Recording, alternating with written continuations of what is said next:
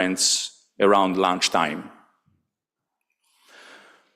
Before giving the floor to the personalities in charge of opening the proceedings, I would like to point out that this event is organized within the framework of the Horizon Europe SMERF project, the Forest Owners Project, funded by the European Commission. It was organized by the Cesefor Foundation as project coordinator in close collaboration with all the project partners, all present today, and co-organized by the University of Florence, the FIO, and the European Forest Institute. Thank you very much to all the colleagues. The event is supported by the ministries responsible for forestry issues from Italy and Spain, and we also count on the logistic support of the Italian Carabinieri Corps. Many thanks, really. Thank you very much to all the people who helped and worked a lot in the organization of this event. And now, it's time. It's time to introduce the first person opening the conference. First of all, of course, our host, the director of the forestry section here at the FIO, Mr. Zhimin, please.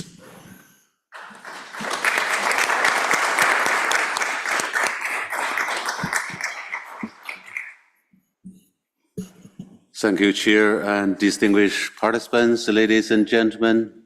Good morning. Very warm welcome to FAO for this first European conference on small forest holdings.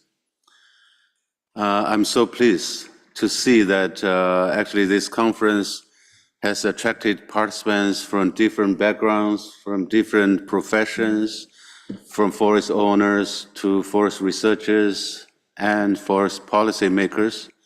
I think it sends a strong message that smallholder forests matter. Collectively, small-scale foresters manage large areas of forests that provide essential ecosystem services, supply timber, and provide non-wood forest products, as well as sustain livelihood. So across Europe, forest smallholders are the quiet stewards of our beautiful landscapes. So with more than 16 million small-scale forest owners and about 48 million hectares of forest owned by individuals, I think they are crucial for biodiversity conservation, climate change mitigation, and our rural vitality.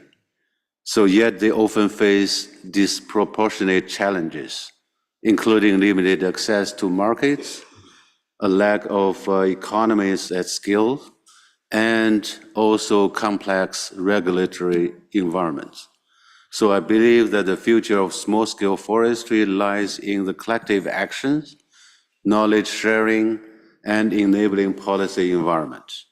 So we must continue investing in skills development, empowering forest communities, strengthening cooperatives, and improving data and monitoring, scaling up positive experiences.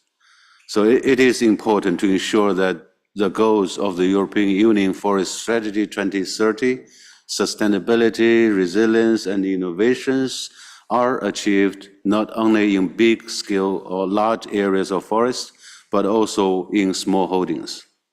So we must also ensure that Europe's rural communities are actively involved in decision makings, because real transformations start or happen from ground up. So FAO is committed to supporting small-scale forest producers. This is clear in its strategic framework 2022 to 2031, and also in the newly endorsed FAO Forestry Roadmap 2431. Particularly the program priority area on the small-scale producers' equitable access to markets or to the access to resources. Also, a commitment to small-scale producers is at the heart of the organization's efforts to ensure a more sustainable and equitable future for all. And holding this conference at FAO gives it a special meaning or global dimension that goes beyond the 27 EU member states. This is because the challenge facing, also including the opportunities presented by the small-scale forestry at any type, actually are shared by all countries. So through international cooperation, we share lessons, co-create solutions, and contribute to global movement supporting smallholder forestry and community forestry. So this week, you will explore how innovative silvicultural practices can build resilience in small private forest holdings. You will also discuss new business models for smallholder forestry, and you will look at how collective action can be empowered through innovative ownership structures, cooperatives, public-private partnerships, and policy design. So the work you do here has the potential to influence policies, reshape narratives, and strengthen communities across Europe's forest landscape and around the world. So in conclusion, I thank the Project on Sustainable Management Models and Value Chain for Small Forests, or SMURF, S-M-U-R-F, and its partner, the Cesefor Foundation, the University of Florence, the European Forest Institute, and others for organizing this event. So I thank you again for your commitment, energy, and presence here at FAO for this conference. I wish you a constructive and productive conference. Thank you.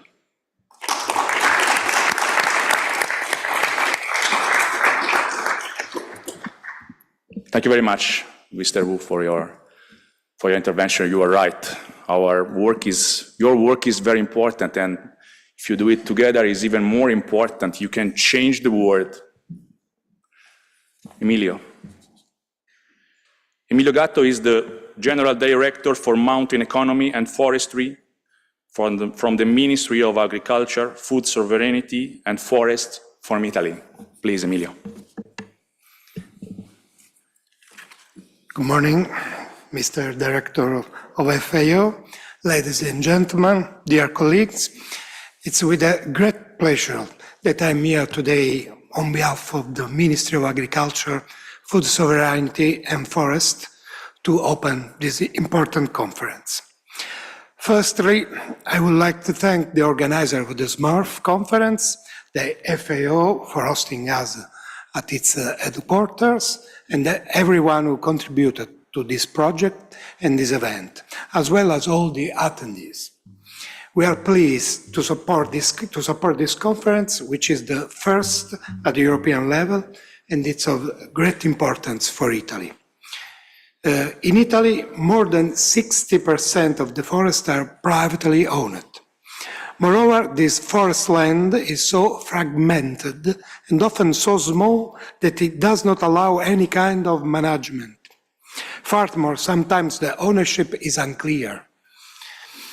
Indeed, fragmentation and abandonment are the main issues affecting private forest ownership that the Italian forestry policy is addressing.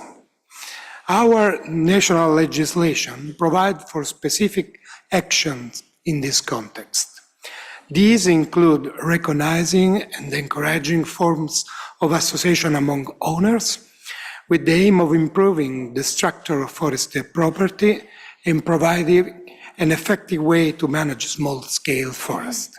The tools, initiatives, and action that have been implemented to promote forest management will be illustrated in detail during the course of this conference. From the perspective of planning and developing the forestry system, tackling the abandonment for forest and involving small private owners in the implementation of sustainable forest management is crucial. The development of local economies will be therefore facilitated, favoring the enhancement of the wood supply chain and the promotion of ecosystem services. The SMURF project represents a valuable opportunity to improve forest management through our innovative and environmentally friendly solution. while also offering the chance to collaborate with other international actors. We once again express our appreciation for this project, emphasizing the importance of working together to build a European network that facilitates the exchange of knowledge and sharing of best practices. It's our hope that this conference will be an important step on shared path towards promoting more sustainable forestry practice throughout Europe. This will lead to the enhancement of the multifunctionality of forests and contribute to mitigate climate change and improving natural resource management.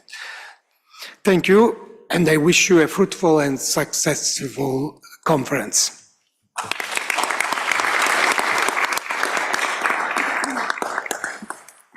Thank you very much, Emilio. And now the Division General Antonio Danilo Mostacchi is the commander of the Carabinieri Command for the Protection of Biodiversity in Italy. Please, Generale. Good morning, everybody, and particularly Mr. Vice Director, Excellence, distinguished delegates, ladies and gentlemen. It's a great pleasure and honor for me to contribute to welcome you to this first European Conference on Small Forest Holdings, kindly hosted by FAO and organized by Cesefor Foundation, and aiming at stressing the role of such entities as future key actors for forest multifunctionality and biodiversity conservation. Let me briefly summarize the Italian situation. The third Italian National Forest Inventory, recently carried out by the Forest Carabinieri together with other state research centers, estimated the total forest area to the more than 11 million hectares, some 36% of the country area. Such ecosystems are concentrated particularly on hilly and mountainous areas and show a stunning tree species and structure richness. Our forests are mainly private owned, some 63%, with individual small private properties covering more than 3/4 of them. Although being often very small and sometimes difficult to manage due to the economy problem or constraints, they anyway significantly contribute to the remarkable richness of biodiversity, landscape, beauty, and carbon sequestration of our land, not to mention their great hydrological functions. Through sustainable forestry strategies of all the governments should support and facilitate the initiative of the small forest holdings, aiming in particular at protecting such precious ecosystems due to their multifunctionality and numerous and useful functions of common interest. They actually contribute to the life preservation on the planet according to the holistic vision of One Health. In addition, nature restoration strategies could represent a relevant tool to support such holdings, especially in relation to the need to regenerate the forest damaged by climate change, storms, pests, or fires. This small scale could so facilitate a naturalistic management, monitoring, and preservation. The Forest Carabinieri carry out control and prevention activities on all the Italian forests. Before, to the appartenance to the National Italian Forestry Corp. From 2017, our administration take part to Arma dei Carabinieri, with a more significant role played inside the forest, including the national parks, and the more important duty inside the network of 130 state nature reserves, directly and carefully managed. Such network hosts a stunning number of rare, precious, and protected forest species, and represent an excellent model of biodiversity protection for the present and the future generations, preserving the natural assets and also resulting in an economy flywheel for the surrounding rural areas. The Forest Carabinieri, due to the small size of many reserves globally covering just 140,000 hectares of the Italian land, represent a sort of community of small forest holding, providing essential forest goods and services for the welfare of the country. Such network could result eventually in a model of sustainable protection to be fruitfully followed also by other stakeholders. Thank you a lot for your attention. We remain available for any possible cooperation and wish all of you a profitable work and a nice stay in Rome. Good morning.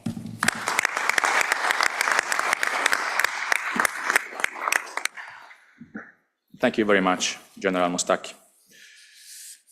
Now, Elsa Enriquez, Alcalde. She is the Deputy Director General for Forestry Policy and Combating Desertification from the Ministry for the Ecological Transition and the Demographic Challenge of Spain. Please, Elsa, the floor is yours. Thank you so much, Ricardo.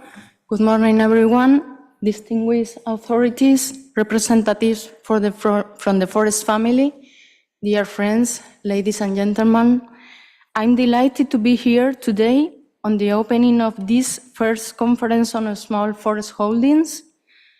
First of all, I would like to thank Cesefor for organizing this conference and FAO for hosting us here in Rome, as well as EFI and the Italian Ministry of Agriculture, Food Sovereignty and Forests for supporting the event. Thank you.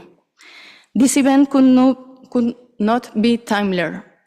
In light of the current climate crisis, a better recognition of a small-scale forestry seems to be more necessary than ever to properly address the multiple pressures that our forests are facing. Not only climate change, but also wildfires, the population, or economic viability. Hence, we must favor policy frameworks which are sensitive to the realities and challenges of smallholders, as they often lack the resources, scale, and support to cope with such challenges. The importance of a small holding is apparent in many countries, such as my own. There are more than 20 million forest owners in Europe. We don't know exactly this data, but in Spain, a small holding is dominant in many regions, where the forestry landscape is historically characterized by the strong partitioning.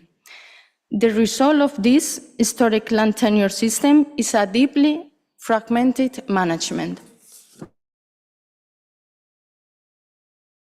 Administration at all levels to be aware of these realities and set appropriate measures. One major issue is the lack of clear information on forest properties, as they are inherited over generations without paper registration, or are divided among numerous co-owners. As a result, a variety of programs cannot easily reach the forest holders and are ineffective in fostering economic activity and delivering essential services. These bottlenecks can be addressed by innovation, such as the solutions that the SMART project puts in place. New technological and business models, closer to nature civic culture, or digital platforms are excellent opportunities to reach our goals.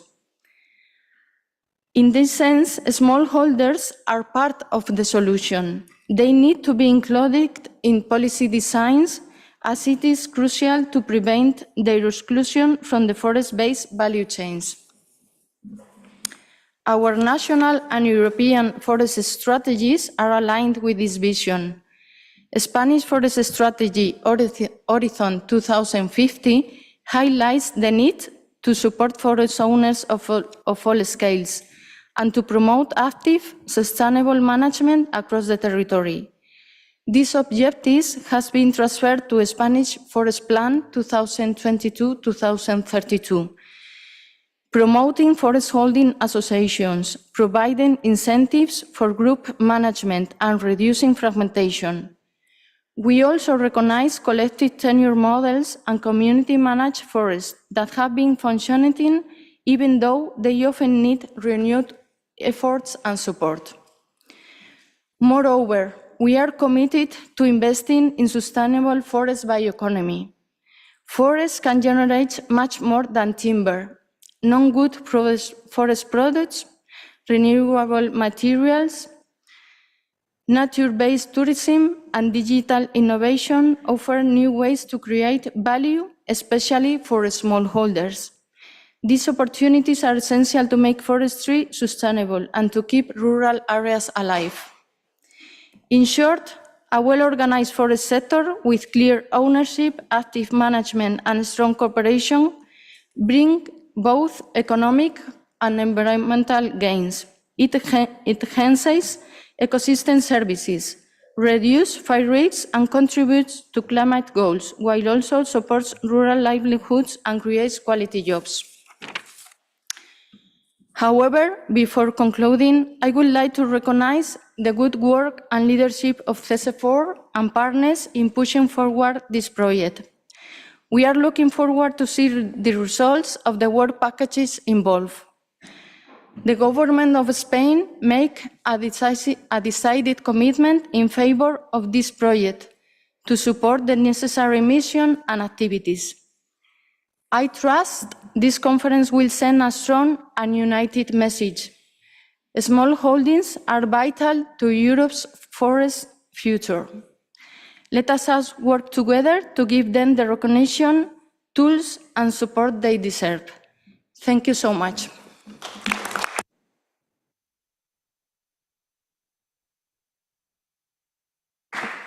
Great, Elsa. Yours are home take messages already. Thank you very much. Now it's time for Francisco Javier Rodriguez Benavente from the European Research Executive Agency on behalf of the European Commission. Please, Javier. Thank you, Ricardo. Distinguished authorities, ladies and gentlemen, good morning and welcome to this SMARF conference on small forest holdings. I'm happy to be here representing the European Research Executive Agency from the European Commission, which is the agency in charge of the implementation of the Horizon Europe program, where this project SMARF belong. I'm happy to see here many people to discuss about small forest holdings between authorities and stakeholders, forest owners association, experts, because we all know the importance of small forest holdings. Small forests could represent around 60% of European forests. So it's difficult to believe that we can achieve the objectives of the European Forest Strategy of the European Green Deal without them. So this project, SMARF, comes from a topic for the Horizon Europe program that it was about that, about how can we enhance, how we promote the contribution of a small forest to the achievement of these important goals, how to create more resilient forests to climate change, more productive forests, contributing to the bioeconomy, and to collaborate also with other objectives of biodiversity conservation, of climate change mitigation, adaptation, etc. So this topic had also other expected outcomes, very important expected outcomes, and one of them was to improve the knowledge of the small forest sector in Europe, to know more about the motivations, the barrier, the skills, the knowledge, because it's very important to have a picture, a real picture of what is the current situation of small forests to then act. No? Also to promote, another objective was to promote a more active management of small forests, a multifunctional management of small forests. Also to contribute to the forest-based bioeconomy, to increase the degree of sustainable use of wood products, but also non-wood products, and also services. And in particular, pay attention to the possibilities of the payment for ecosystem services, but again, focus on small forest properties. And in general, as I said, how to enhance the contribution of this small forest property that, as I said, represent almost 60% of our forests to wider objectives of biodiversity conservation, of climate change objectives, of bioeconomy, rural bioeconomy objectives. And well, the project SMART is doing so, and is doing so for the last 1 year and a half, and will keep on doing for the next 3 years with a series of activities within this project. For example, they are implementing a lot of interviews, creating links between, building networks between small forest owners and all stakeholders. They are also analyzing the legal framework of the forest legal framework for the European forest owners in different regions or member states. They are promoting sustainable forest management by developing regional guidelines, but to sustainable forest management, but adapted to these small properties, or testing closer to nature silviculture in field, again, focus on small forest properties. They are identifying and testing and promoting new business models, so new resources, new ways of getting income to have this involvement, this more active management of small forests. And in particular, as I said, developing a scheme for payment for ecosystem services. Again, you have to adapt this to the particularity of a small forest. And in general, as I said, looking for more effective ways of how these small properties can better contribute to the forest-related objectives of the European Green Deal, of the sustainable forest goals, of related goals, or the biodiversity strategy, for example. So we have now 3 days to discuss about this, to share expertise, experiences, to look for collaborations, to build networks. So I hope you really enjoy the conference, and we can have a very, very productive conference to achieve, at least to be closer to these objectives. Thank you very much.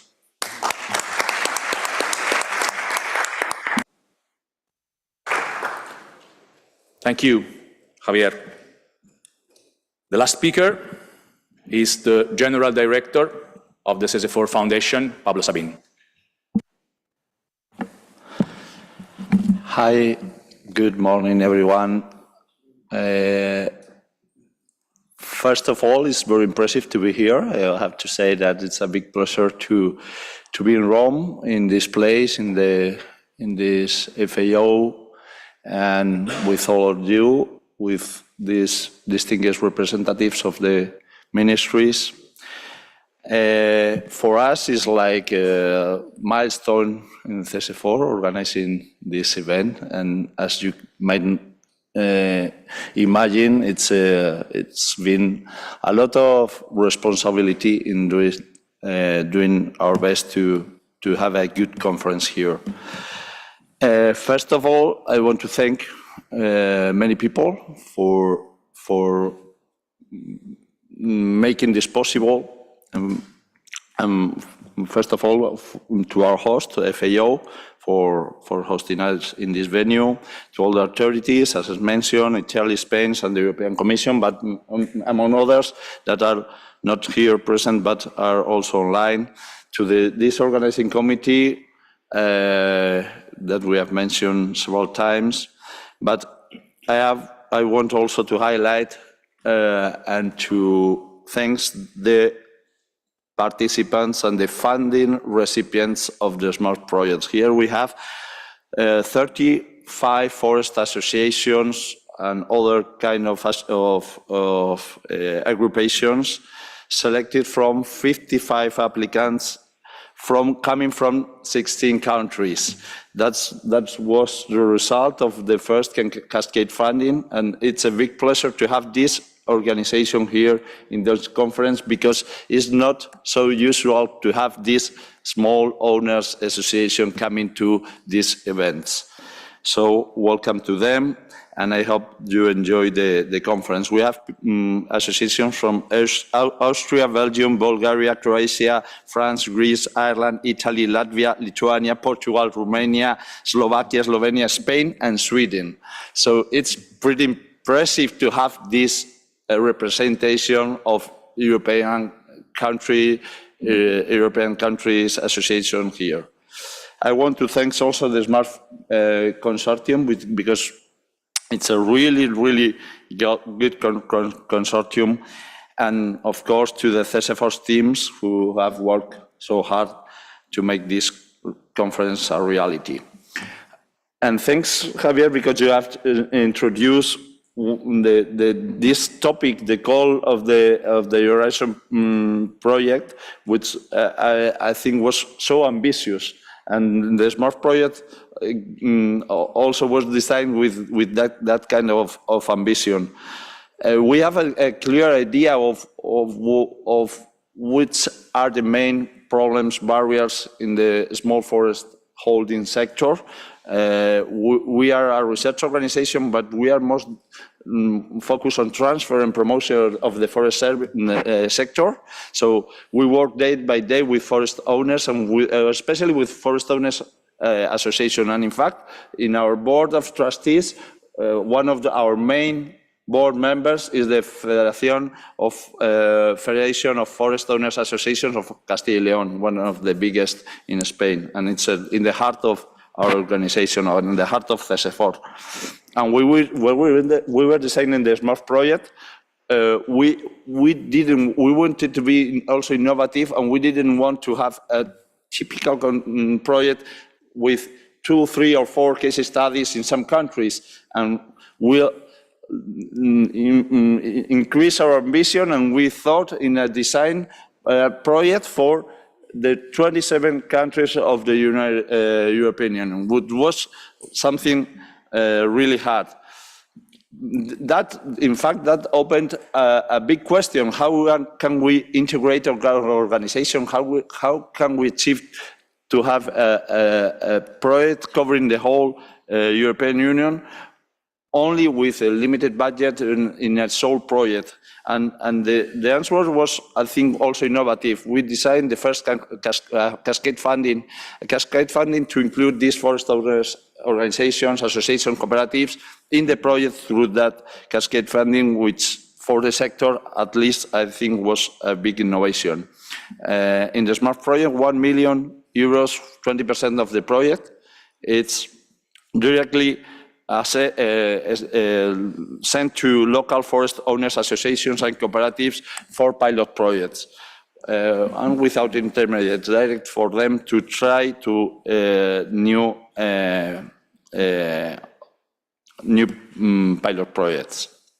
And let me also remind you that we have a second call for this cascade funding, which is now open up to 2nd of July, with more than 80,000 euros to establish new pilot projects in every country. So please go to the smartprojects.eu website, and you can find the call details. But even with the ambition we designed the SMART project, we have to be honest, and we are not going to solve or to overcome the barriers of the small-scale forestry sector with 5 million euros spread in 27 countries, which less than 200 cases per country. Probably the challenge and the opportunities related to small forest holdings require even some billions of euros, which we are going to invest either in having a productive and healthy forest in Europe, or maybe we're going to spend it not so wisely, fighting after forest fires, pests, or other diseases in an abandoned rural area. And this is the situation that we are facing today. And but we are pretty sure that in this small forest holdings needs, we need more than budget, and which is mostly reaching the forest owners through grants. We need more than that. Even we need, it's important budget also, but maybe we also have to think a little bit out of the box. We have many great examples in Europe overcoming this barrier, like, and I want to mention some ones: vertical integration in Finland, cooperatives in France, public-private partnership in plantations in Spain, silviculture in Germany, advanced technology in Austria, and social innovation in Italy, among many others. Even then, there's a big challenge in European forests, facing lack of profitability, abandonment, fragmentation, many over-regulation, and in some cases, we are facing also the lack of social acceptance. And the worst news are that these problems are not, instead of being reduced, we see that probably they are globally increasing. With SMART, we only want to do a step further. There are many organizations in Europe trying to tackle these barriers since a lot of time, mainly the forest owners associations and cooperatives under European level confederations. So we want to be one more, this project want to be one more collaborating in solving this problem. And what we see around Europe, it's a lot of forest managers supporting many forest owners working in the ground day by day, including more than 20 of our board member facile.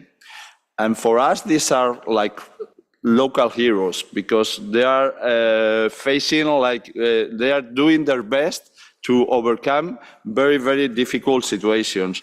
And we want to help them through update information, new ideas, knowledge transfer, and interconnection. We are convinced that these kind of activities are part of the solution, and we want to work with these recipients, with this organization, through these ideas to help to solve the problem. And we know we'll hear more about this afternoon with the help of Elena Moreno, who's going to present something on that. And let me finish with two conclusions. First, a simple but powerful idea from our project manager, Adela Trasierra, who said, once only forests are profitable, they can be sustainable.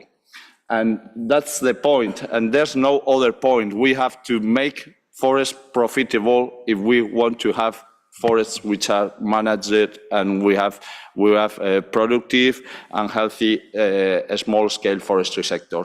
And that's the point we have to look after through the project, and I think everything we do around this is on that. Only forests are profitable, they can be sustainable. And let me add something just to finish. We have to think differently.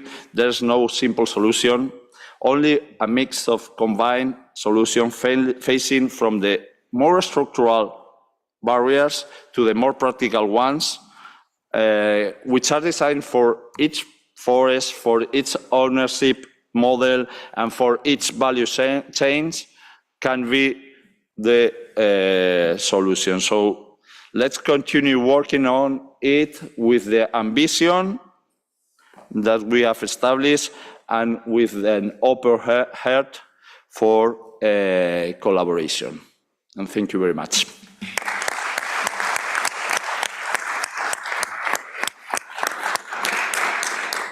Thank you to all the speakers of this introductory session. Please, you can leave the...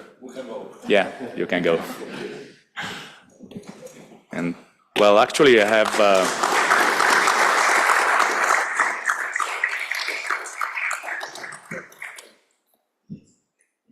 I have a great news, actually, for myself. We are 10 minutes in advance.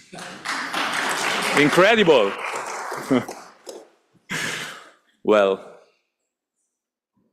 before starting with the first technical sessions, let me give you some explanation about the functioning of the interaction between the speakers and the audience. There will not be a classic, the classic question and answer time. We will use the Mentimeter, which is an application that will allow everyone to see what questions are being asked with the possibility to formulating new ones. There is a QR code that you can view, maybe there, well, on your leader screen, just in front of you, of course, thank you. And you can use your smartphone for quoting the questions that are already uploaded and formulate new ones if you want. So this is like a game. Enjoy it, please, and use it all the time for all the sessions. I'm going to remember it, but of course you can already start to use it.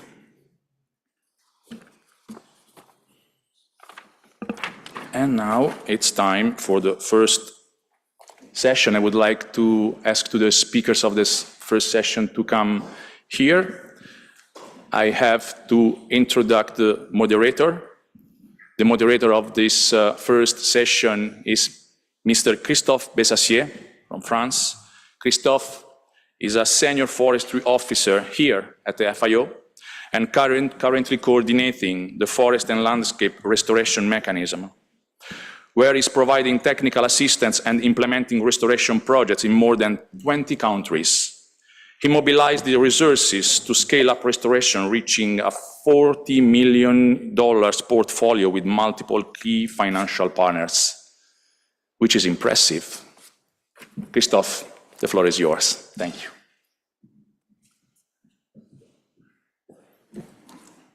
Thank you very much. Good morning, everyone. Maybe good afternoon for some participants online. And welcome to this first session. That is an introduction to the conference, and that will refer mainly to the state of the art of policy, research and management of small forest holding across Europe and worldwide. For this session, first I would like to thank the SMURF project and the European Commission for launching this initiative, because this topic is relevant for the European Union, but also for a lot of other countries at global scale in the world. I want to thank always the organizing committee of the conference for having prepared a really comprehensive program on all the issues regarding small forest holding in Europe. We are calling them sometimes also small-scale forestry or family forestry.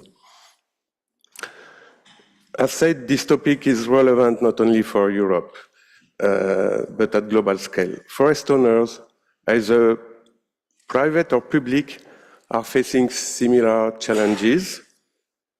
The main problems are, and particularly in Europe, as mentioned during the opening, high fragmentation of forest ownership, sometimes a lack of profitability, and also a lack of knowledge of the structure and condition of many forest holdings. With this conference, the organizers have tried to put the focus on the forest sector and the forest authorities on this challenge, on the issues and opportunities that the small forests are facing. If we want to address many of the key challenges of the sustainable development goals, and I will mention a few of them: decarbonization of the economy with more forest products, adaptation of our societies and forest to climate change, improve the condition of biodiversity, and restore degraded forest and landscape. And if I'm not wrong, the European Commission adopted recently a nature restoration law that will involve and legally binding efforts from country to restore the landscapes, including forested landscape.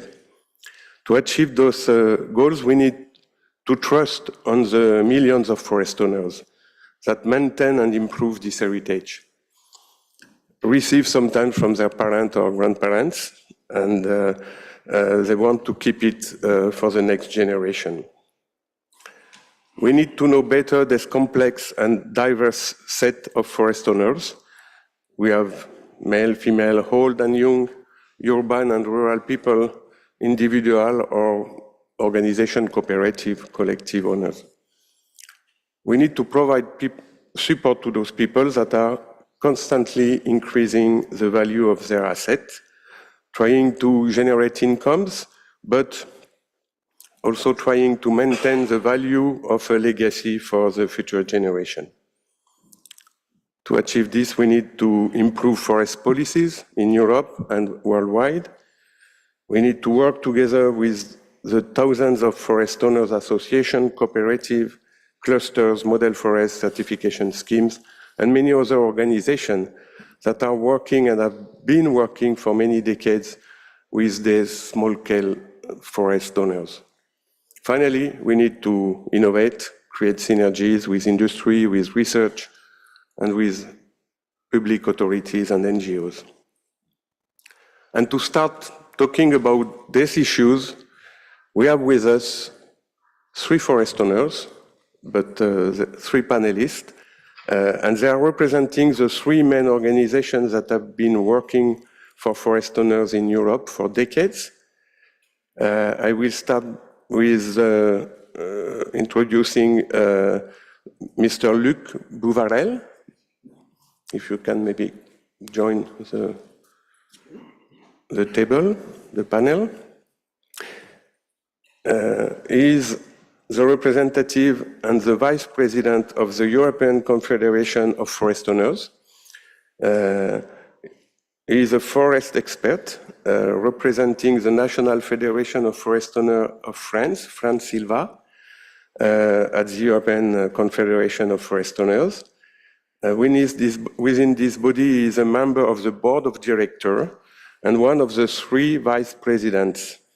Before, he was a researcher engineer at INRAE, Forestry Department, was also director of the Forestry Mechanization Research Center, I assume in France, director of the regional forest property centers in two regions of France, Limousin and Midi-Pyrénées, and director general of France-Silva. We have another panelist, Algis Gozoutis. He is representing ELO, the European Landowner Organization, and he is a member of its board. Welcome, Algis. Algis is associate professor and lecturer at the marketing department of Faculty of Economics and Business Administration in Vilnius University. He's also the president and the chairman of the board of Forest and Landowner Association in Lithuania, and member of the board of the European Landowner Association. We have a third panelist, Marco Macchi Accola, I hope I pronounced properly, from Copa Cogeca. He is the chairman of the Working Party of Forest at Copa Cogeca. Maiko is the chairman of this Working Party on Forestry. And in his daily work, he is the forest director in MKF in Finland. It is the Central Union of Farmers and Forest Owners. He is leading a unit of 20 experts. He is also forest owner, and his 2 university master degrees in biology and economics gives him the possibility to understand forest from different perspectives. Finally, we have as well a keynote speaker online. He will present, and it's very early for him in the US, if I'm not wrong. He is, it's midnight or 3 a.m. for him, so thank you for being with us. He is coordinator of the UFRO Research Unit Small Scale Forestry, Brett Butler, and the co-director of the Family Forest Research Center of the United States Department for Agriculture. And again, he will be online. He cannot manage to travel and to be with us in person. He's a national and international expert on forest ownership, who has authored over 100 research articles and reports on this topic. As part of the US Forest Service Forest Inventory and Analysis Program, he coordinates the National Woodland Owner Survey and co-directs the Family Forest Research Center, a joint project with the University of Massachusetts. He is the chair of the International Union of Forest Research Organization, Small Scale Forest Research Group, and until recently, he was the editor-in-chief for the journal Small Scale Forestry. So let's jump in this session 1, and Luc, you have the floor. Thank you very much, Chairman. I will first speaking first speaker of the morning about the European organization, and we see a lot of opportunity on the SMERF project at Euro level. Opportunity we see is great visibility for small forest owners, possibility for networking and new collaborations, and knowledge exchange and learning, as the other speakers said. To realize this opportunity is important for us that SMERS engage directly with forest owners, respect the diversity of forest owner structure and management practices, and focus on practical ground level needs. How to push?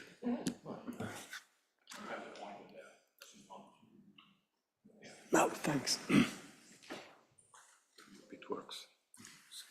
Maybe you can just go. You want me to do it? So I can do it. Okay.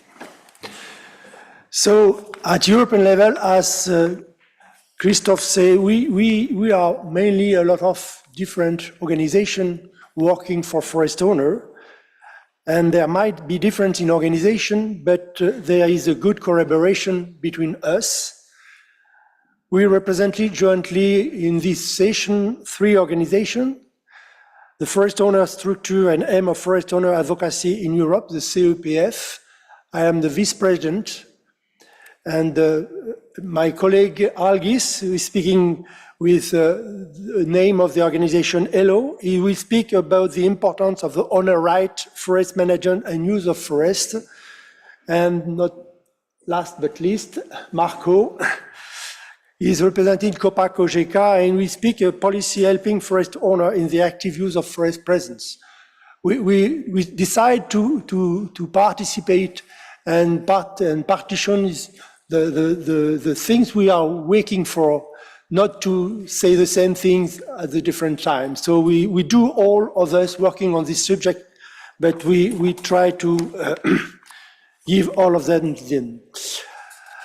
The Confederation of Forest Owners, who are we? We are 22 organization member. It's a National Federation of Forest Owners. You see on the map the different country. Each year we have new member. This year, new member at the GA next week. We may have the Iceland member coming in. Last year, it was Ireland member. So we increase more and more by working at European level. And we have four association members. It's an organization, not the forest owner, but like cooperative or the special organization grouping the owners. Forest ownership structure in Europe, at European level, some people say it's 60% of the forest private area in Europe is owned by forest owner. You see by the different color of the map the importance of the private forest ownerships in Europe. European forests are high diversity. European sustainability management forests are the benefits we get from them are an integral part of European economy, environmental and society.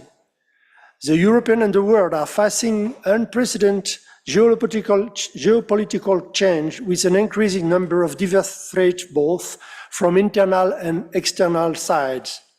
It is of the utmost importance that the EU stands firm and strengthens its security, its autonomy and its resilience. European forests can and should contribute to its strengthening through providing all ecosystem services that society needs. 15 million of forest owners in Europe, family, individual, men and women of all age and background, as diverse as their forests. To allow the above-mentioned role of the European forest sector to be concretely achieved in the motivation of the 15 million European forest owners to actively and sustainably manage their forests. What is a small forest owner? What is the importance of their motivation? Available data suggest that in most countries, majority of the forest owner, less than 90% is small, less than 10 hectares. For example, it is 96% in Belgium, 100% in Hungary, 99% in Czechoslovakia, 96% in France, and so and so. Small is different. The higher share in Nordic and fauna with 11 to 500 hectares. For example, in Denmark, 22% are like this. In Norway, 62%. The number of private owners with more than 500 hectares is low across all of Europe, usually above 1.2%. Forest owner motivation. It is critical, but a risk in certain regions. Forest ownership structure, impact of the climate change, and cost and risk associated with forest management are all the factors that have happened this motivation over the last year, especially since the property is small. Active and sustainability forest management must at least be profitable if we are to build a bio-circular economy that is more compatible with climate change mitigation. What impact do this structure and motivation have? Diversity of owner, diversity of forests. A great fragile force to promote. Fragile because the nature, the climate change, and the economy is very important. The diversity of forest management adapts to the local condition. It's a very important fact. It's very difficult to imagine that in one place in Europe, you decide what management you are going to do, the forest management, all over the European country. Challenge of small ownership. Fragmentation and abandon, limited resource and economic viability, legal and structural barrier. Today, for example, 11 regulation, 5 directive, and 12 communication since 92, 22, and 25 relevant at European level. If European institutions wish to develop effective policy for the forest sector, particularly to the landowner level, especially with the small one, they need their involvement and commitment. In this context, trust between forest owner and European institutions must be concrete and real. Support for active and sustainable management must be among the top political priority when developing and evaluating European policy. Our three organizations, CNPF, ELO, and Ecological, work to overcome the challenge. What is the aim of CNPF in Europe? Bridging the gap between Europe discussion and practice. CEPF trying to digesting European currency policy discussion and bring practice experience. We have a lot of partnership. You see all the organization we work with. We make a manifesto trying to explain what we act together to overcome the challenge mentioned before. Key message from CEPF manifesto: enhance collaboration with forest owners. Projects like SMERSH provide unique platforms to make sure that forest owner voices are heard. Support our work. Recognize and support the unique role we play in sustainable forest management. And at one side fit all approach cannot work. Diverse forest ownership requires flexible regional adaptation. Forest owner message: support for a robust bioeconomy, support wood product market and demand, simplicity and clarity of legal framework, and need to allow forest owner to have trust and visibility with regard to the value of the outcome of their management work. This support can be enhanced at European level. Rebalance and streamline EU forest-related legislation. Inclusion of forest owner in the development of such support scheme is crucial. Small-scale forest owner may need support to learn about their forest characteristics and get knowledge about forest management via advisory services and training. Support is also needed to gather forest owner to make management decisions at a relevant scale. Finally, support is needed to keep small-size, non-productive forest management. All this support can be encouraged at European level. Strong property right. My colleague Algis will speak a bit about that, but I will say something. Stop considering that there is one best way to manage European forests that could be defined and imposed at all. This meaning accepting the diversity of forest management practices and trust national and regional legislation and local level expertise. Leave forest management rule and practice to national, regional, and local level to guarantee that these are best locally suited. And then research and innovation on forest management practices, which regard to climate change impact on forests, so that the forest owner have the best knowledge of their disposal to make their decision. This support can be encouraged politically and financially at the European level.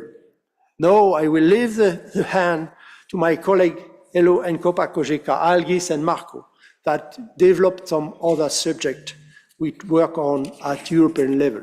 Thank you very much. Thank you very much. And over to Agis, I think now, in the order.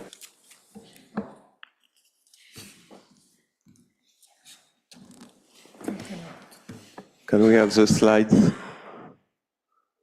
Okay, thank you. Okay, thank you, Luke. And it's quite easy now to continue after this good presentation. And I came from country which has no private property for half a century, so we really know how essential is property rights to have family forestry as such. So in my brief presentation, I will speak a bit about organization I'm representing, about European Landowners Organization, but of course, most of all, I would like to concentrate on sustainable forest management and importance of sustainable use and securing property rights. No more important for forest owners is like stability, security, and that is coming together with guarantee and ensuring about the property rights. So European Landowners Organization was founded in 1972, and now we unite organizations from all 27 member countries and beyond. As UK is also members of ours and other organizations, so altogether we do have 67 member organizations united to it. And it is not only ELO, it is Rice Foundation, Forum Future of Agriculture, FAO, as usual, is participating in this global event in Brussels. And we do organize and cooperate with our partners representing interest of landowners, forest owners, and different political flora, what is essential and necessary. And if to look to name just few, maybe to start from bees award, what is important, but soil award is ELO's annual activity, tree of the year. Every year we do organize such a competition. Of course, communication, different events, projects, and policy issues in agriculture, biodiversity, Natura 2000, climate change, common agriculture policy issues. That is important, and we looking to active participation in those processes to be able to represent interest of our members.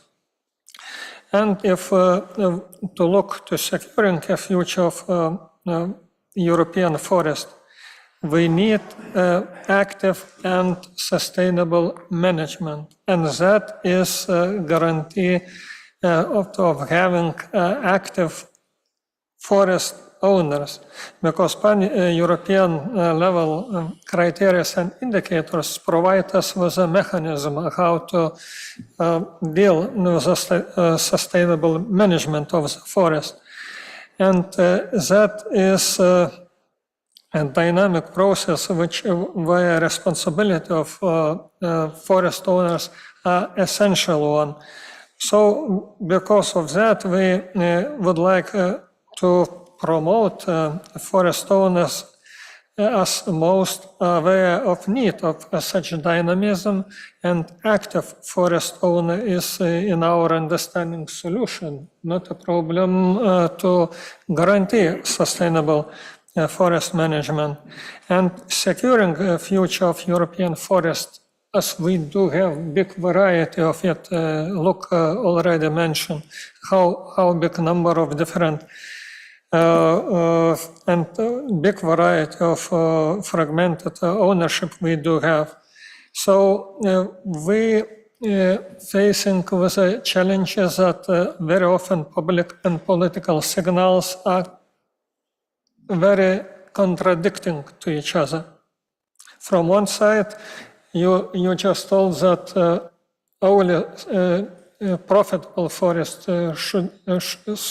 should be sustainable one. But how to get profitability when restrictions are coming and in many instances without any compensation to it? So that and more different issues as an administrative burden to family forest owners appeared here. So of course we are looking to balance approach, and from other side, challenges that much societal, quite a lot of society do not interested and has no willingness to pay to even cover a cost, which is important. We need to recognize stewardship of a multifunctional forest, and we should ensure multifunctionality, but not segregation of forest area for only one use, because multifunctionality allows to provide more services and products society needs from our forest. in combination with strong bioeconomy, climate mitigation, conservation, it is possible to arrange all this using right tools and recognition of stewardship of our private land.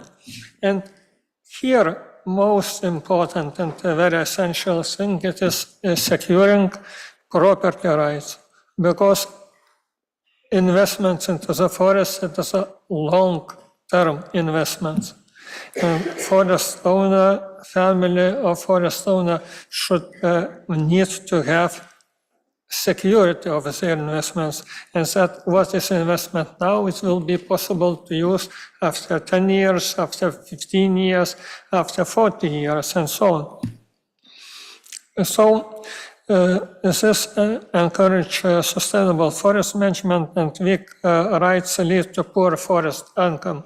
Not only profitability, but also this is important to mention.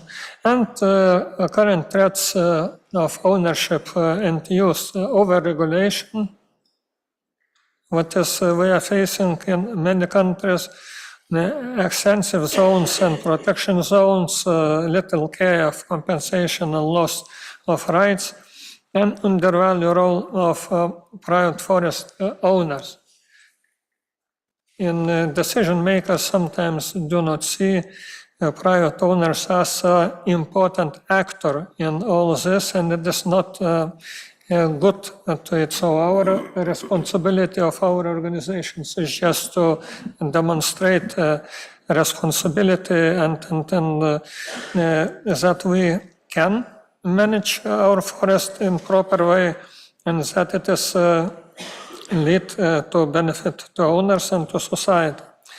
And instead, we advocate for recognition of forest owners as partners, those who are as the stewards of their lands, secure rights across the EU, support for voluntary conservation, and we do have in yellow such initiatives like wildlife estate, which is quite a big already private certification initiative for proper forest and estate management, and also those other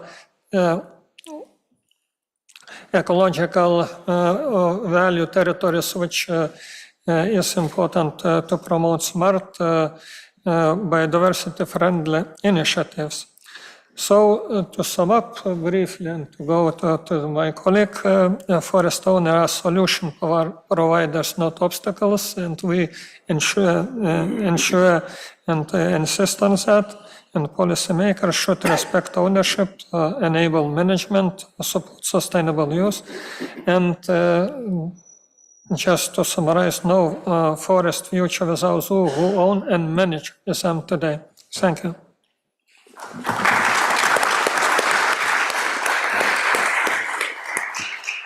Thank you very much, and over to Marco. Thank you.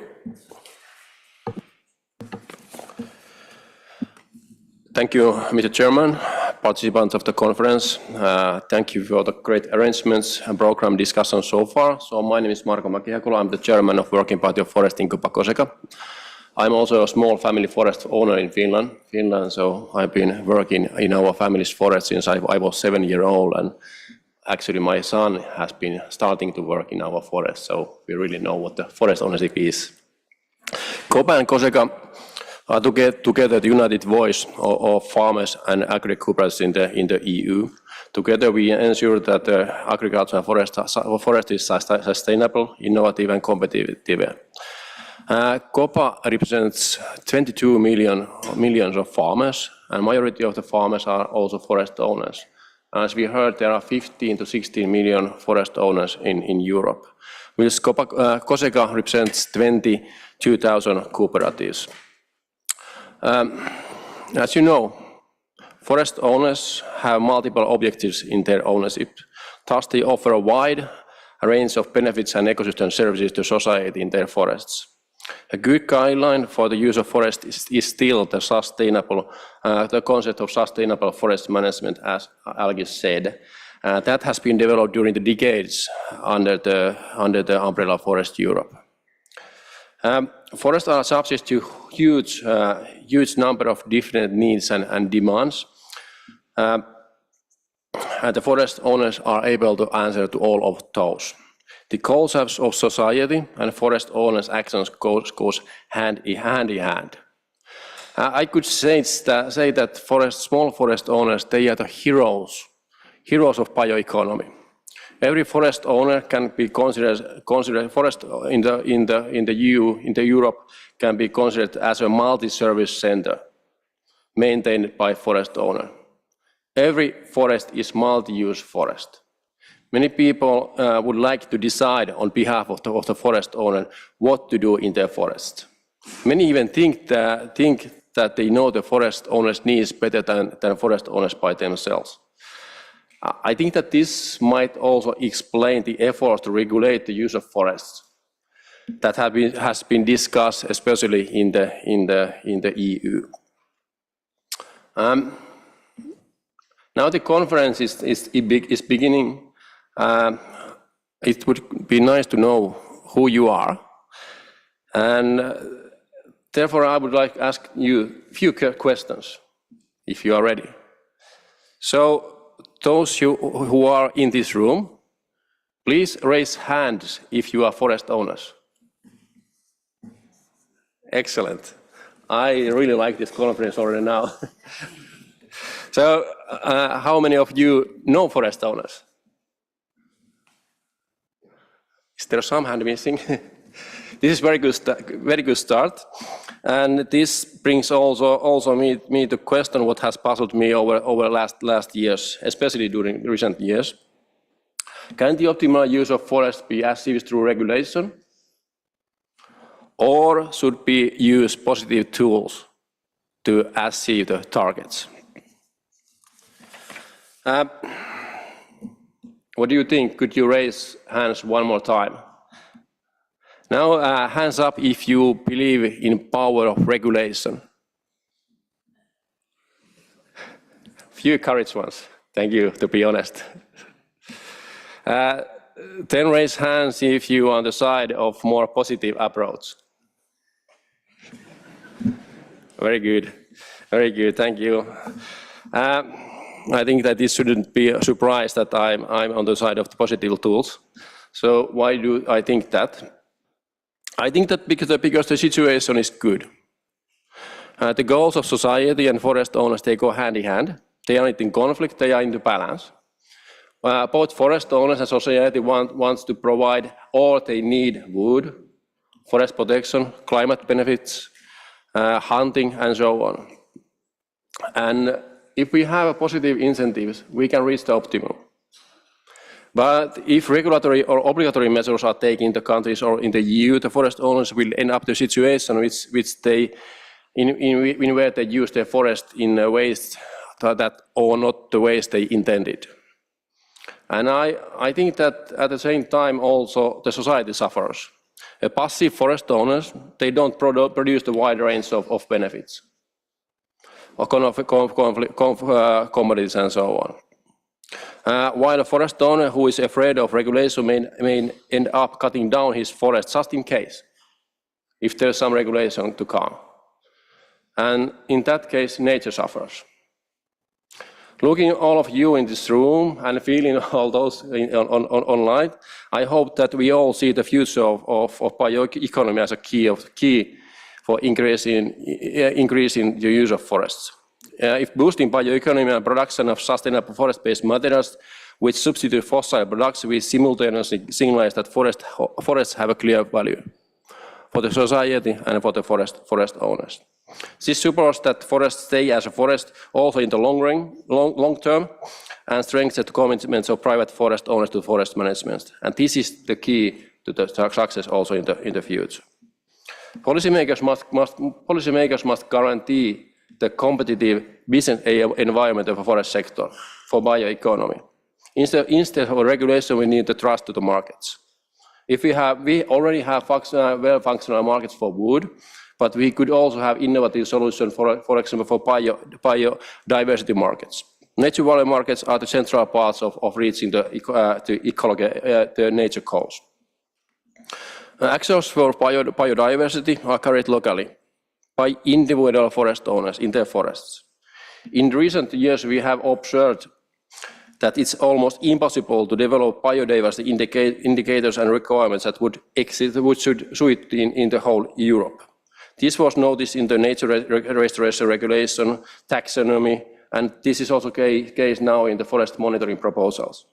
Hopefully, the member states, together with the Commission, will remember this when considering the nature credits markets, or if there is some discussion about cascading principle. Forest owners, landowners, they need flexibility. Locally based actions, reliable markets for different goods and services. Those measures in forests, they are tailored to sites and the values of forest owners. We must be aware that aiming for one objective can reduce the effectiveness of other objectives. Forest protection may improve the situation of certain species, but it may weaken the forest long-term growth, resilience, and climate benefits. It's good to rely on the expertise of member states and avoid the European level regulation. At the moment, the nature credit system is prepared in the European level. It offers great possibilities for both for forest owners and for nature. As a rule, it must be remembered that no nature value markets can be created without the forest owners. There is no nature value markets without forest owners. Regulation wouldn't improve the market, and the actions must be based on voluntariness. I'm glad the new Commission has new ideas, different ideas. They have potential. The forest owner and the use of forest is not longer seen as a problem. The bioeconomy, circular bioeconomy is coming back. This year will show whether Europe, especially the Commission, has the courage to trust the forest owners and at the same time reverse the previous decisions. For example, the LULUCF target must be revised.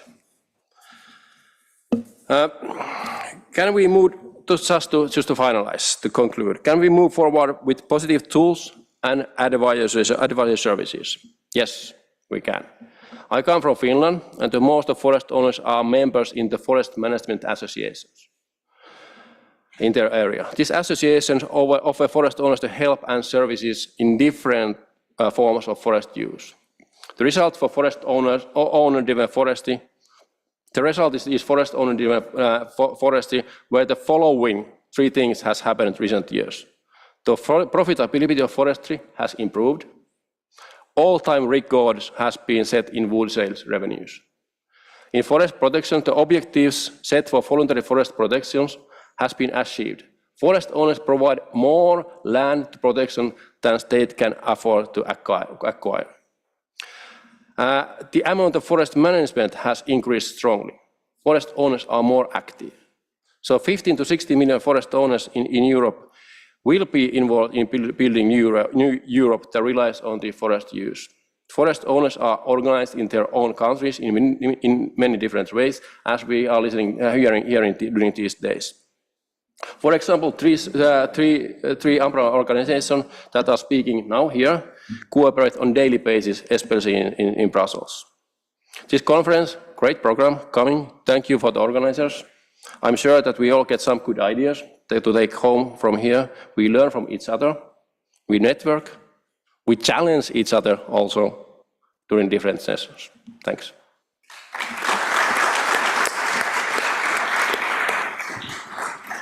Thank you to the three panelists for those inspiring presentation.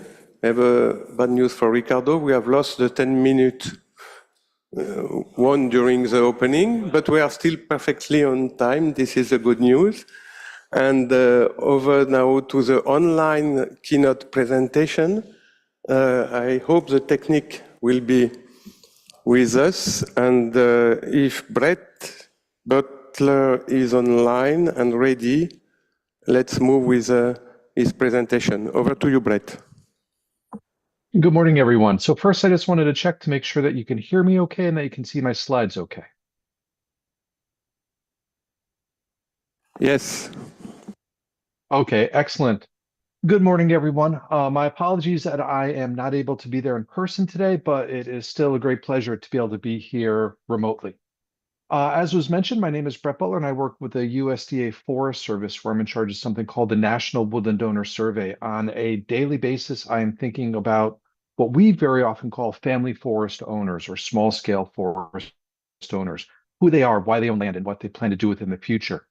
As also was mentioned, I am chair of the International Union of Forest Research Organization Small Scale Forestry Research Work Unit. So I think about this globally as well. What I'm going to try and do today is fairly ambitious because I'm going to try and summarize what we know from a scientific perspective in terms of small scale forest landowners from around the world. First, I wanted to start off, though, is to think about how do we know what we know and what we don't know? This is a little bit of a philosophical question, but this is actually a really important question, in my opinion. There's a concept out there called evidence-based practice. If we think about how medicine works right now, EBP is how it predominantly works. There's a lot of different information out there. That's what comes from research. In medicine, we have a patient. They have a say in this. And there are doctors and other clinicians who are involved. We should be doing taking more of this approach when we think about forestry as well. Very often we're only thinking about one of these perspectives. And unfortunately, very often the owner's perspective is not fully given as much weight as it should. And so when we're thinking about where we're moving forward, particularly in terms of research, particularly in terms of policy and incentives and all of these very important things, we need to think about how these three different pieces come together. And so that is what is in the Venn diagram, the circles on the left-hand side. We need to be thinking about research. What is research? How do we know what we know? How are the voices of the landowners coming into this? What are their experiences? And then what we call the professionals, the foresters, the people doing the policies, and all of these very important stakeholders. What are their opinions? What are their experiences that they bring to the table as well? In terms of research, we can look at the pyramid that is on the right-hand side of the slide. And I think that this is really important because I'm going to be talking a little bit about what we know and what we don't know. In terms of family forest owners, truthfully, we know not all that much. I mean, really know it from a scientific perspective. There's a lot of anecdotes, there's a lot of observational studies, but in terms of what we call evidence-based policy or practices, there is very little high-level evidence that we have available. If we think from the medical literature and we think about what is the strongest evidence we have out there, that comes from something called randomized controlled trials. This is something that is rarely done in forestry in general, but particularly in the human dimensions are related to family forest owners or small scale landowners. It's possible to do, but we have not been doing that. And so on that very high level, we don't know. And that means that we really don't know about causation. We really don't know about what is effective policy, what are effective incentives. That's very problematic. Yes, we have a lot of really good observational studies that are out there that we can learn from, and we do, but we need to put that into context because we don't always know what causation is. I think that's extremely important. And related to this, what are the basic questions that we're trying to answer here? And some of the earlier panelists were getting at some of this, but I think that this helps frame the state of the science as well. What is the current and future state of the forest? This is a relatively basic question, and sometimes we have answers, sometimes we don't. We are often much better off at doing this from a biophysical perspective. How many hectares of forest do we have? What is the state of the forest? But not necessarily from the human dimension, and even less commonly, do we intersect the two? And that's really where we need to be going in terms of figuring out what the current state of the forest is and where it's going into the future. I am biased, and I think many people in this room are biased as well. And what we think is really important is the owners, because it's the owners and managers who are going to determine the fate of the forest. And we know some things about these landowners, but there's many that we don't. And in particular, I think what's really important is who are the future forest owners going to be? The average age of landowners across many countries, and it's amazing how consistent the statistic is about 65 years old. 65 is not old in and of itself, but that means that there's a lot of landowners who are substantially older than that. Who is the next generation of landowners going to be? And, what is Marco's son going to do with the forest versus what Marco is doing with it? These are really important questions. And there's not necessarily enough research, in my opinion, to really answer some of these questions. And once we know who these landowners are, what are they doing with the forest now? What are they planning to do within the forest with these forests in the future? There are some landowners who are very active with their land. They understand their land. They understand their options. Then there are many landowners who don't. And as was mentioned earlier, there's plenty of land out there who doesn't really have a landowner as well. It's abandoned land, or landowners don't know where their land is. And so there's a lot of challenges that are out there. I just want to talk real quick about definitions. And we're coming from many different countries, many different backgrounds, and we have these different concepts that we just kind of throw out there. We don't need to go into a lot of detail right now, but the larger SPERF project is doing a really good job of trying to address these. And I think that's an important topic because we're talking about forests, we're talking about ownerships, which is a legal entity. We're talking about owners who are part of these ownerships. Very often we have these different terms, and now with this going across many different languages, there's also translational issues. In English, we could talk about trees, woods, and forests, and those can mean very different things to different people. Might be the same piece of land, but a landowner might see it as their woods, but a professional might be seeing it as their forest. And if they're using these different terms, they may not be connecting with each other as much as they can. So that could be really important. And then when we're talking about these statistics, how many landowners are out there, these definitions can be very important as well. And from a scientific perspective, when we're looking through the literature, what are we talking about? What are the terms we're using? Sometimes it's small scale, sometimes it's family forestry, sometimes it's non-industrial private forest owners. Sometimes we just call them private forest owners, even though we are talking about small scale forest owners. And so there's lots of different terms that we're using, but it's important to make sure that we're all talking about the same thing. So what are a few of the things that we do know about small scale forest owners? One, they're hugely important. Depending on where you are around the world, as some of the earlier panelists were talking, these may be the predominant forest landowners in an area. And they come with a lot of background, they come with a lot of benefits, they can also come with a lot of challenges. But we do know that they are hugely important. We also know that no landowner works within a vacuum. There are many different factors that are affecting them. So some of them will be biophysical. How fast do their forests grow? What are the different challenges, be those invasive insects or wildfire that they are facing? And very often we're talking about we want landowners to be active managers. For many landowners, that means the ability to harvest trees. Is there a market for the trees? Or are there the professionals who can help them manage it and extract some of those resources? Sometimes yes, sometimes no. And even if they are there, the landowners who know who they are. And is there a sufficient economy of scale so that they can do this in a profitable manner? Or if not, how do we start to combine lands that are next to each other? And so this idea about parcellation or fragmentation is really important. It's interesting, I was just pulling some statistics from the latest FAO report, the Forest Resources Assessment. This came out in 2020, the statistics are for 2015. This is looking at a global scale, obviously, and this is looking at what percentage of each country is privately owned. And we can see that there's a huge diversity. There are some countries where it's basically zero, and there are some countries where it's 100% private. Granted, private is different than small scale. It's interesting, at least in the FAO statistics, there are not necessarily everybody. And we just saw before that there are great statistics for most of Europe, but they're not necessarily making it into the FRA. Why? There are many issues within science where we're not necessarily communicating. We're not necessarily harmonizing our research. And that's really impeding a lot of the work that we're doing. There are many more commonalities between small-scale landowners, let's say in the United States and Europe, than there are differences.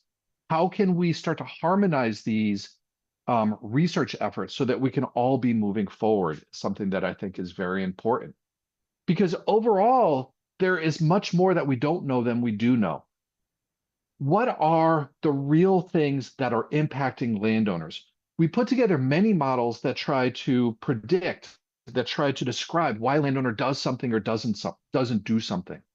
These are statistically valid models, but if you look at what percentage of the variance, how much of the activity can we actually predict, it's a very low percentage in general. So most of these models, there is a lot of, let's just call it noise in here. And that's because there are a lot of different factors. These can be very idiosyncratic, very complicated processes. And we need to be figuring that out in a lot more detail. One of the problems is we just don't have the underlying data to be looking at these. We have some information, and there are a lot of interesting case studies or observational studies, but we don't necessarily have a lot of longitudinal studies where we're looking at the same landowners over, or at least the same piece of land over many years. By doing that, we're going to be able to have a much more in-depth, a much more insightful, a much richer understanding of landowners and the factors that are affecting them. And that's where we really need to be going. And then ultimately, this will provide us with a tool so we can be looking at incentives and policies and start to measure really how effective they are. So before I was talking a little bit about what is the level of evidence that we have with randomized controlled trial being towards the top, even above there is something that we call synthetic papers or synthetic reviews. We're looking across many different studies. There's not necessarily a whole lot of these that are done out there. This is from some work that we were doing a little while ago that's looking at what topics small-scale forest research is looking at. Most of it is looking at forest management. Most of it is looking at policies and programs. And so some of the topics that were mentioned before and be mentioned later in the during this program, they are being looked at. So that's great. But what are some of those topics that are not being mentioned, that are not being looked at in sufficient detail? That is going to be equally important. And then we can start weighing some of this evidence. This is just looking at timber harvesting. This is obviously one of the activities that has the greatest impact on the land, so it's very important. Not the only thing that's important, but one that's very important. But we can start to look at what studies are looking at each of these activities and what are some of those factors that are influencing it. When we look at something like timber harvesting, we could see what some of the factors are, at least of what can be measured. So something like size of holdings. So the larger the holding, the more likely somebody is to be harvesting trees. We can also see that pieces related to why they own their land. So is income or timber production something that's important to them? That is relatively obvious when you think about it, or relatively understandable, but this is still really important stuff that we need to be getting a better handle on. But even these models, as I referred to before, they are not hugely predictive. So what are some of those factors that we're not looking at that I think is really important? And we need to be looking at some of this stuff from a different perspective. A lot of these models take an economic perspective, an economic theory to it. What are some other theories that we could potentially be using, such as systems theory or other pieces that are out there? There is a lot of information that's out there, a lot of information that we don't know about. And I'm just going to take a couple of minutes to try and summarize what it looks like from my perspective. I'm going to use something called a SWOT analysis, where we look at the strengths, weakness, opportunities, and threats. This is often done for organizations, but we also use it very often within research to try and summarize a field that we're looking at. And so when we look at family forests or small-scale forests using a SWOT analysis, what are the strengths? The strengths are their numbers, the diversities, and their long history. There are a lot of small-scale landowners out there. That's a challenge, and it's also a strength as well. Because as was mentioned earlier, they're never going to be doing the same thing. So we have a lot of different opportunities that are out there. And these people have owned these lands, either themselves or their family, for long periods of time. Nobody knows these lands better than them. how can we be utilizing that or recognizing that is really important. There are plenty of additional opportunities that are out there. Strengths and opportunities, I should mention, are things that are internal, things that we have more control over. And then we'll be looking at things that are more external to these landowners, to forest landowners as well. We know that there are some landowners who are managing actively, but some are not. A lot of times landowners are not necessarily object to management, but they don't know what it is or who to contact. And this is one of those places where management organizations and landowner organizations play a huge role. And so how can we be doing more about that? In my opinion, it is not our place to tell the landowner what to do, but what are the options available? And then they can make the right choice for their woods and for themselves. But very often we don't necessarily have the right programs for them. So I put it up here a little facetiously, but more programs about fairies and schnauzers, those little dogs. A lot of landowners have grandkids. And what do grandkids like? They like fairies. They like, dogs and all that sort of stuff. How can we get the next generation even more involved in the forest instead of on their cell phones? I think that's really important. Some of the things that will be challenges, though, some of these are strengths as well. The numbers, there are a lot of them out there. So it will take resources to talk to all of them. They have different reasons for owning their land. They have different histories. Again, that is a strength and a weakness. We can also start looking at some of the threats, some of those external things. Keeping forests as forests can be a challenge. Granted, in many EU countries, there are strong regulations, so it will not be converted. But we can also look over longer time periods where we know that all of these lands have not always been forest, and there have been many challenges. Intergenerational transfer, in my opinion, is one of the bigger challenges that we will be facing. Who is the next generation going to be? And then there's all of those external factors related to insects, invasive species, wildfire, that can also be very important. So what are we looking at from a research perspective? There are a number of things that were mentioned here earlier, and some of these we are hitting strongly and some not as strong as we should be. So parcellation is something we talk about, but something that I think we really need a whole lot more research related to. Program participation, timber harvesting, that stuff we do pretty well, or at least a lot of it, but how can we be doing this more effectively? Policy, I think we need to be looking at a lot stronger. Land transfer and next generation landowners. There was some great research out of the EU fairly recently, looking at new landowners, the FACES map work, and particularly related to gender. What are some of the differences between male, female, and other genders, and how they relate to their forest land can be really important. From a more research methodological side, what are some of the things we're going to be needing to do? As I mentioned before, I think harmonization of research is really important. How can we be looking at biophysical and socioeconomic landowners across large areas so that we have better baseline data and better longitudinal data? And so that's moving from the static to the dynamic, not just a snapshot, but the long term. A lot of the research that we've been doing is very quantitative in nature. That'll answer some questions, but there's also a lot of really strong information that we can learn from qualitative, talking with people, just much more in depth. In the small scale field, the use of theory is not very strong. There's some of it out there, but we need to be doing a lot more of it. There's something called COM-B, which looks at a landowner's capability or people's capabilities, opportunities, and motivations to change behavior. How can we be using theories like that to inform what we know about landowners and how we can help them help the woods? And as I mentioned earlier, evidence-based forestry, I think, is a very important way for us to be moving forward. So in conclusion, if we're interested in forest conservation, we need to be interested in those who own the forests. In many parts of the world, that's small scale or family forest owners. Size of forest holdings can make a big difference. If you have half a hectare or 100 hectares, there's different things you can do. But one thing that's common for many landowners, regardless of size, is they love their land. And so how can we see the world through their eyes, see the woods through their eyes is really important. We have to remember that many landowners do not own it for commercial purposes. It's the amenity value, so the beauty, the wildlife, that is most important to them.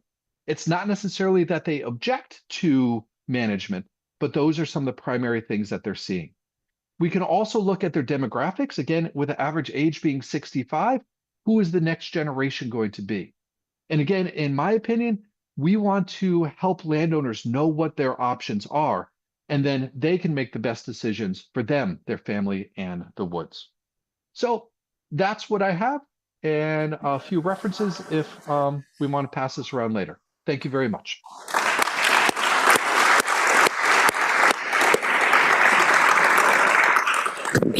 Thank you very much, Brett, and also for your availability during the night for this presentation. We have now a Q&A session, a question and answer session, but an innovative one. If the techniques is with us and with me, and if you have used a Mentimeter tool, we should have few questions, and some of them should be the most used one in the list. And it seems that the first one, okay, we have 0 answer, if I understand well. So this is the first question, that I need to let time to people to answer. What is the best option? I see one, yeah, 2 for this one, 3. Okay, let's ask this. It takes time to.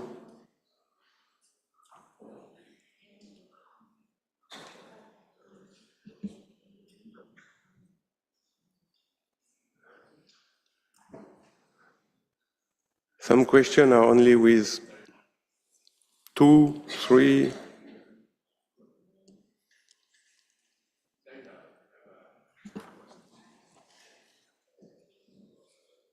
Okay, so for the first question, it seems that we have more than 11 people asking this. I don't know to whom I should ask this question. Maybe to Luc.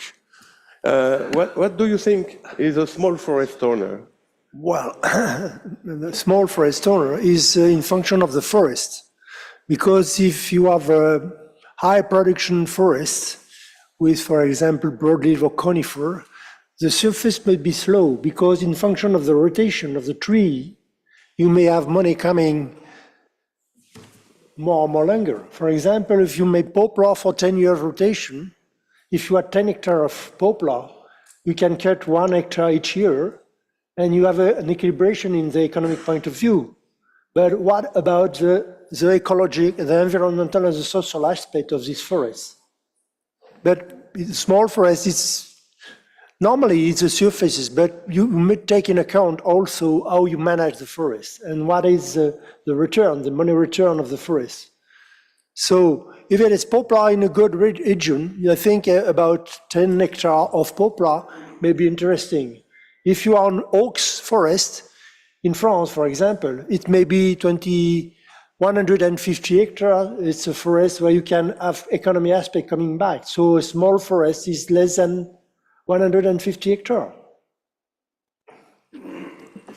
Thank you for your answer. So to summarize, it depends on the species in the forest and the profitability maybe and the value chain behind this. And the area where you are. If you are in Portugal or when you are in France, in different regions, the climate is not the same. So the growth of the forest is not the same. And the value of the tree are not the same. Okay, I think, Algis, you want to complement? And I think it is also important how fragmented the species of forest are, because if even you have 10 or 100 hectares, but it is very fragmented in several pieces, so it is a definitely small forest, and as usually 5 hectares, 20 hectares, it is still a small forest. But very important, just to mention, it is fragmentation. Okay, we have a second question. Can you come back on the previous one? I had 13 pouces levés, as we said in French. Can you come back? It was the one focused on, okay, not this one. Okay, what do you believe is the biggest challenge for small forest owner in Europe? I think this question is for the three panelists, but let's start with Marco, he didn't speak already. Those two pointed at me that I should answer. That ain't easy question. I give you a simple answer, the future. With this I mean how we make this kind of environment that the forest owners are trusting that there will be a good future. If there's so much regulation coming on, and for example, I can't be sure that if I invest into my forest just now, can I harvest after 25 years? Are we able to, the other thing with the future, for example, are we able to build that kind of tools that our forest tolerate the climate change? In many countries, the forest ownership structure is quite problematic. In many of your countries, you don't even know the owners of all forest holdings. So the future is the challenge. I will add some things. I think the biggest challenge for small forest owner is to know that they are forest owner. When they know that they are forest owner, they can managing the forest, because a lot of them don't know exactly if they are forest owner and where. A bit similar, but I think that biggest challenge for small forest owners just to keep ownership also in future. So that it is quite a question mark, and they will be able to keep ownership. Okay, let me just build on the last comment from Luc. Okay, it's clear and not fully clear. When you say they don't know, it is because they receive the forest as an heritage and they don't care about this heritage in the future generation. This will increase? Yeah, if I take the example in France, the taxes of the land is not called by the administration if it's less than one, for example, 20 euro. So when you have taxes less than that, you don't receive any paper from the administration knowing that you are owner of forest. And every time when there is succession, when the forest is very small, the people in charge of the succession forget the forest. So in some area in France, you have a lot of hectares where we don't know exactly who are the owner. Crystal clear. I think a lot of other questions can be addressed during the coffee break directly with our panelists. Thank you again, Brett, online. And over to you, Ricardo, for announcement, where is the coffee break and things like this. Thank you.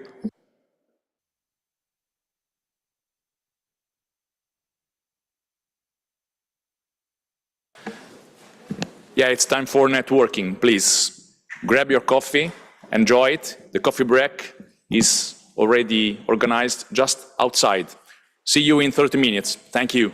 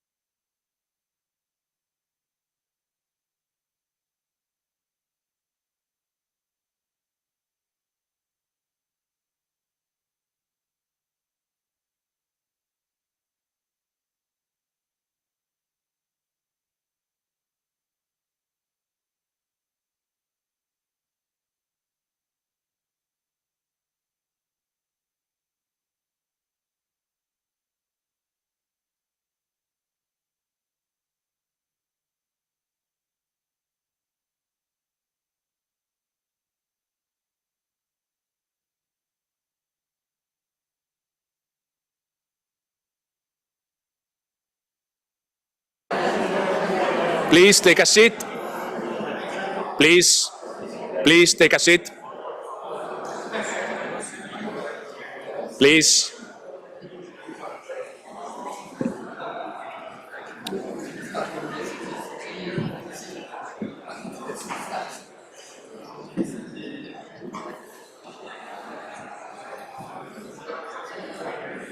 Where you want, you can sit where you want. This is free. Yeah? I would like to invite the speakers of the second session to come on the stage, please.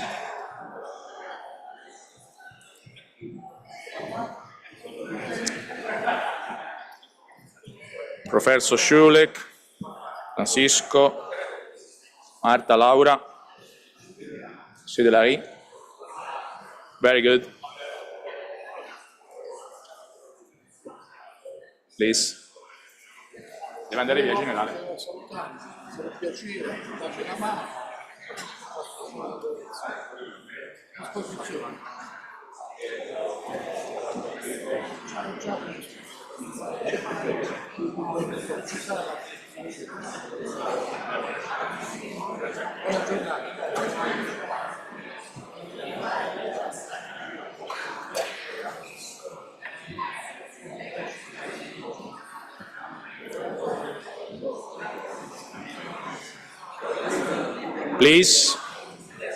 Please take a seat.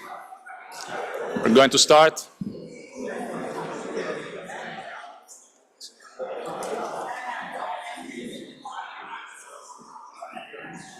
Elena, please help me with the audience.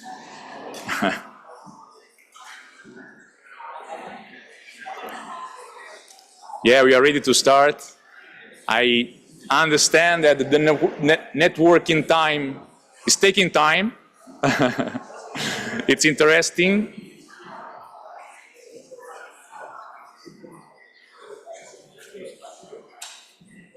We are now ready to start with the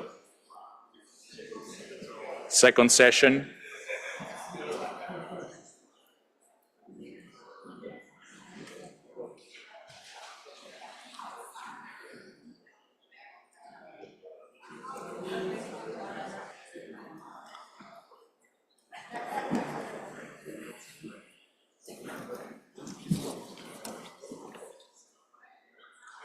Thank you very much for your collaboration. Please take your seat. You can sit where you want. This is free. No problem.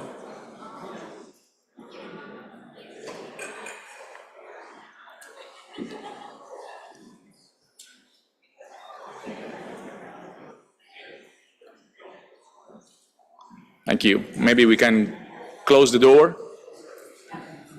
Thank you.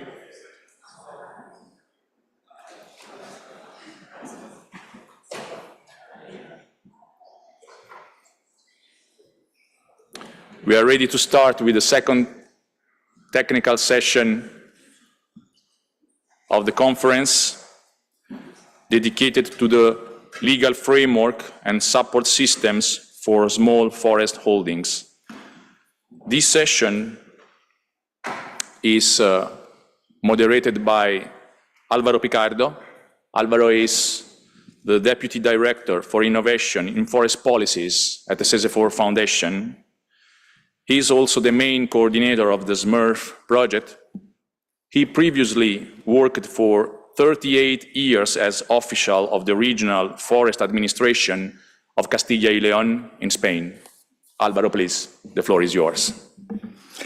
Thank you very much, Ricardo, and I'm very glad to be here and to see so many faces, so many forest owners together to talk and discuss about the main issues that small forest owners and forest holdings face.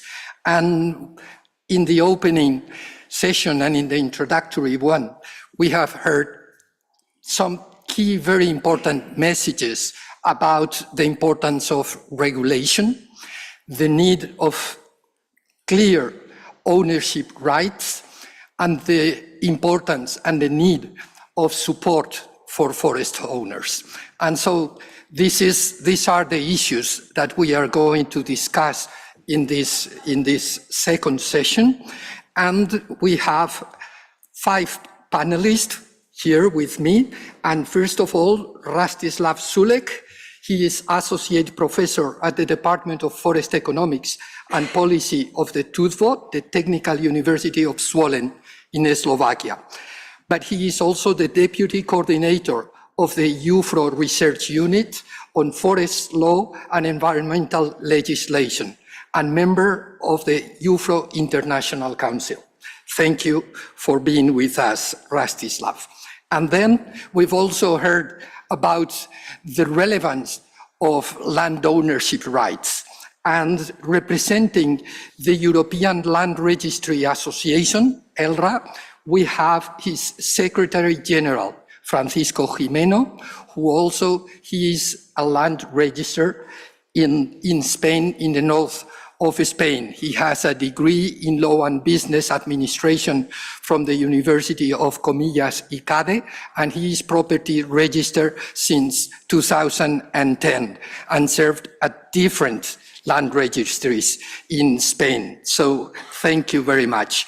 And also we have Marta Ballesteros and Laura Bona. They work for Millier, one of the partners of SMURF. Marta Ballesteros is Associate and Partner Senior Manager and Lawyer at Millier Consulting since 2012. She is a Spanish qualified lawyer, specialized in European law by the University of Louvain-la-Neuve, Belgium, and she has more than 25 years of experience working in Brussels with monitoring and in the implementation of the European environmental law. And Laura Bona is an Italian lawyer currently working as legal advisor also in the same company. She focuses on tasks related to data collection activities, stakeholder consultations, quality assurance of deliverables, and project management. Her specific areas of interest, again, are environmental and climate law and access to justice. So we are very happy to have them and present the preliminary results of the analysis that they are doing of the forest legislation. And finally, we wanted to have a representative of one of the national support systems. And there are 2 national main ones, one in Finland, Metsakeskus, and we have with us Roland Delary from France. He is an agricultural and forestry engineer. He held various positions in forestry engineering, and then as director of cooperatives and chambers of commerce before joining the Centre National de la Propriété Forestière from France, the National Forest Owner Center. He joined in 2012 as regional director in the region of Nouvelle-Aquitaine, and now national director. He is steered the National Forest Owners Center towards the notion of socioeconomic diagnosis in a context of climate change. He works with a board of private owners, and we are very grateful for having them here. So with this, you know the panelists, and we wanted the UFRO research unit to start presenting the state of the art on forest legislation. So Rastislav, yours is the floor. Thank you very much, Alvaro. Good morning, ladies and gentlemen, distinguished guests, dear colleagues, participants. I really feel privileged to be here with project partners and representing UFRO, which stands for International Union of Forestry Research Organization. And I used to be, and these days I am the deputy coordinator of one of the many research groups and working parties within the UFRO, and our research group is focusing on forest law and environmental legislation. Just to give you very, very, very brief introduction to this research group, we have been working for more than 27 years already on the issues of forest law and environmental legislation within Europe. specializing mostly on the property rights and other important issues of forest legislation in so-called countries in transition. In the 90s, you know that the countries in transition were supposed to be those countries who were behind the Iron Curtain during the previous century and then changed the social, political and economic orientation after 1990s. But I guess this term countries in transition could be used almost for every country all over the world, because we are all in transition in one way or another because of the global issues that are affecting not only forestry but our whole life. But back to our presentation, I would like to aware you that in my presentation I will give more questions than answers. These questions you could see are more or less mine rhetorical questions, and as I've been talking to one of our colleagues from Slovakia this morning about the questions and answers, I told him that as far as we answer one question, then suddenly three others arise. So let's go to the start. I believe that successful development of forestry sector in terms of sustainable forest management highly depends on the existence of an appropriate and effective legal and institutional framework. As the different transition processes continue, and as well as due to the recent social, environmental and economic rapid changes, the legal and institutional framework needs to be revised and improved to resolve problems and meet new challenges as they arise, and one of them being definitely the issue of small forest holdings. Forest and environmental legislation, being a regulative tool of forest policy and thus undoubtedly part of such framework, shall face a number of different and important challenges, such as environmental ones, for example, global climate change, economic ones, for example, bioeconomy reinforcement, as well as the social ones, for example, the population growth and pressure on the use of forest by general public. And now the question is, do we have such legislation? And if not, do we know how to improve it or how to even establish it? Then let's go to this set of questions I would like to ask not only myself but all of us. First of all, why do we need forest legislation? There are either theoretical justification and there are a good number of practical reasons. In general, we all believe that forests cannot be sustainably managed without public intervention, and such intervention shall be implemented through the complex system of forest governance that shall be perceived as a process of interaction of the society over forest ecosystem, using, among others, also legal norms. Forest legislation is an important regulative tool of forest policy that may help to eliminate market failure that occurs in the case of forestry due to the presence of externalities, due to the presence of public goods, and also because of the lack of well-defined property rights. We've been already mentioning it this morning. Coming to the practical reasons, we need forest legislation in order to secure sustainable forest management that is based on adequate use of economic, ecological, as well as social forest functions or forest ecosystem services, so that we develop the whole society, the development of the whole society, and especially in rural areas, is provided. Based on the results of the ministerial conferences on protection of forests in Europe, the forest legislation, specifically the forest legislation, together with the national forest programs, shall be the basic tool for sustainable forest management in Europe. And this is repeated in many, many outcomes of those well-known ministerial conferences. Then, who needs forest legislation? There are different acceptors of forest legislation or legal norms. First of all, there is a general public, or we could say the whole society.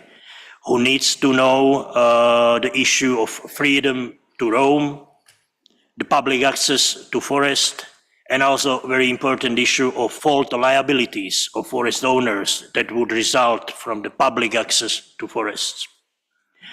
Then there are we, the forest owners or forest users, including professional foresters, who are highly interested in forest legislation because we need a set of management practices, such as the type of use timber harvesting methods, type of forest regeneration, choice of tree species composition, share of deadwood, intensity of silviculture or forest production measures, and especially in protected areas, and so on.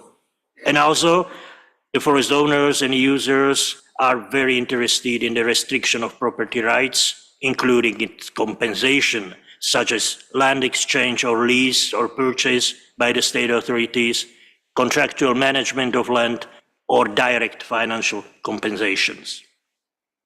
And then, last but not least, there are state authorities or state administration bodies that would declare, for example, the protected areas, management of forests within these protected areas, types and sizes of protected areas, on declaration or declaration of special purpose forest, with different intensity of forest resource use and extent of ecological management of forest, and so on. Thus, we really need to adopt modern forest legislation. And why there is this need? Why shall we adopt modern forest legislation? And I could give you a good number of really important and specific reasons, such as increasing demand in the case of public beneficial forest functions, need for balance between public interest of the society and private interest of forest owners, development of conditions for financial support of sustainable forest management, and rationalization of state administration of forestry. And if we are talking about modern forest legislation, such forest legislation should dispose of a number of different adjectives, such as innovative, sound, appropriate, favorable, effective, diverse, applicable, enforceable, and cooperative. Cooperative because cooperation between scientists, policymakers, and practitioners is needed, cooperation between foresters and other specialists, cooperation between experts from different regions of the world. What shall forest legislation include?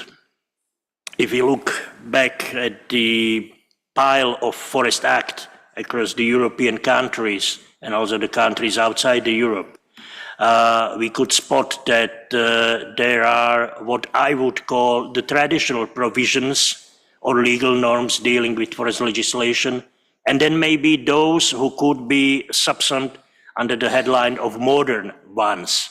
Those traditional being such as protection of forest land and rational use of forest resources, more or less in biological, strictly biological terms or ecological terms.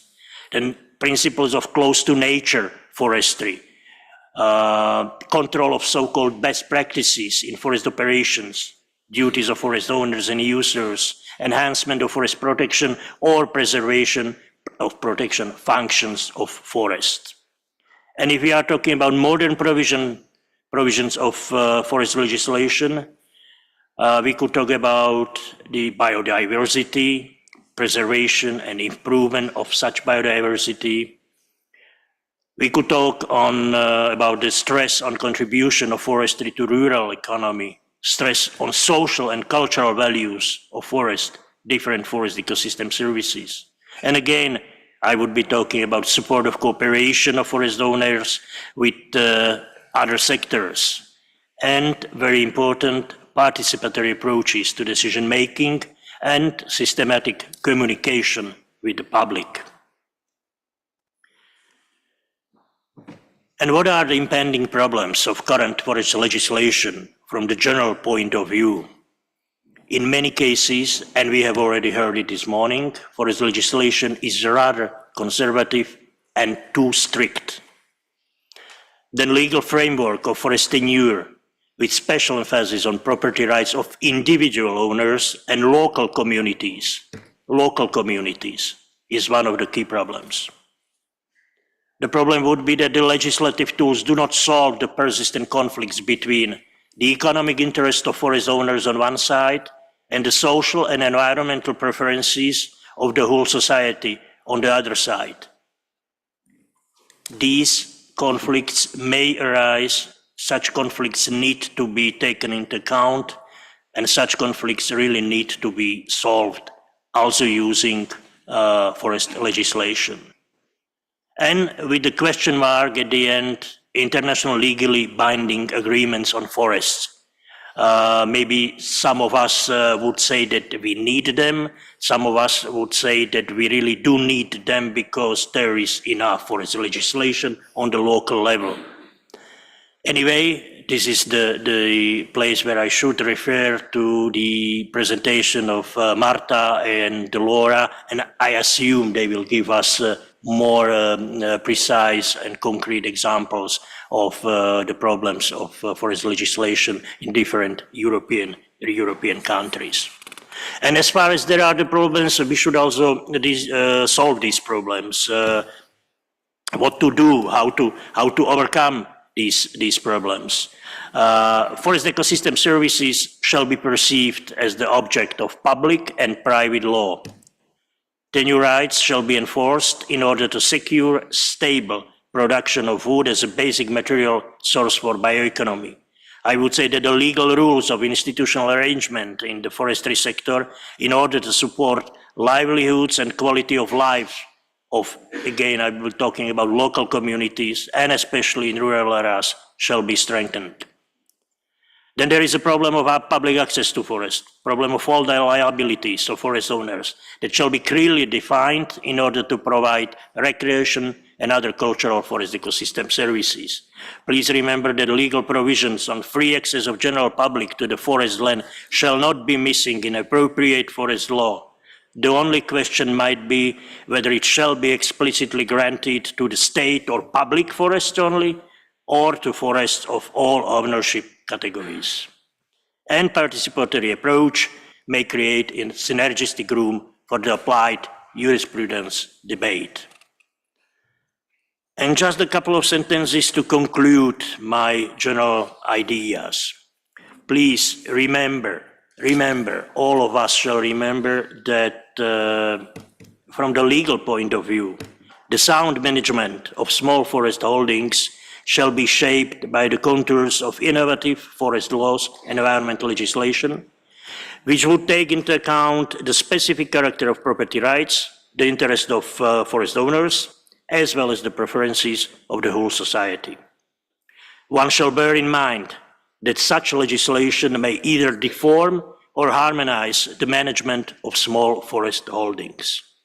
And forests, being the natural resource providing not only the forest products themselves, but also a number of other ecosystem services, need to be considered as an important object of general environmental law as a public law, while the issue of property rights in the case of forest resources that might be in a contradiction with the public use of forest is being not less important. That would be my general conclusion, and if we have good forest legislation, we would have a nice, predictable, and sustainable managed forest all around Europe, I would say. Thank you very much for your attention.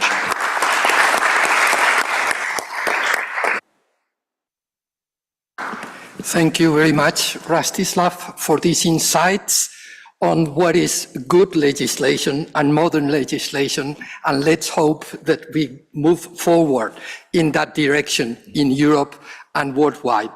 And we have also referred to the importance of land property rights. In fact, Rastislav already made it. I think that a comparison between forest holdings and farms in Europe is very interesting. Everybody knows the exact number of farms that we have in Europe, and it's a decreasing number. Right now, it's about 9 million farms in Europe. But what about forest holdings? The case is that nobody knows the number of forest holdings existing in Europe, and that's quite a challenge.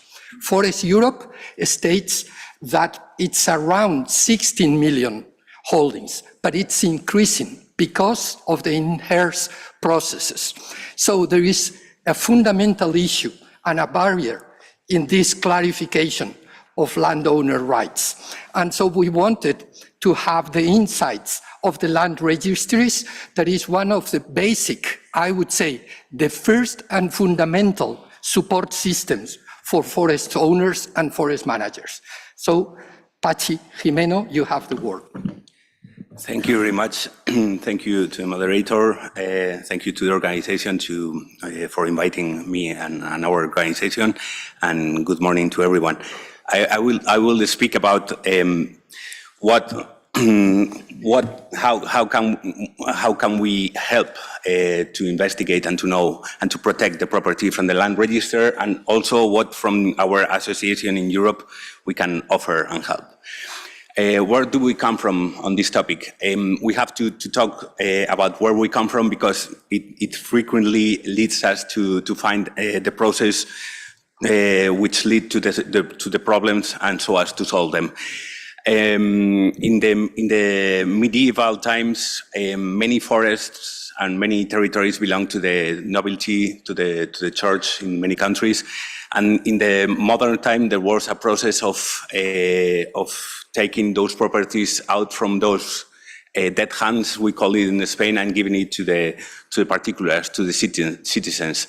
We call it in Spain, as I am a Spanish registrar, we call it desamortization, is disentailment of those properties. I think it's a common, in fact, it is a common process in all Europe. There is a novel of the 19th century, Dead Souls, which is a person who finds out people who are dead but are still in the census, and he tries to get the properties that were assigned in those processes. So it's a common problem around Europe on those times. So from that process, it comes one of the main problems that has been mentioned here, which is the fragmentation of property and the fragmentation of titularities. We have to ask ourselves who owns the forest. Of course, you all know there are public domain, private forests, and mixed formulas. In the case of mixed formulas, such as public forest, but that can be exploited by the particulars who have certain private rights on those forests, some formulas have to be found to articulate those means of property. We also have, of course, the public forests, which have to be protected also from the land register. In fact, we also have, at least in Spain, a problem. The administration has a problem knowing which are the public domain forests. In the region where I used to work, there is a very known problem known as the 56 houses, 56 caseríos, because they took it from one municipality to another so that they could charge the taxes from those properties, but the properties were still from the other municipality. And that was in the 19th century, and it still comes today, that they are fighting each other about who owns those public forests. And finally, of course, we have the private forests, which is the main topic of this forum. We find, as I said, and as it has already been said, the fragmentation of the territory and the fragmentation of titularities. The fragmentation of property is due to the special particularities of forests, of mountain areas, which lead to very small plots in many cases. They are of difficult access to. We also find a problem inside the land register, which is that during the 20th century and almost until nowadays, the plots were described and determined by their literary description. So nowadays, we don't know, many people don't know where are those plots that are inside the land registry, because their boundaries are, for example, east boundary with John Smith. At that time, everybody knew which one was John Smith's plot, but not today, and we don't know. We are in Spain from 2015, the plots that get into the land registry must be geo-referenced with their coordinates. And every time you segregate or divide a plot, you have to state which is the certain coordinates of that plot. That will lead us to solve that problem, but we are still working on it, and it's a source of problems as you can imagine. There's also a fragmentation of titularities. In many inheritances, people just receive their plots that are forests, and they don't go to the register. They don't know where they are. They don't really care about that forest plot. In some regions, there is in fact a legislation, a traditional legislation that for the center farmhouse and the lands that belong to the exploitation must go to only one here. Normally, it's the eldest of the family, the eldest son, which will get that house and their territory, but it could be anyone. But those traditional laws are already almost non-applicated because of the people go to the cities. They don't care about their farmland, and that is I think also a common consequence alongside Europe. We also have another kind of problem. Many forests, private forests, belong to a community of property or proprietors. They are common owned properties. In law, as if I could explain it simply, we distinguish between the Germanic community and the Roman or ordinary community. In the Germanic community, everyone has a right to everything. Instead, in the Roman community, you have a little piece of a right inside all the community. You can transmit it to another person without taking into account the whole community. Well, these forests would normally be organized as a Germanic community. Instead, they were registered in the land register as a Roman community. That is, each person had a small piece of the community, and then we have lots of titularities that don't go on, and many of them they still get in the 19th century because we don't have a link with those proprietors. That is a problem. So one way of solving this problem could be the concentration of plots. In Spanish regulation, we have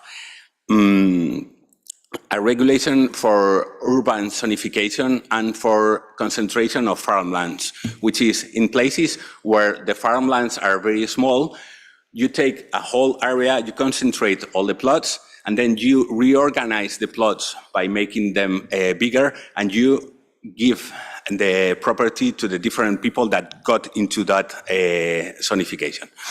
The same applies to urban developments. You also have a system to transport the burdens of the plots to those new plots or pieces of territories that have been created. Well, a certain solution or a similar solution could be made for the forest proprietorship, but that, of course, should come from the legislator. We also have a problem with the fragmentation of legislation. We don't have a common regulation in Europe, and instead, in each country, we have many times many different regulations from different regions and even from different municipalities. So that is a problem that also should be faced, in this case, from the policymakers or from the lawmakers. So, from the point of view of the land register, how can we help to solve those problems? The register is both a tool of protection of the forests and a source of info to get to know who really own those those forests. In the European Land Register Association, which I am the Secretary General, we have members from different countries. We are now composed of members from 27 countries in Europe and 31 different associations in Europe. So we discuss about the different regulation we have in each of our countries, and that way we can find out in some occasions how can we solve problems that we didn't know how to solve, but in another country they already manage how to solve. So we can exchange information, in this case about forests and ownership of forests, and then try to find some solutions. We also are working in the Land Register Interconnection project and in the Imola project. In Europe, land registers, as other registers, are going to interconnect. So you can get information from one country to another, from land registers all around Europe. We are working since many years ago, almost 15 years, in the Imola project, which is the interoperability model for land registers. It is not the forum, and I don't have the time to explain you in detail with what this project is about. I can only make a resume, a summary, which is that we are trying to translate the information of each country, the land register information, not only to translate it in a language manner, but also to translate the concepts. What this juridic concept means in this country? Well, in this country, it will be more or less like this with these peculiarities.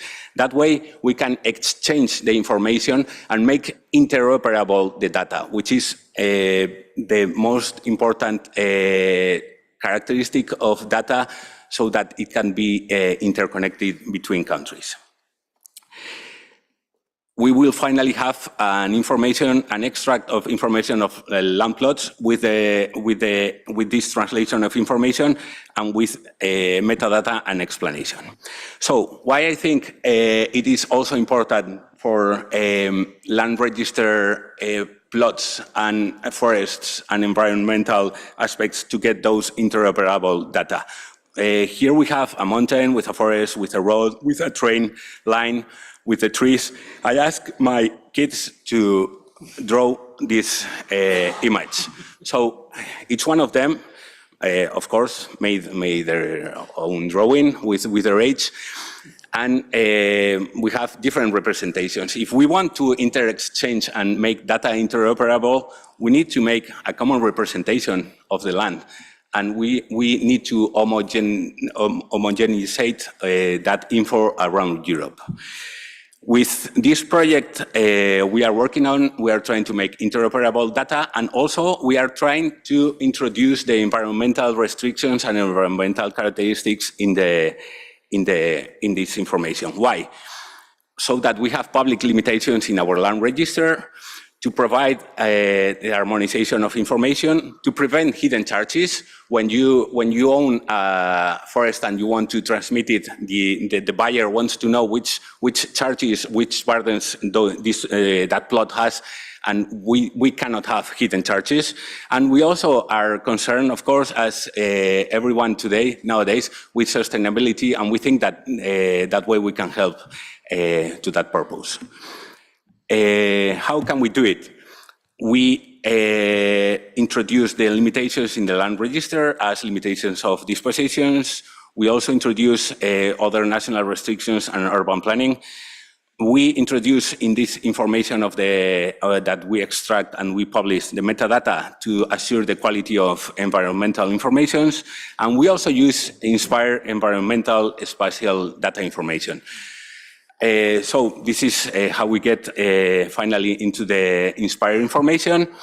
I assume that normally when I speak in other fora, these sustainability questions are really not known by legal persons, but many of them. So I have to explain many things that I give by assume in this forum, such as what is Inspire spatial information about environment. So with the georeferencing of plots in the land register, we can mix the different layers, such as Red Natura 2000, so that we can know how the limitations can affect to the different plots. We also made this with the lava, with the volcano of the Isle of La Palma. We got to know how were the land registry plots affected by the lava and how the new territory was created by the lava. Also with arsons and fire that got into the forest. And finally, as other questions that could be taken into account, could we reflect especially protected trees in the land register? We could bring the tree of the year to the land registry. We could use 3D representations, urban notification, zonification, natural disasters, and also the nature as a subject of rights. It already happens in Ecuador, New Zealand, Colombia, or Costa Rica, or even in Spain, where we have Mar Menor, a small laguna, a small lake next to the Mediterranean Sea, which has its own legal personality. So thank you very much for your attention.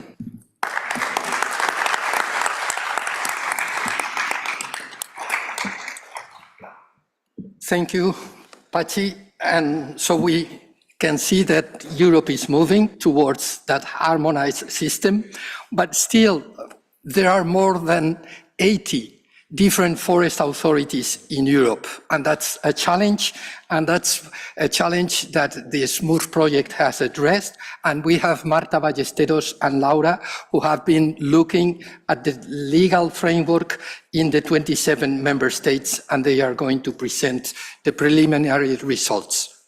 Here is the floor. Good morning.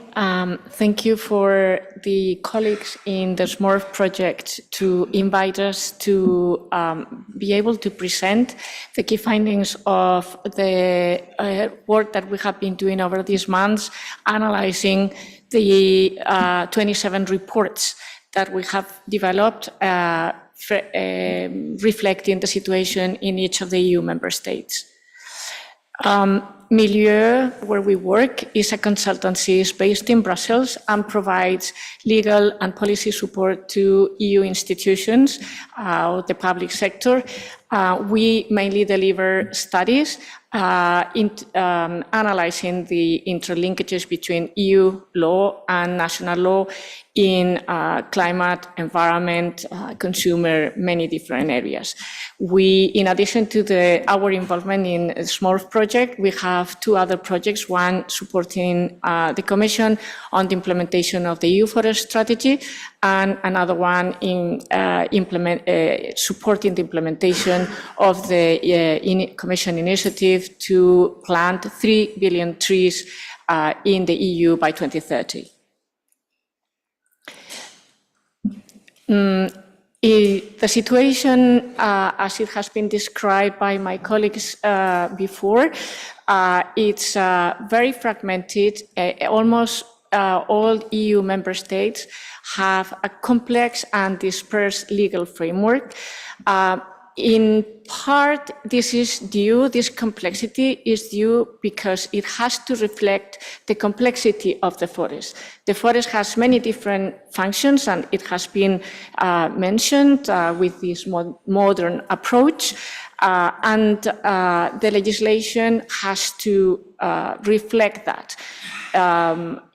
It has to be clear that the legislation is mainly national. There is not that much legislation at the EU level on forest.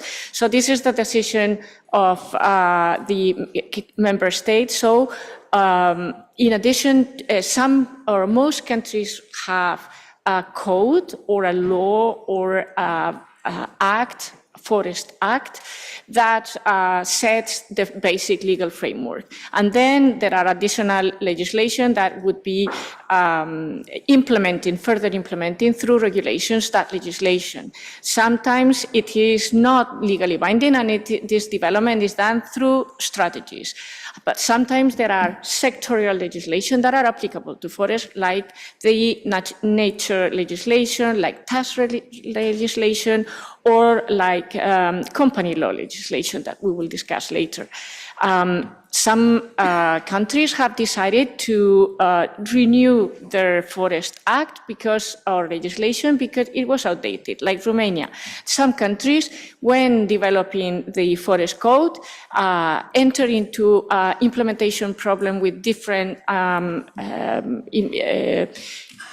inconsistencies with the existing legislation. They had to derogate it, and the forest reform is still ongoing without a forest code. So all of that generates a challenge to the forest owners that not always understand what is the legislation that is applicable to them, unless they have a body that might support them in guiding them on what is this legislation. Okay. This complexity is also reflected in the governance system, where in most countries there is a decentralized system that might be inconsistent in the legislation or in the implementation of the legislation in the different regions.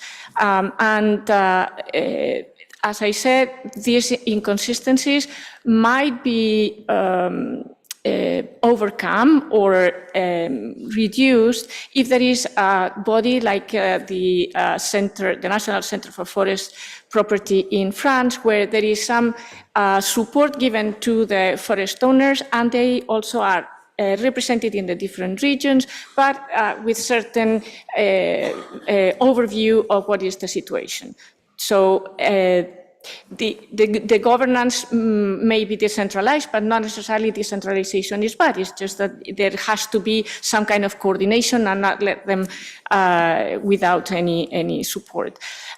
In addition, in certain countries, the Forest Act is the responsibility of the environmental ministry, while in other countries, the responsibility would be the agriculture ministry. And that implies different approaches also at a regional level. In some regions, it is the environmental ministry at a regional level, and in some countries different. And that generates a different approach and a discrepancy which the forest owner has to face. Some countries have strong companies that are public or semi-public and are responsible for the management of the forest, and in some countries this doesn't exist. And in addition, as it has been said, while there is some data that states that there are 15, 16, 20 million private owners, but in our research we have identified that while in some countries there is quite a lot of knowledge of the number of private forest owners that exist, in some countries this information doesn't exist. There is no data. And that is sometimes, sorry, I'm going through some slides that I will not have the time to. So this situation is linked to the registry.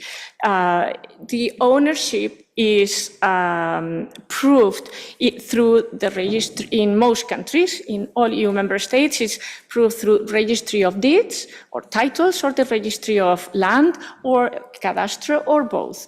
But in some countries, this registry doesn't have, is not accompanied or based on the participation of the third-party attestation of truth. So some of the registers are records of the information, but they don't, do not prove. So anyone can go and say, no, this is not true. So this is one situation. In most member states, the registration is mandatory, but not in all.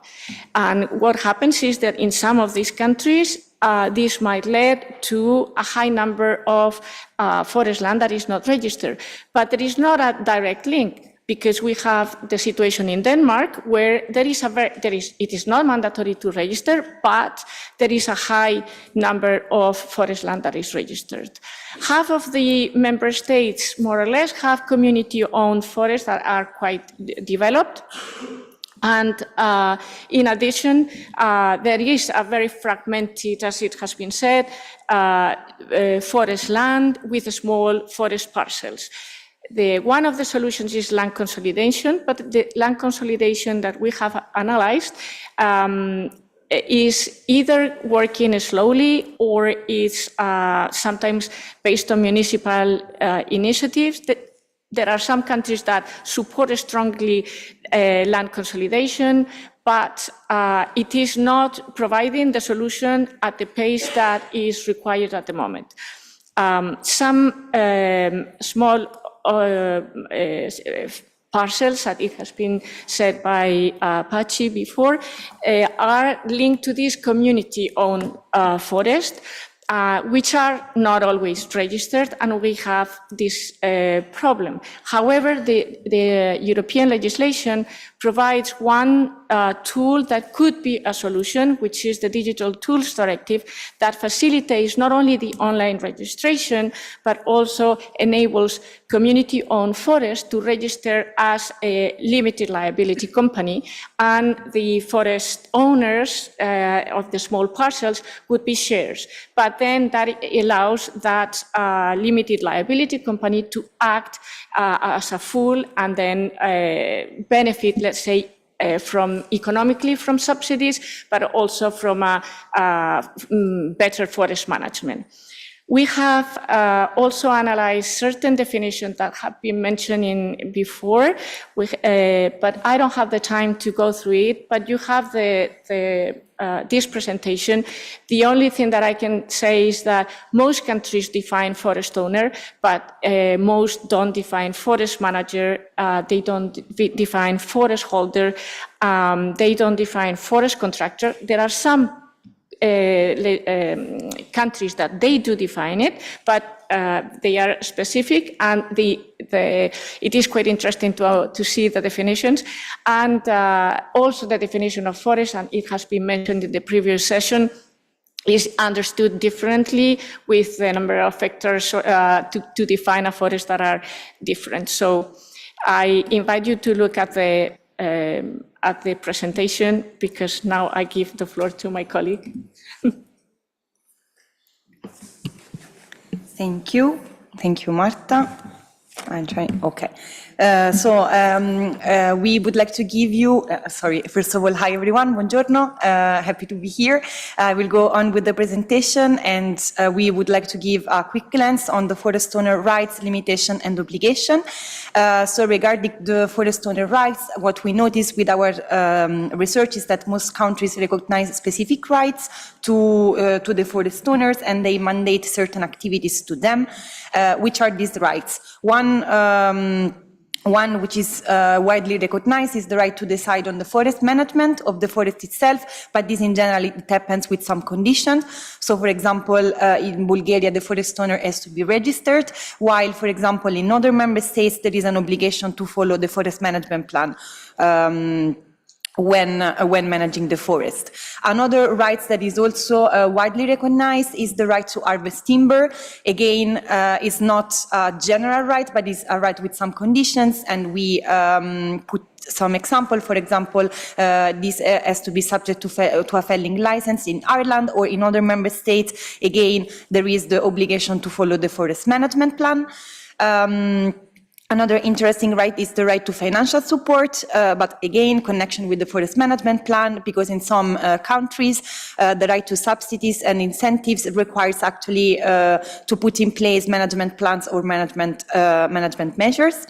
And finally, we also analyze the connection that exists between hunting rights and the forest ownership, and we notice that in general these two concepts are not tied between themselves, but in some countries there is a connection between hunting rights and forest ownership rights.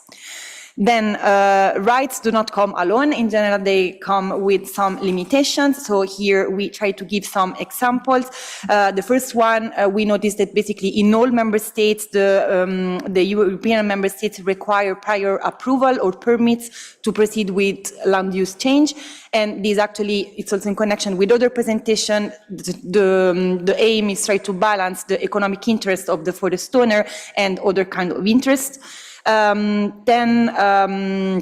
We also analyze the ban of clear cutting, which differs in some member states. Like we could have a complete ban on clear cutting, while in other cases there is a ban on clear cutting. But again, there are some specific conditions that are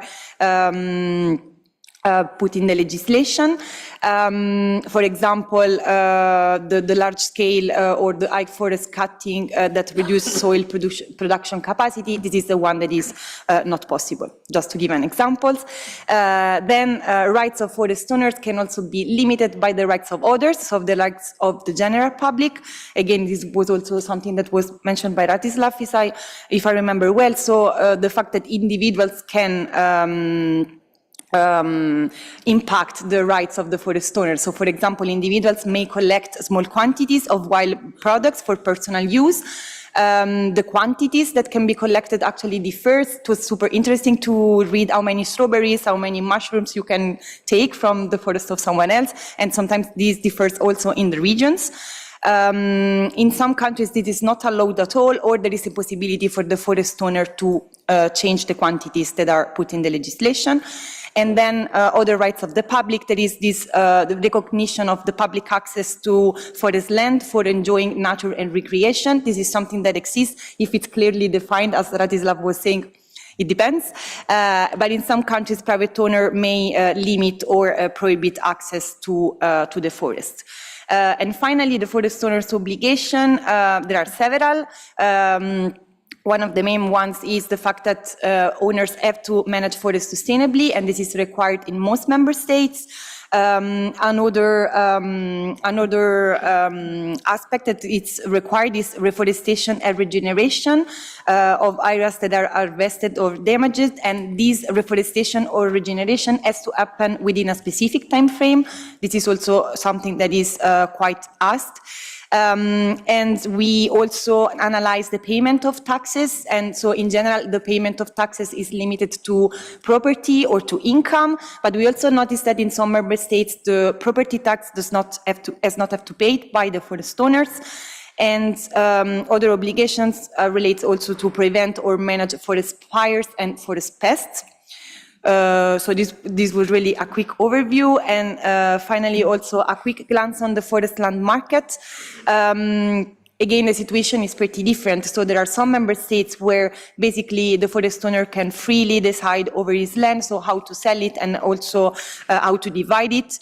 While in others there are limitations to divide the land by selling, or limitation for inheritances. Something that we find very interesting is the fact that in some countries it exists the preemption rights, so you cannot freely sell. I imagine some of you will know better than me, but you cannot freely sell the land to whoever you want, but you have to prefer someone else, which in some countries is the state, and in other countries is, for example, the neighbor. And there are also other kind of conditions. We found interesting the one that exists in Austria, where actually if the purchaser lacks the necessary training in forestry, the Land Transaction Commission can actually require attendance of a training course in this field before it can be the owner of the land. So this was really a quick glance, and we have the last 2 slides on challenges and good practices quickly. So on the challenges, yes. On the challenges, we have, as it has been clearly stated before and for us, by us, there is a fragmented legal framework, and there are also overlapping jurisdictions. So the governance aspect that is also added to that. There is a lack of a harmonized approach at a federal level or at a regional level, sometimes creating a challenging situation for the forest owner. The land fragmentation, the lack of forest land registered, or sometimes the registration is mandatory but is not enforced. Like there is a lack of conditions. There is a lack of enforcement or weak enforcement in some member states, and the fact that the sustainable forest or that the management plans are required only to certain forests of a certain size has led to situations where, for example, in France, 80% of the private forest is not subject to these forest management plans, which links to problems on the implementation of the code objectives of sustainable forest management, but also sometimes limitations in the access to subsidies. There are also challenges in the lack of resources from forest holdings, either to have access to subsidies or to have support from the public advisory bodies because they just don't have the means to attend. Thank you, Marta. And we won't go through all of them, but we wanted to finish with happy ending at least. So there are good practices. We found good practices. We will analyze them further, but just maybe to have a couple of connection with other presentation. Actually, in some countries, there is a strong supportive role of Forest Association or for the Forest Institute or the Forest Research Institute, and these are working. So we wanted to underline these.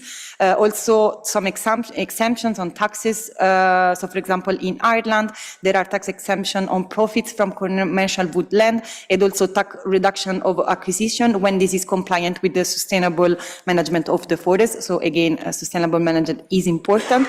And finally, the last two that I would like to mention is the land consolidation, which was mentioned by Francisco. So land consolidation is considered a key tool in some member states and strongly supported, and this has worked in some member states.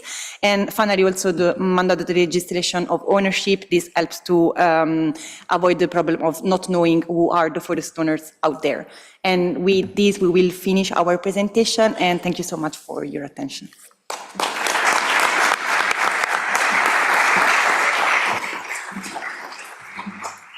Thank you very much, Marta and Laura, and it's clear, at least to me, that one first conclusion is the complexity and the fragmentation of the forest legislation framework across Europe. Now, we leave the word to Roland to explain us the type of support that France is offering to their forest owners. A lot of people, I guess, in France.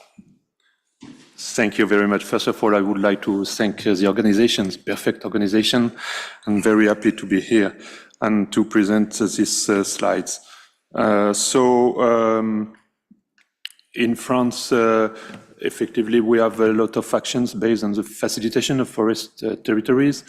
And I think that we have to study first, to choice, we have to study the territory, to know if it's a public or private owner, to know the structure of the forest, the type of stands, the wood economy, of course, environmental issues, the recreational activities, etc. So I propose you to show 5 or 6 examples, to be very simple, what we do in France. First of all, a large choice, a large tool is to have a massive development plan. We call it PDM in France. The objective is to provide technical support to the forest owner, to reduce the effect of parcelization, to coordinate, to try to coordinate human resources, and to contribute to land restructuring by assisting forest owners. So it's difficult, but we used to do it in my public establishment, and we used to support this PDM with a technician, a forestry technician facilitator, because we have to advise and to help forest owner in this PDM. But PDM is not it's not a structure, it's not an organization, it's simple, it's just a tool, regional tool. So it's a large one. Then I have another one with more locally initiated forest operations. That is to say, we try to consolidate the adjacent plots through sales, but it's difficult, purchases or even exchanges. Perhaps it's easier. But we have two phases for this tool. First of all, identifying plots for sale. As I said, well, it's a bit difficult, but we inform. We have to go to the land and to organize some conference in each community to explain the interest of exchange, of sale, etc. And then we have to support landowners in their procedures because it's very difficult, very complicated. So you know that this massive development plan and this locally initiated forest operation, well, are very interesting for us, but a bit more difficult than the other example I will try to show you. The first is the forestry grouping. So forestry grouping is we call a moral structure, a moral owner. It's a civil company. Well, it's a civil company with a forestry purpose, serving as a long-term structure for land consolidation. All is right. But we have a lot of forestry grouping inside the family. Inside the family, for each children, the parents give the forest inside a forestry grouping. The main objective is the establishment, the improvement, the development, the conservation, or the management of one or more forest massif. So, as I said, we created it within families. We have also forestry grouping for small forest owners, but it's not so easy. And well, we try to organize it with our own technicians. When we organize association, local association, for example, we try to explain the interest to conserve a forest and not to divide it. So forestry grouping. Then another example is the syndical association. Perhaps it's more important for us. We try to group landowners pooling their resources to carry out jointly funded projects. That is to say, we have this syndical association, for example, syndical association for reforestation, or syndical association to build a road, forest road, or for a collective management.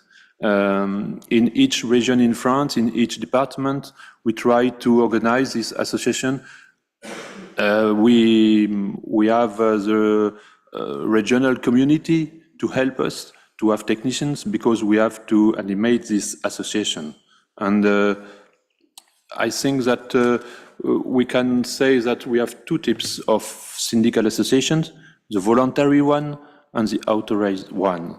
The voluntary one, I will show you an example for a small project, and the authorized one for a big project, for a project with more than 100 or more forest owners. So, for example, the voluntary association for firefighting and fire prevention. I show you a case in Le Mans. Le Mans is a town in France near Paris, and we have 2,700 hectares and 566 forest owners. Well, so the objectives is to restore the forest area burned by the July 2022 fire.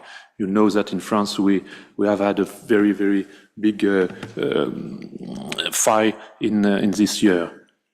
And we try to adapt this massif to reduce the risk of future fires, to manage and preserve forest stands by grouping logging and silvicultural work of the members, to seek foundation solutions on behalf of the members.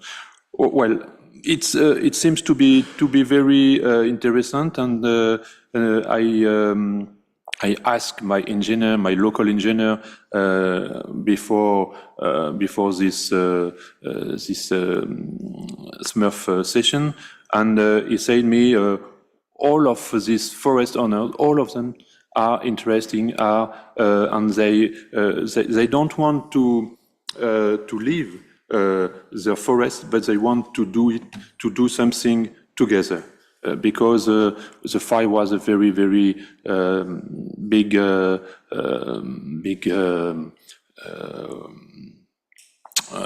action. So I think this tool for us is a very interesting one. What about the authorized syndical association for? Another one for firefighting and fire prevention, to compare the two tools. We have a case in the Gascony Moors. You know Aquitaine, you know, we call that the Land de Gascogne, Gascony Moors. And this fire prevention association have been mandatory since 1945 ordinance. We have 240 authorized syndical association of firefighting and fire prevention in the Land de Gascogne.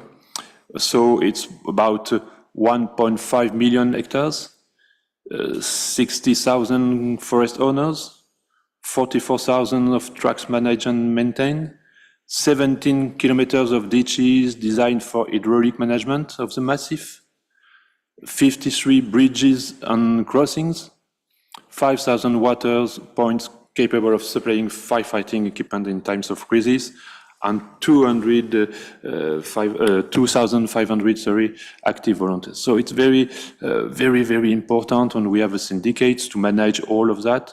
And we know that in each municipalities we have somebody to manage all the tracks, all the ditches, all the bridge, and to maintain all the dispositif. It's very, very important. So you know that I can show you a sort of conclusion.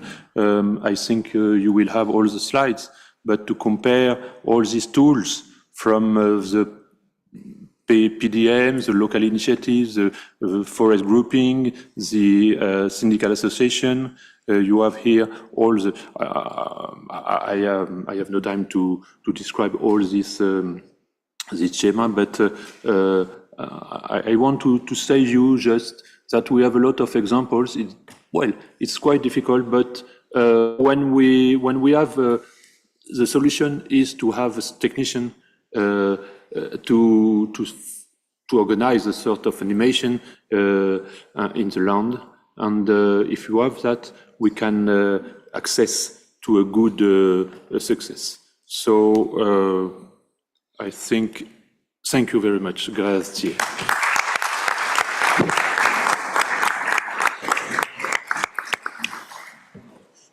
Thanks a lot, Roland, for sticking to the time.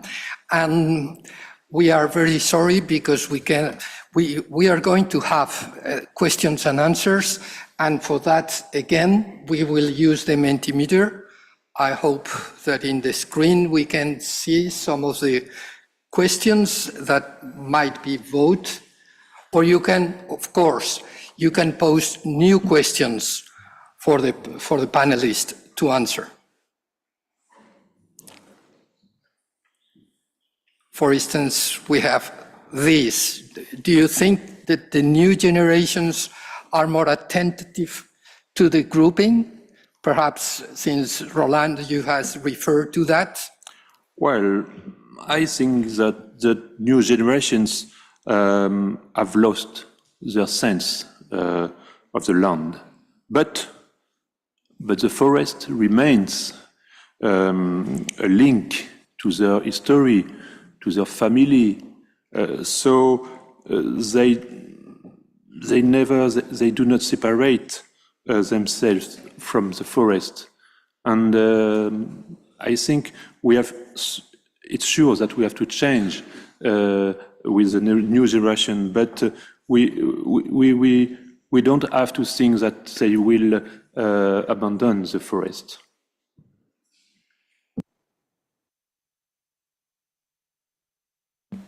Okay, and you can, or is that I'm not saying?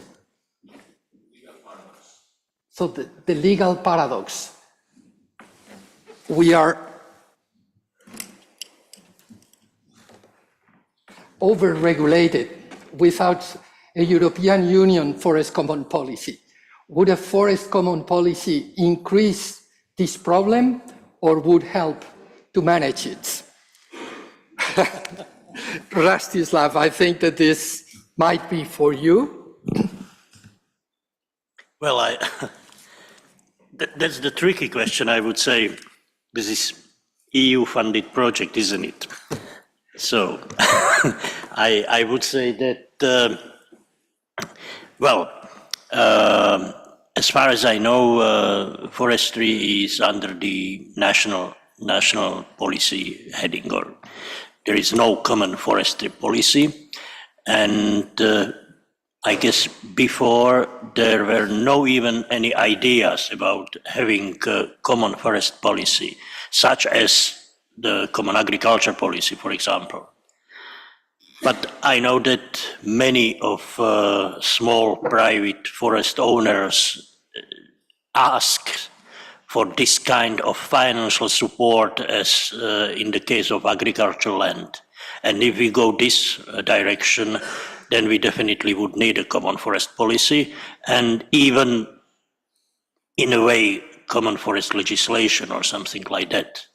So if the money is included, it is under the EU heading then, after all.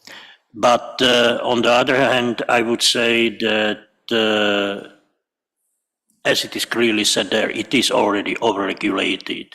And what we really would need is a common sense, normal human common sense, because the forests were managed across Europe for centuries, and forests survived. And what we really need to do is to put together the experts and not only the scientists, but expert in a practical way, those who are really managing forest, and put them together with the lawyers, with the decision makers, and try to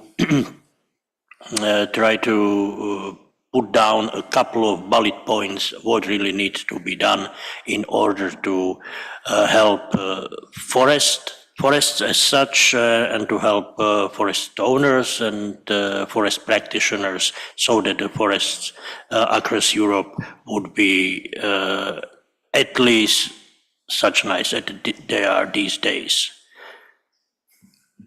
Maybe. Maybe. Thank you, Rastislav.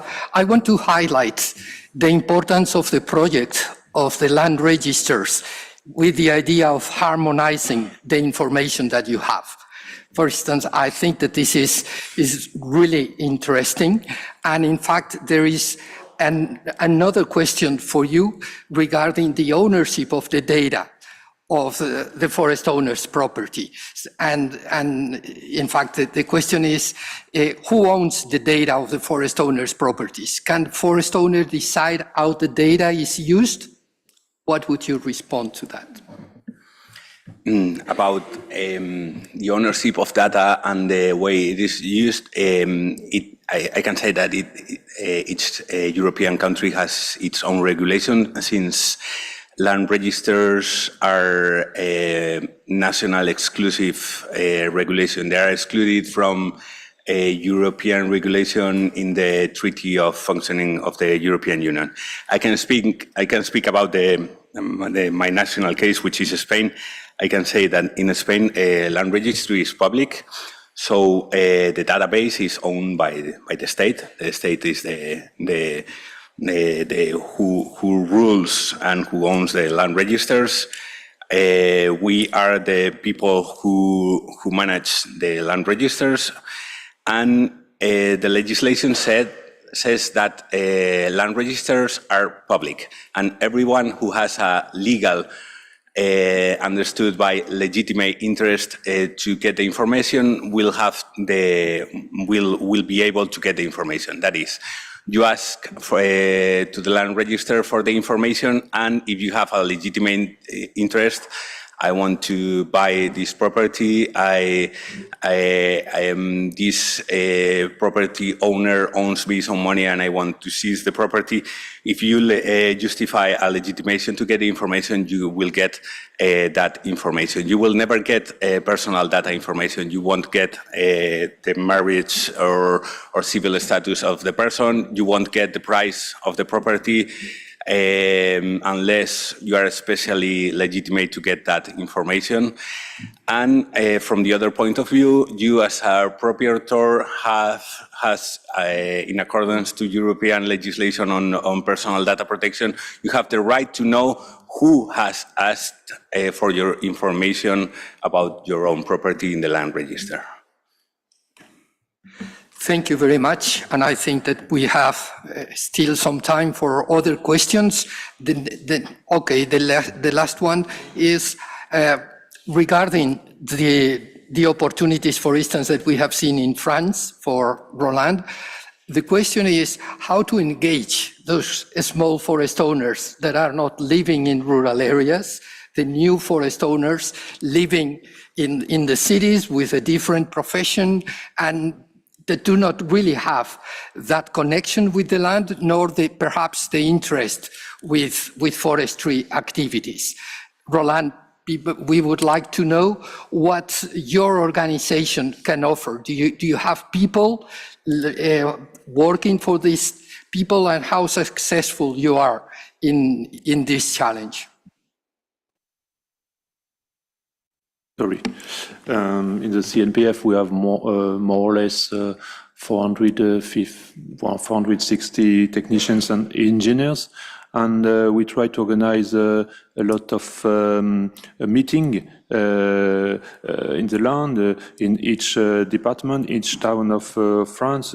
We go to the forest, and we try to help everyone to understand the objective, the sustainable objectives of forest. We also work with the local authorities because we need other technicians on the ground. I think that this is the most important thing is to have technicians or engineers, it doesn't matter, on the ground. And we have our own teams only to supervise the technicians, but we have a large work in front of you, in front of us.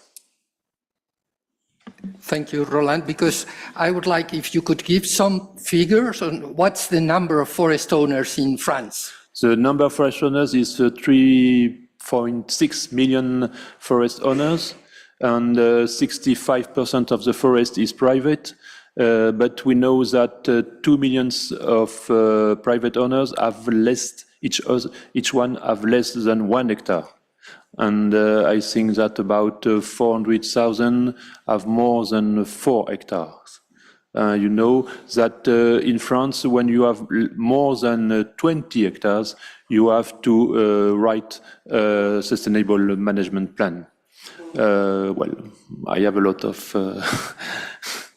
things to say. Thanks, Roland. But those are impressive numbers. And from the SMUR project, for instance, we estimate that probably there are millions of Europeans, might be more than 5 million Europeans that are owning the area, a forest area larger than the total forest of Germany. So And probably this land is not being managed because of the difficulties that the director, Mr. Gaio, referred in the case of Italy. There is no way to manage those extremely fragmented land. So that's why we are really looking for options, viable options for cooperation. And that's what we are attempting to do with the SMOOth project and collaborating with the ongoing work for decades of CPF, ELO, and COPA-COGECA. So I think that we have covered the time that we have for this session. And Ricardo, I think it's lunchtime. Thank you. Thank you very much, Alvaro, for your moderation, and to all the speakers. Please, you can go down. Yeah, it's lunch break.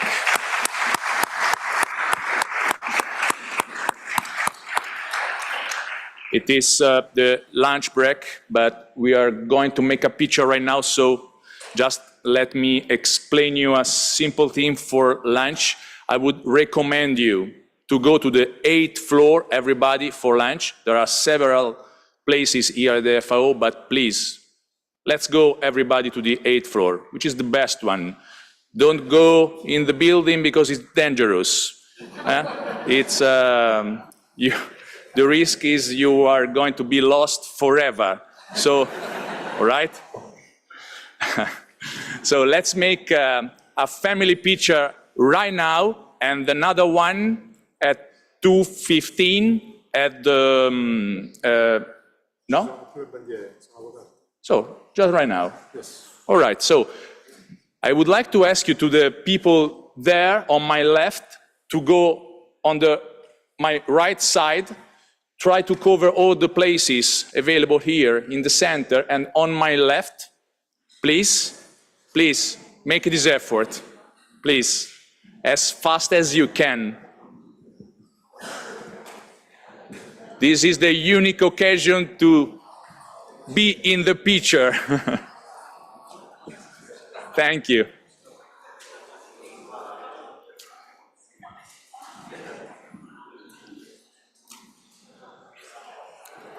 After the picture, we are free to go to the 8th floor, enjoy your lunch, and see you at 2:30 p.m.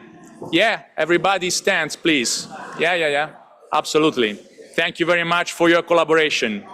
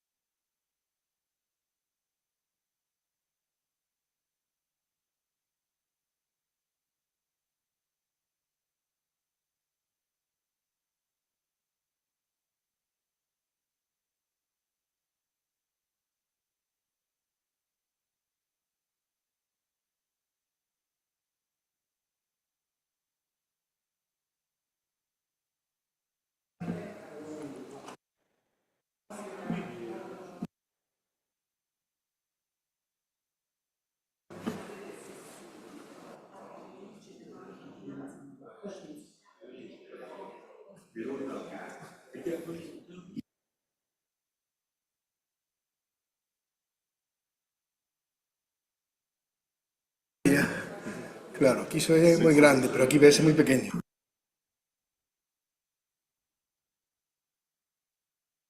Se encendía la luz e ves bien, pero non ven deste lado.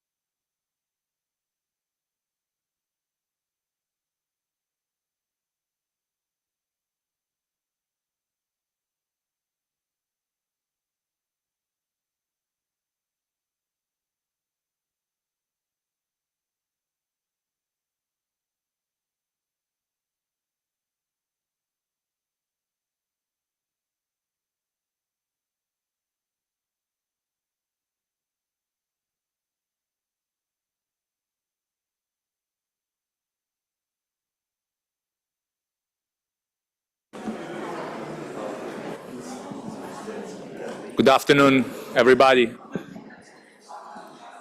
Let's start again the conference with the third session.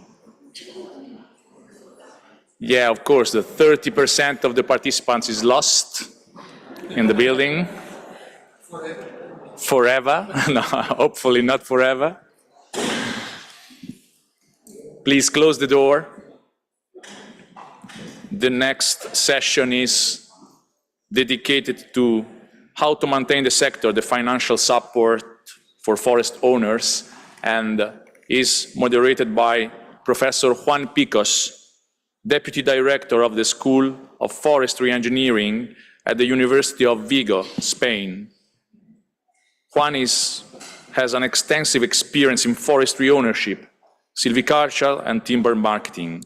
His research interests include preventive silviculture for forest fire mitigation, forest inventory technologies, and biomass estimation.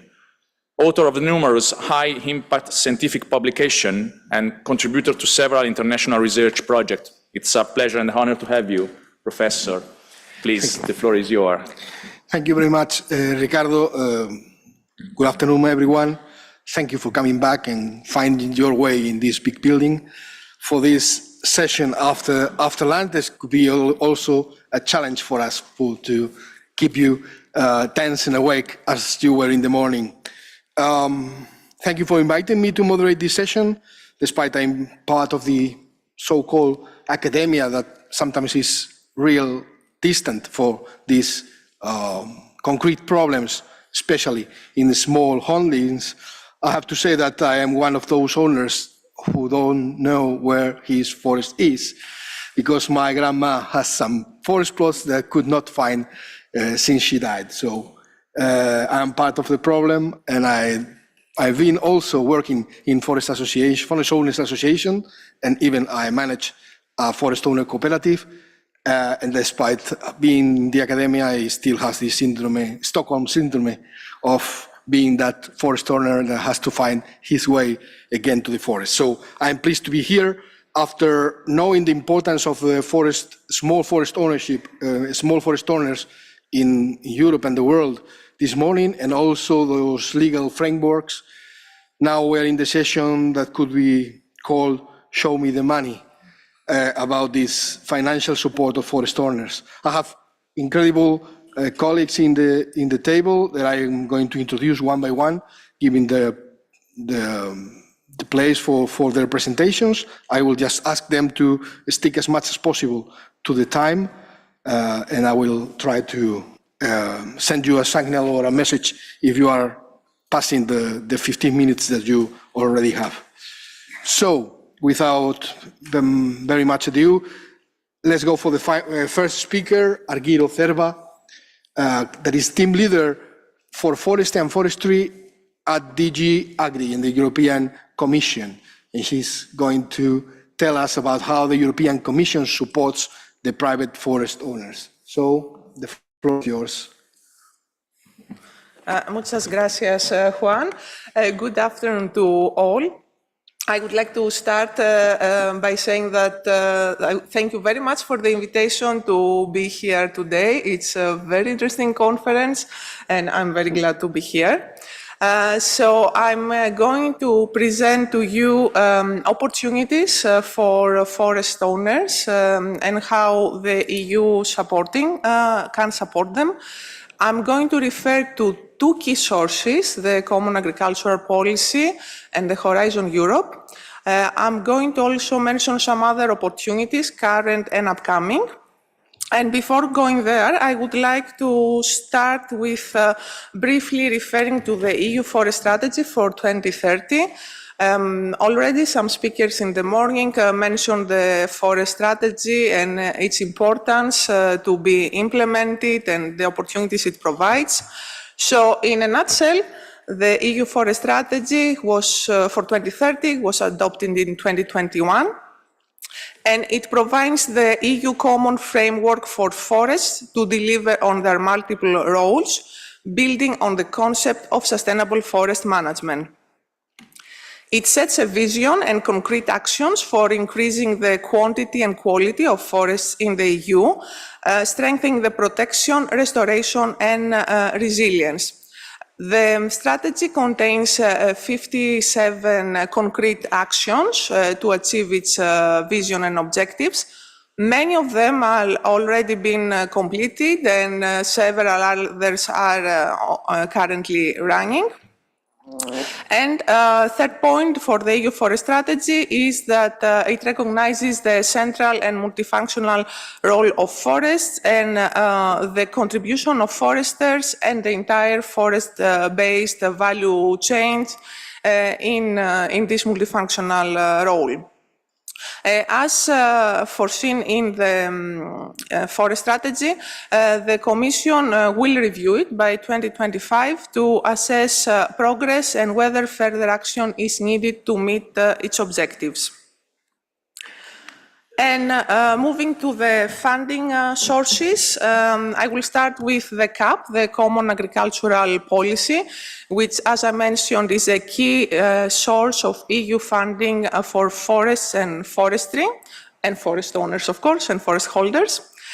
And it provides supports for forest and forestry-related measures since 2000 under the rural development programs.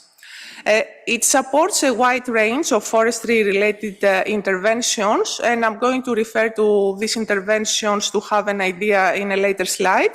But we could summarize that these forest-related interventions improve forests and contribute to the EU's climate and biodiversity objectives, and contribute to boosting the rural economy and providing additional jobs and growth opportunities, and in particular in the rural areas. I'm briefly going to talk about the current CAP period from 2023 to 2027.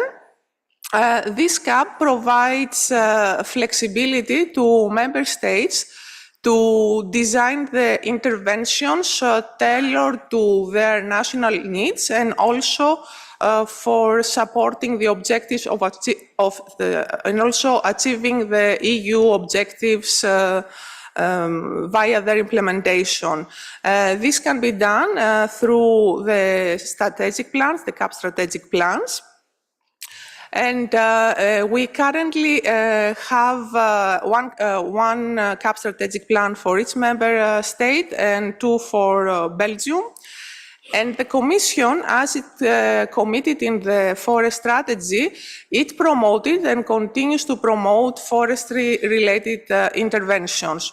So we have more than 180 forest-related interventions in the 23 CAP strategic plans of 22 member states. And we have 5 member states that they have declared in their strategic plans that they are going to fund forestry through national funds. In the CAP strategic plans regulation, we have 3 main articles that are relevant for forestry interventions. And this is firstly Article 70 for management commitments, Article 72 that it concerns compensations related to Natura 2000, and Article 73 for investments. We also have support from the CAP for horizontal interventions that are also relevant for forest holders. One is Article 78, that is knowledge exchange actions, training and advisory services. So it could be given support to do some training, also to get advisory services.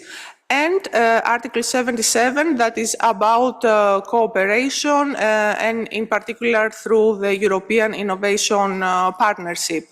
I would say that this is a very important article for forest holders, because under this article, forest holders could get support for joining for cooperation for sustainable forest management and also infrastructure, for example, to have road investment for a road providing access to forests.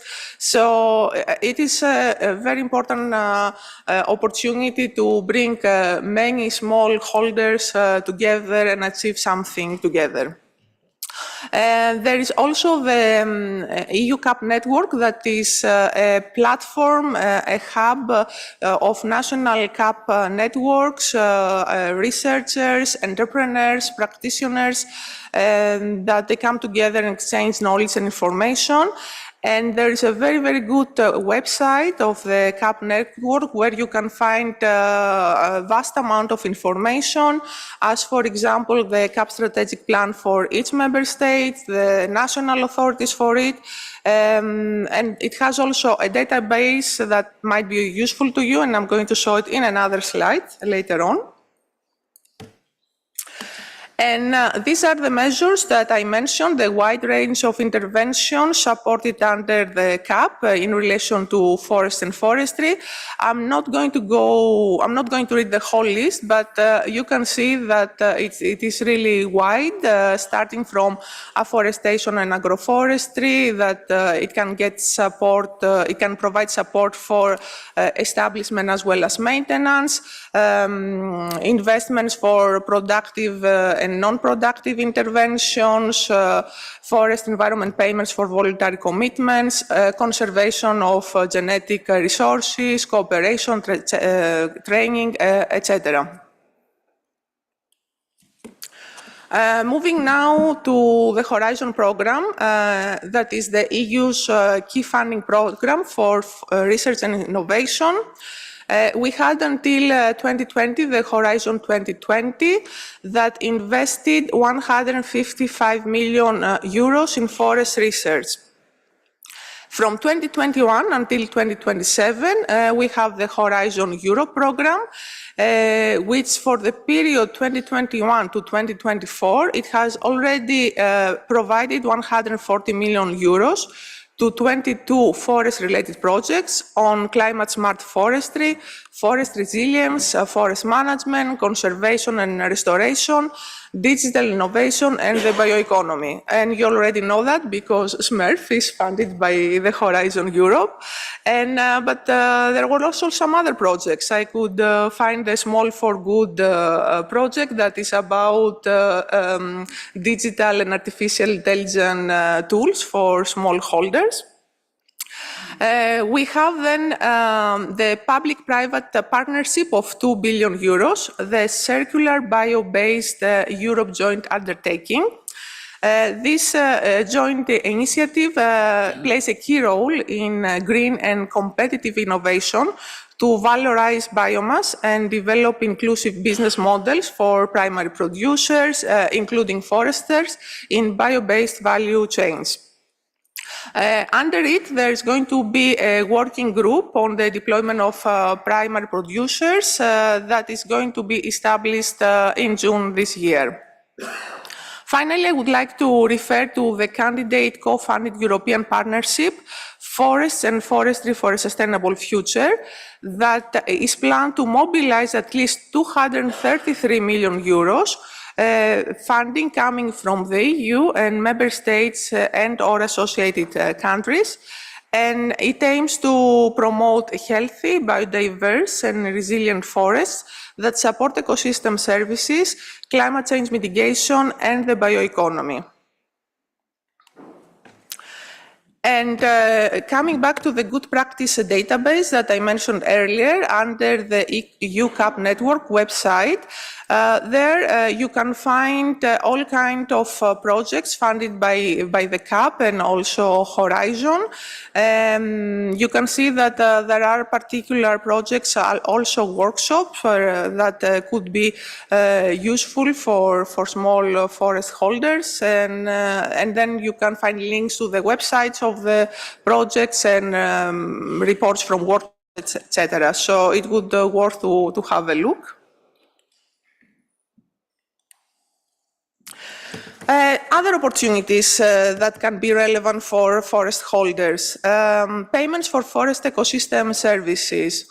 As the Commission committed in the EU Forest Strategy to assist member states in developing payments schemes for forest ecosystem services, we organized a workshop in March 2022, and in 2023 we also published guidance on the development of public and private payment schemes for forest ecosystem services that the member states and stakeholders could find useful information for such payment schemes that can provide additional financial sources for their forests.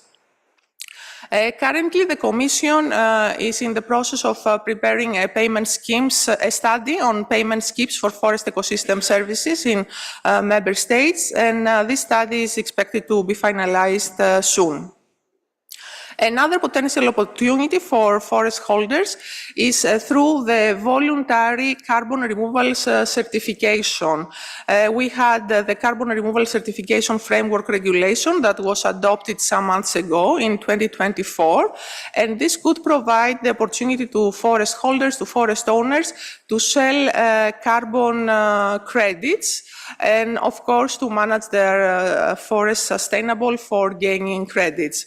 Currently, we are in the process of development certification methodologies for different carbon removal activities, including tree planting and forest management, for providing the methodology for monitoring, reporting, and verifying the carbon removals.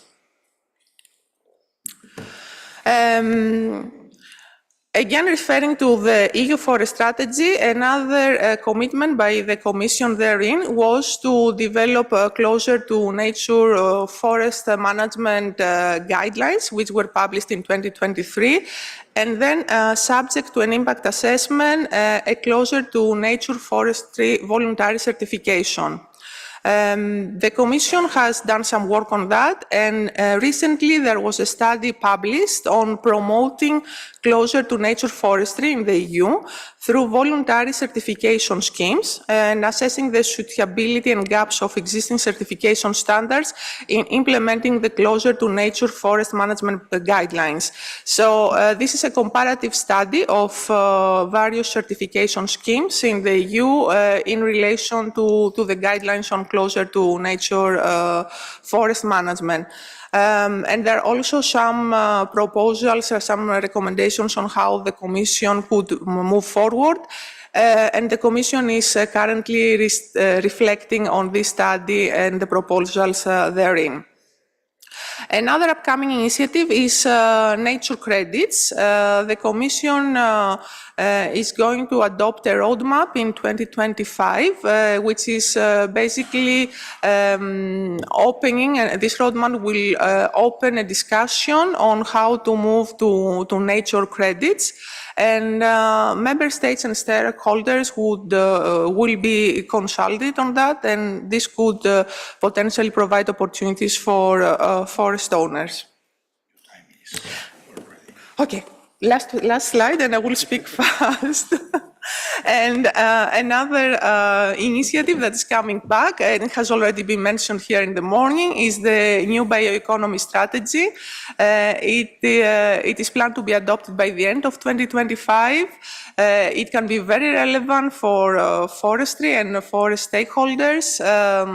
Forestry has been acknowledged as being at the basis of bioeconomy in the vision for agriculture and food that was adopted in February this year, therefore very relevant for forest stakeholders and forest holders. If you would like to contribute with your views, there is an open public consultation until the 23rd of June 2025.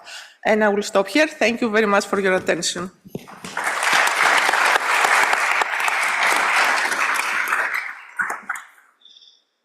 Thank you, Guido. We are going to move back to Italy, let's say, with Enrico Pompei. There is the director of D42, National and International Forest Policies, Directorate General for Mountain Economy and Forest, Ministry of Agriculture, Food Sovereignty and Forest from the government of the Repubblica Italiana. Your time. Thank you very much.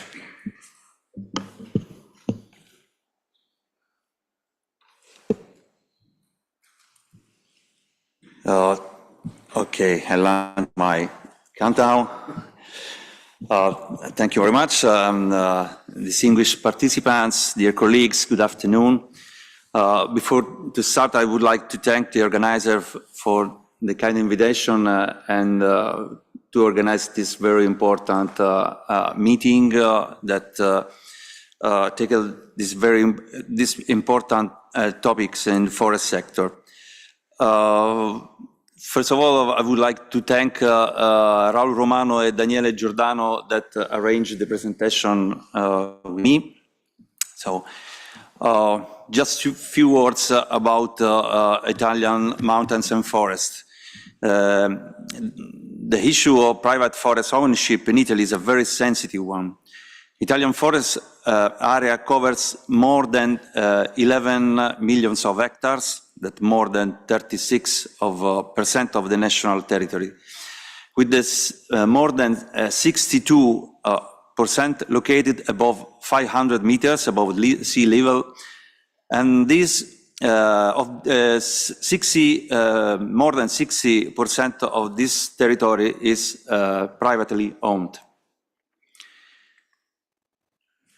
The mountain and forest landscape is a rich green infrastructure, but at the same time it is also fragile and weak, owing to the depopulation, land abandonment, lack of essential services, pulverization, and land fragmentation.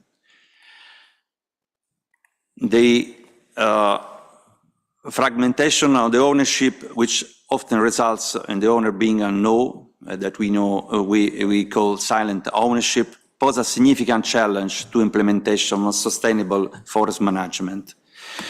I would like to underline pulverization and fragmentation that are the main thread for the forest sustainable forest management on the forest landscape. In 2018, a new consolidation law on forests and forest supply chains explicitly addressed this issue, encouraging actions to counteract the abandonment and fragmentation on forest ownership. As you can see in the slide, the law, the consolidated law, specifically mentioned the activity to have a productive recovery of fragmented land properties and abandoned lands, supporting the development of formal associated management of public and private forest properties. In an article, specified that the regions have to promote land association among the owners of public or private lands. This is the most important activities to try to combat these important threats. One of the main instruments of these consolidated laws is the National Forest Strategy. The National Forest Strategy, that based on the EU Forest Strategy, which is a part of the EU Biodiversity Strategy for 2030, these instruments funds directly the implementation of the strategy, allocating annually directly to the region a lot of funds, part of funds. The regions are the public authorities responsible for forest management at the local level. So, some words about the National Forest Strategy that is represent an essential tool for outlining national forest policy within the framework of European policies and international agreements. This document was generated after a long process of sharing between all the parts of the actors, stakeholders on forest sector in Italy, in particular the public and private actors. For public, I would like to mention the regional administration, but also the other parts of the forest structure was includes. This activities is very, very proactive and bring very good results. The National Forest Strategy is valid for 20 years and is subject to a review update every 5 years. It's already funded for 10 years, and for the first 2 years, 2022 and 23, it was 30 million available, and for the subsequent year, until 2032, we have 40 million for National Forest Strategy promote association and land consolidation among public and private landowners. This activities in 2 operational action. The first one is Action A.2 that recognize and remunerate the public environmental and social services provided by forests and maintain and increase by sustainable forest management. The second one is Action B1, sustainable forest management, improve and increase sustainable forest management in existing forests. This slide is just an example of the distribution of resources by regional administration, in particular for the years 2022 and 2023. As you can see, the money was divided from or shared from the regional administration in Italy. And the regional administration are in charge to manage forest, the forest according to the national law. They decide the way how to spend this money to realize this, the National Forest Strategy. I would like to mention only one instrument about the National Forest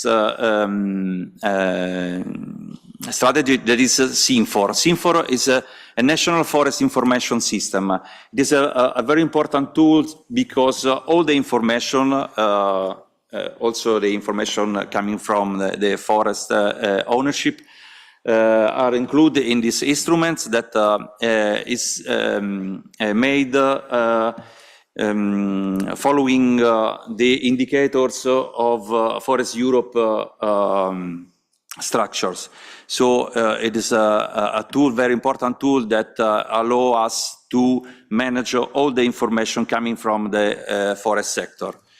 It is strictly connected with a new national forest map that at the same time is a great source of information for the forest system in Italy. Just few words about the CAP. As Argiro already said, it is a very important part of the funding forest. In Italy, the strategic plan to 2023-2027 is already active. Just two little remarks. Compared to the previous one, 2014-22, we less, more or less, about 15% of the budget. And the second remark is that unfortunately the budget for forest sectors is only 4% of the total one, and so the forest sector is not so active at this level. Coming to the last part of my presentation, I would like to present the main project developed by my ministry, specifically to improve forest land ownership in Italy and to promote forest association. In the 2020, the ministry opened a public tender. Opening a public tender for the establishment of associative and consortium forms for the management of forest pastoral areas within the Development Cohesion Plan ex-POA Subplan 3. This project is oriented to beneficiaries that are association or consortium constituted or to be constituted by owners or manager, public and private, collective forestry and pastoral areas, including their categories, sectors, association or organization. The objectives, the main is the creation of a new associated or consortium structure for the management of forestry and pastoral properties, public and private, in order to combat the fragmentation of forest ownership, increase planning, enhance local productive environmental and social vocations, support the development of strengthening and business networks. And these objectives are, have two actions, have to be supported by two actions. The first one is territorial animation, that is promotion of sustainable management, enhancement of private, public and collective forestry and pastoral resources. And the second one is action to establish management of associative and consortium form. The budget, the total budget of the project is more or less 5 million euro. And this budget is allocated in different way. The 20% is allocated in the central and northern Italian regions, and the 80% in the south Italian regions. The project coverage the total eligible cost and up to a maximum of 200,000 euros for beneficiary. Main results of the project. 27 beneficiary associations, 22 from the Italian southern region, have received funds. More than 82,000 hectares of forest involved. More than 4.5 million of euro of the resources was allocated. 23 new former associations and 4 associations already established funded. So to arrive at the conclusion, private forest ownership is a fundamental element of the landscape and must be supported in order to fulfill its role in sustainable forest management. The National Forest Strategy in Italy will provide resources over the next 10 years to implement land consolidation measures and promote association among forest owners. The experience of the POA project, although small and with limited resources, was highly positive and paved the way for the funding of further projects in this sector. Thank you very much.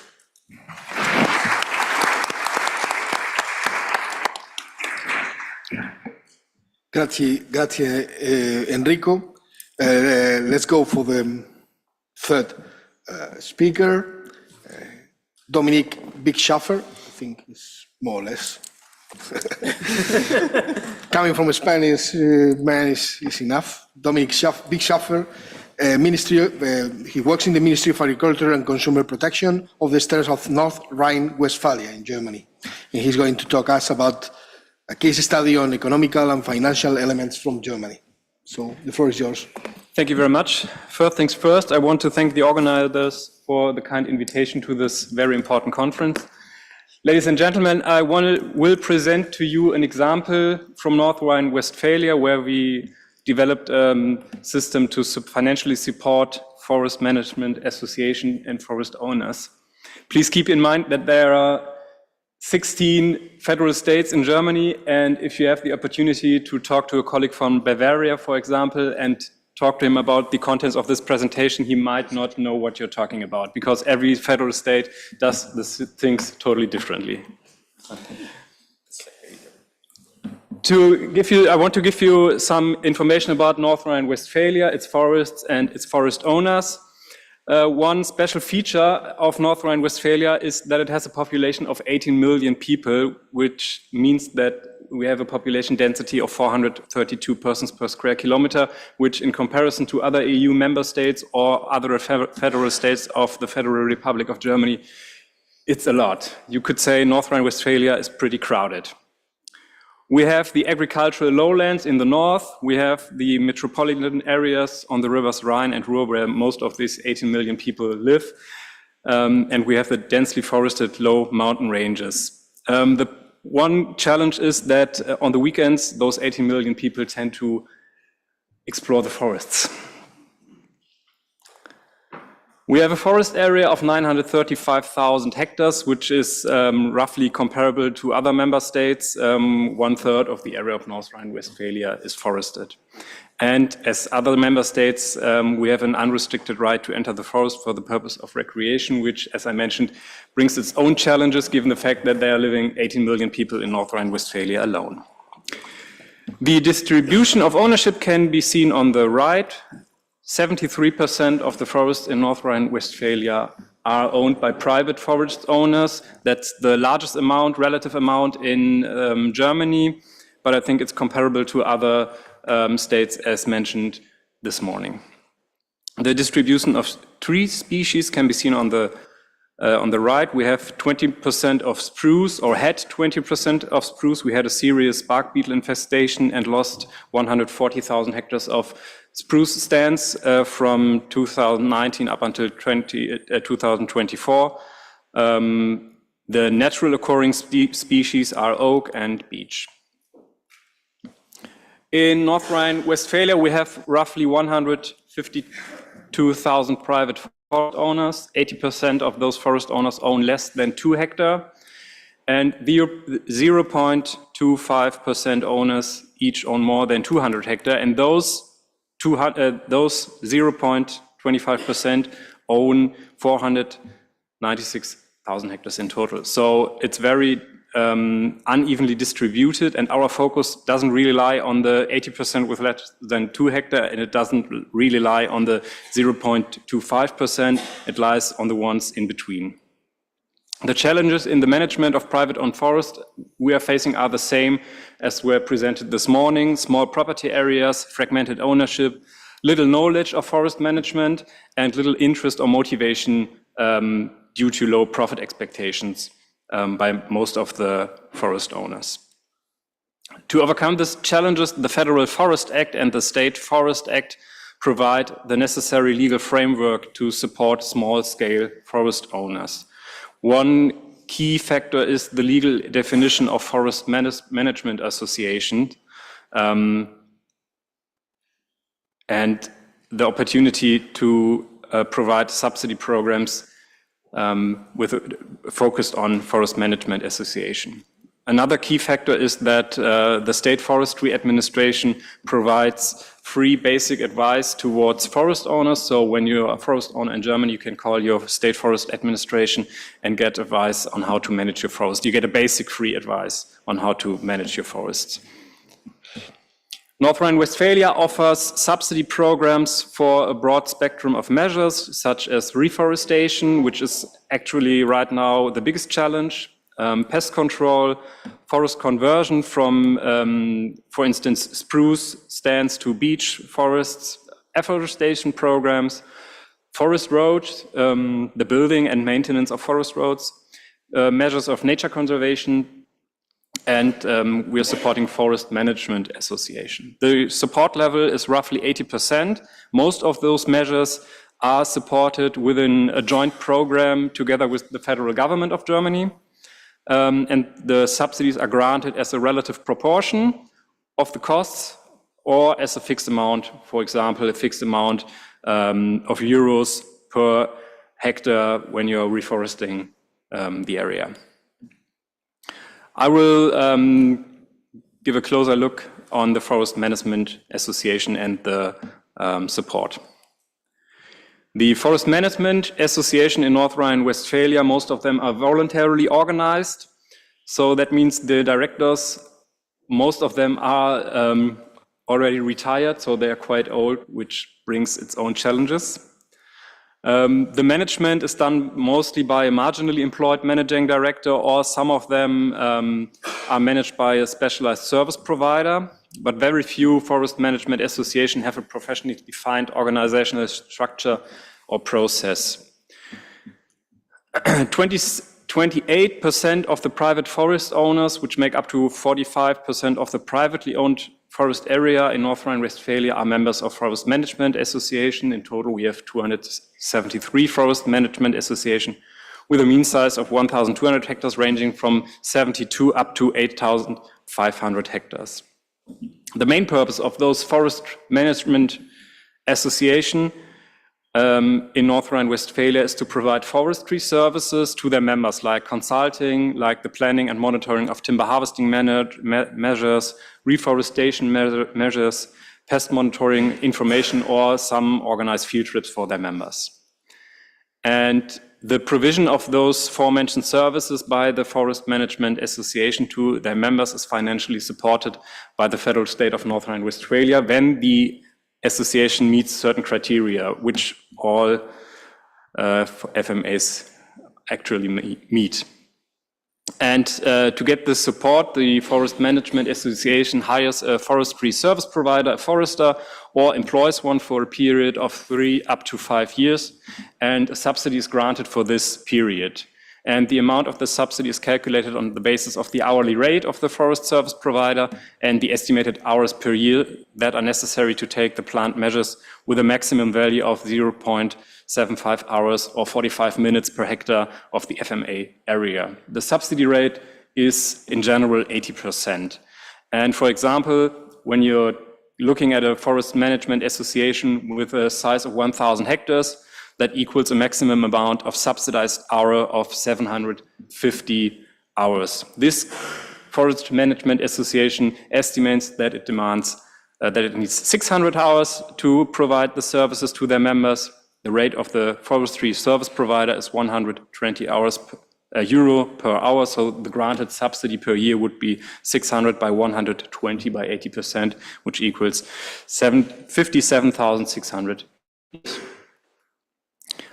In the long term, the system works like this. We have the Forestry Management Association, and the forest owner needs to be a member of the association. The association signs a contract with the forestry service provider, and the state commits to grant the subsidy for the given period of 3 to 5 years corresponding the contract.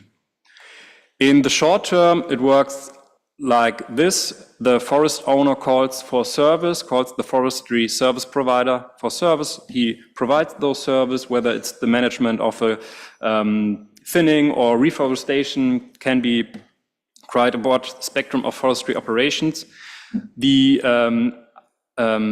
service is billed from the forestry service provider towards the Forestry Management Association and already also paid, of course. And 80% of those billed hours are reimbursed by the state of North Rhine-Westphalia, and the remaining 20% are billed and paid by the forest owner towards the Forest Management Association. In 2024, the 263 Forest Management Association received a total subsidy of 1,500,000 euros, which equals 40,000 euros per FMA, or 238 euros per member, or 32 euros per hectare of the forest plots within all Forest Management Association in North Rhine-Westphalia.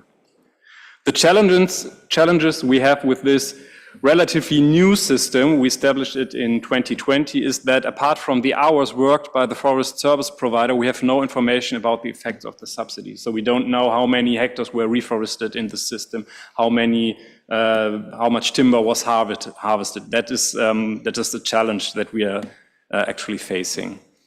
Another challenge is that the existing bureaucratic hurdles which exist are real challenges to the less professionalized Forest Management Association. And many of those Forest Management Associations are too small to handle the risk associated with the subsidies that can be possible reclaims by the government, tax matters, or questions of liability. To conclude my presentation, For the given structures in North Rhine-Westphalia, forest management associations are an important actor to support sustainable forest management in private-owned forests.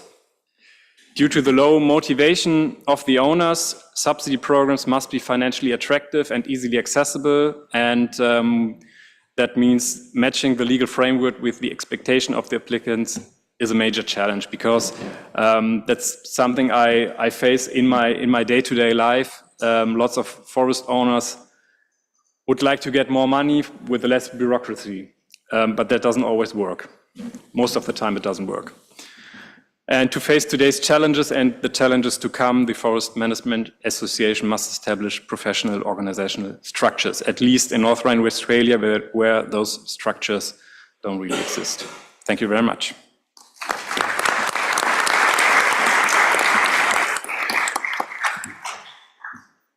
Thank you very much. Before jumping into the last speaker, the organization told me that I have to remember you to use the Mentimeter application with this QR for the questions and answers session after the last speaker. So it's your time to grab the QR if you didn't make it before. I'm going to introduce the last speaker, as I say, Carlos Marinho, that is Operations Manager at Antar Floresta e Futuro, Forest and Future in Portugal. And he's going to tell us about the private financing and patronage of the exploitations, the forest exploitations. Okay, your time. Thank you, Juan, and good afternoon to you all. First of all, I would like to thank the organizers for inviting me to be here today and to have this opportunity to speak about the Antar project. This project has allowed me personally to be part of the change in the way we manage Portuguese forests. And I would like to do an exercise with you, similar to what with Mark did in the morning, and to think about the institutions and the companies, foundations that have large profits, and imagine if these organizations can share a small part of these profits and invest in forests, but not in the traditional way of expecting short-term profits, but investing in the long term, not expecting returns in their lifetime. This is the idea behind the Antar project. This is our mindset. Designed to invest in a truly long-term perspective, Antar stands apart from the traditional scenery and the traditional models seen in Portugal, which are mainly focused on the eucalyptus plantations and industrial forests, or otherwise heavily reliant on state funding.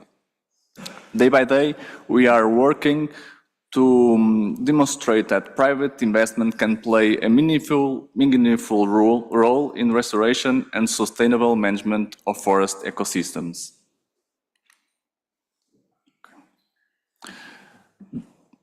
The Antar project is a Portuguese company funded by two of the country's most influential entities. The Efanor Investimentos, that is a family office of the Azevedo family, and has a long-standing history of investment in forest-related sectors. This project reflects a personal ambition of the founder to create a meaningful, lasting impact on Portugal's forests. Their commitment to environmental stewardship is deeply embedded in their business philosophy. The other partner is the Carlos Gulbenkian Foundation, widely regarded as one of Portugal's most respected philanthropic institutions, with a strong focus on education, science, the arts, and social equality. The foundation plays a critical role in supporting initiatives that aim to build a more sustainable and inclusive society. Together, these two institutions decide to join forces and create a dedicated company to invest in Portugal's forests, with a particular focus on areas that suffer from chronic undermanagement and degradation. The goal was not to generate profits as the primary objective, although we want that the project have economic sustainability. But what truly matters is delivering long-term impact and restoring degraded landscapes, reducing wildfire risk, and rebuilding ecological productive value of Portugal's forest land. Antag's operations are primarily focused in the north and center of Portugal, regions that have been severely impacted by wildfires in recent years. These areas have suffered both environmental and economic degradation, making them a priority for restoration. The project aims to establish large-scale forest management units, starting with what we call anchor properties, that are large holdings, at least by Portuguese standards, and then expanding through the aggregation of adjacent smaller holdings. Our initial target is to manage 50,000 hectares with a long-term ambition of scaling up to 50,000 hectares.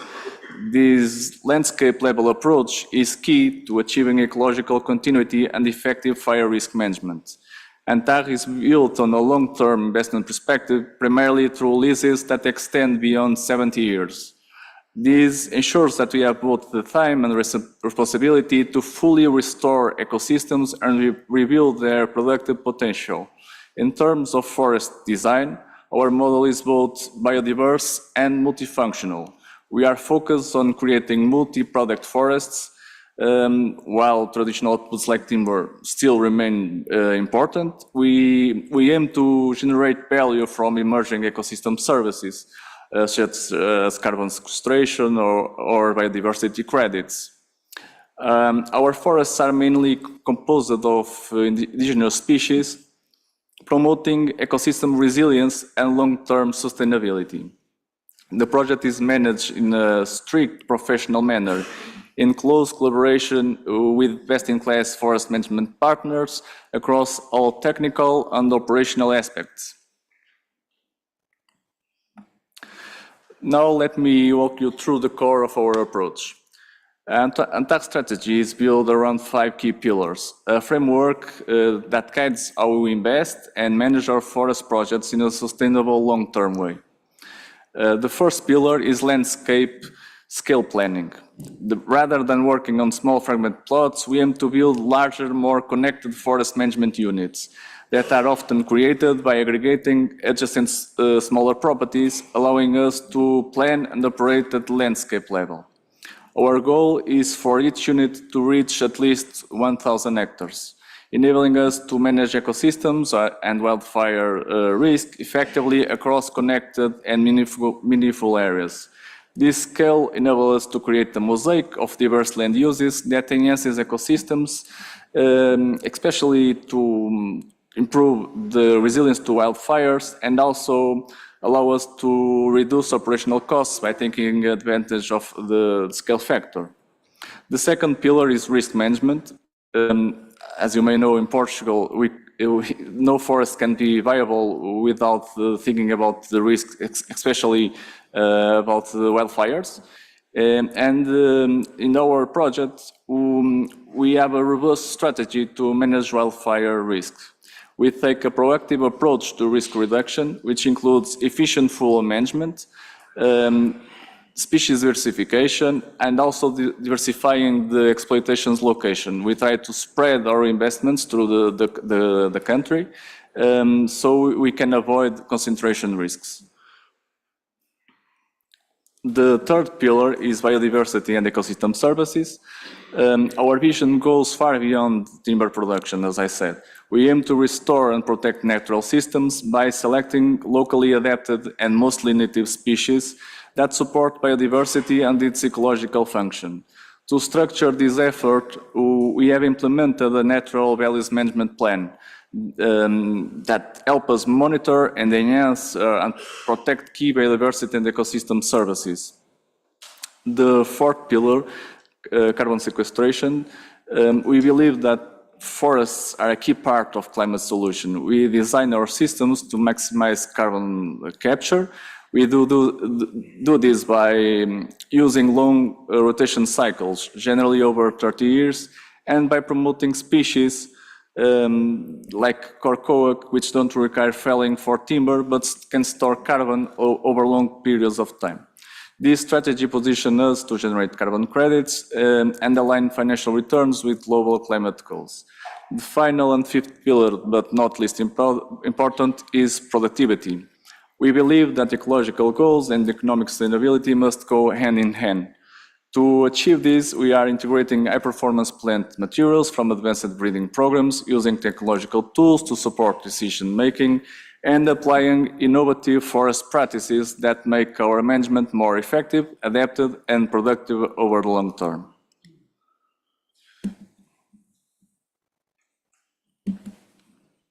So, where do we stand at this moment? As you can see on this map, just over 3 years of activity, Antar is now present at several operation clusters across different regions. We have properties close to our border to Spain, and some in natural parks, like the Natural Park of Serra da Estrela.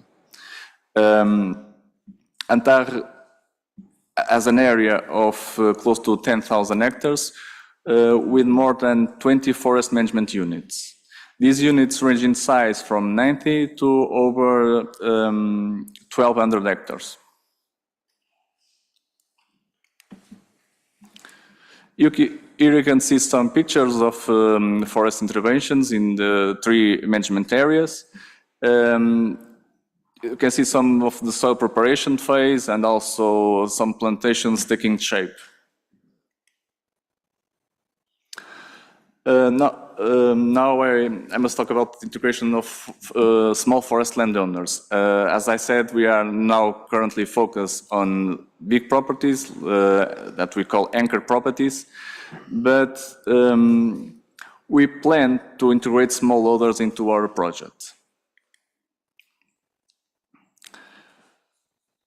By aggregating these smaller properties, we can create larger and cohesive management areas that span at landscape level. This approach not only helps improve fire resilience and reduce fragmentation, but also allow us to cut costs and implement consistent management plans across larger territories. Many small forest plots near our management units are currently abandoned, which poses a significant challenge in terms of risk and lost productivity. Antar offers a viable solution for these landowners by leasing or in some cases purchasing their properties, allowing us to restore them to productive use. Through this process, we also aim to create a demonstration effect. We believe when neighboring landowners see the active management we are doing across our properties, that they are more likely to adopt similar practices. Additional, a well-management portion of this landscape benefits the surrounding areas by reducing fire risk, improving access, and enhancing biodiversity across a border region. Finally, we are closely following and want to explore opportunities with other national initiatives such as the forest intervention zones or the integrated landscape management areas. These initiatives are designed to organize smallholders around shared landscape management goals, promoting a more cohesive approach to forest and land use. Antar is actively seeking ways to collaborate with and support these entities, while we are still determining the exact nature of our collaboration. There may be opportunities for us to play a role in their governance structures or invest in shared services and align our strategy with their objectives. Ultimately, our goal is to reinforce and benefit from these existing efforts, helping to scale up our impact and drive broader improvements across regions. Thank you for your time.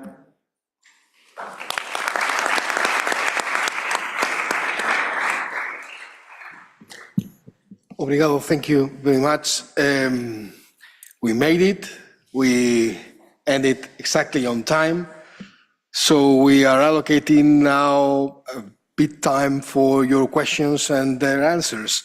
So just take the time because they made a very big effort just to give you this time of participation. So I think now the questions are going to be shown.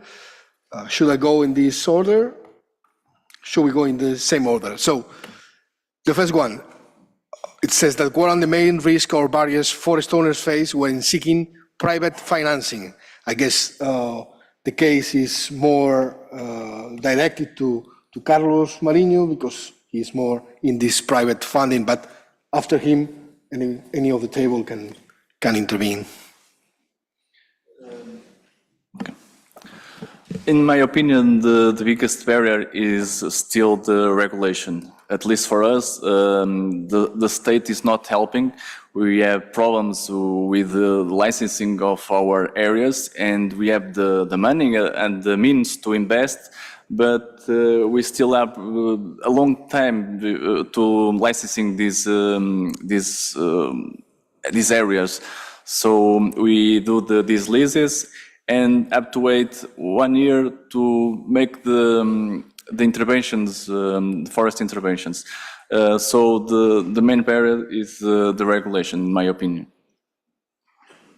Any other speaker want to address this question, or we can jump to the other one that is to Enrico? So, Enrico, what kind of land consolidation actions will be supported, and what are the implications in ownership of the land?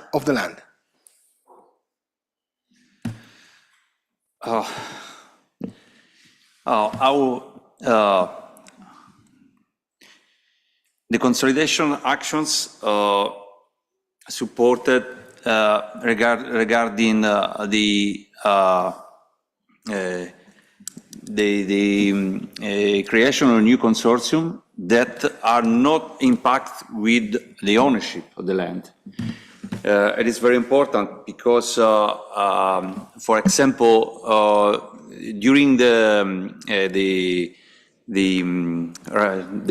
writer of the law, someone thinking about silent forest, forest that the owner is unknown.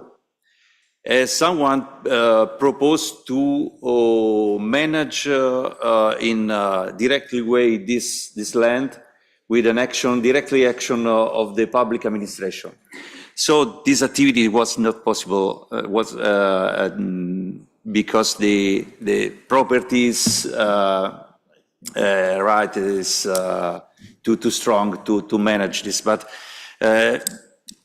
we have to consider that silent forests, silent lands could be a great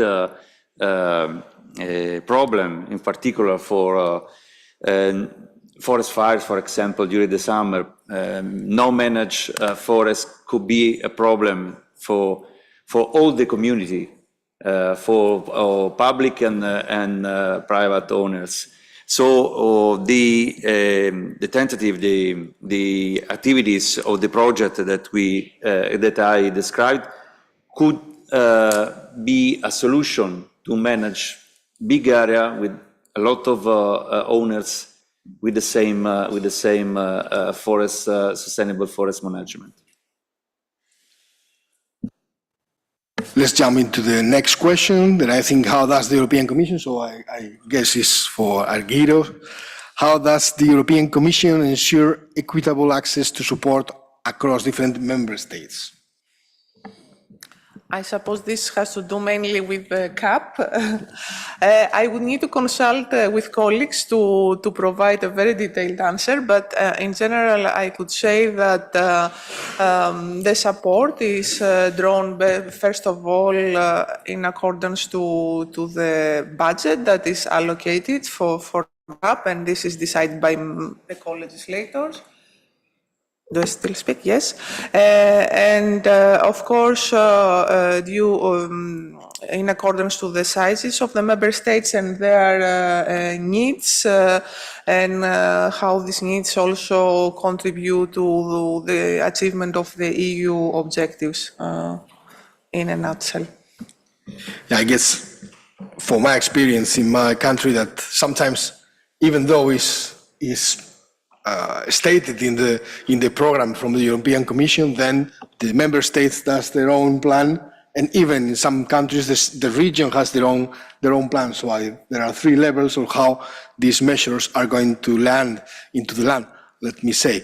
And sometimes the forest owners just blame the Commission, and sometimes the responsible of the decision is near him in that case. Because at the first glance, there is incredible kinds of measures from the beginning in the European Commission, but not always arrive to all regions in the same way.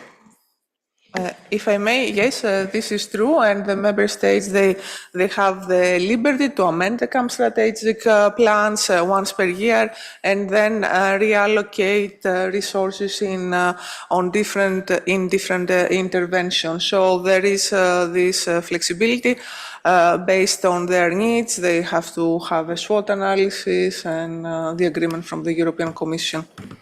Thank you. Right. Thank you. Is closer to nature 30. I don't know exactly what it means. Is closer to nature certification, could be. Or really an opportunity if Commission provides that it may lead to a regulations. If Commission provides that, it may lead to a regulation. So if something seems to be a good idea, then we will have a law just to change our mind on that. So I think if it's Commission or not, it's for you. You want to answer, or? I cannot really provide an answer on that, because the only thing I can say currently is that the Commission plans to publish a roadmap in June that will open the discussion towards nature credits. So I cannot foresee the future. I'm sorry. Does any other member of the table want to talk a bit about this close to nature certification opportunity or not?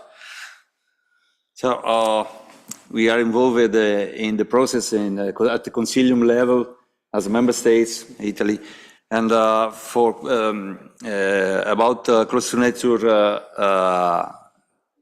legislation, Italy was active, in particular for the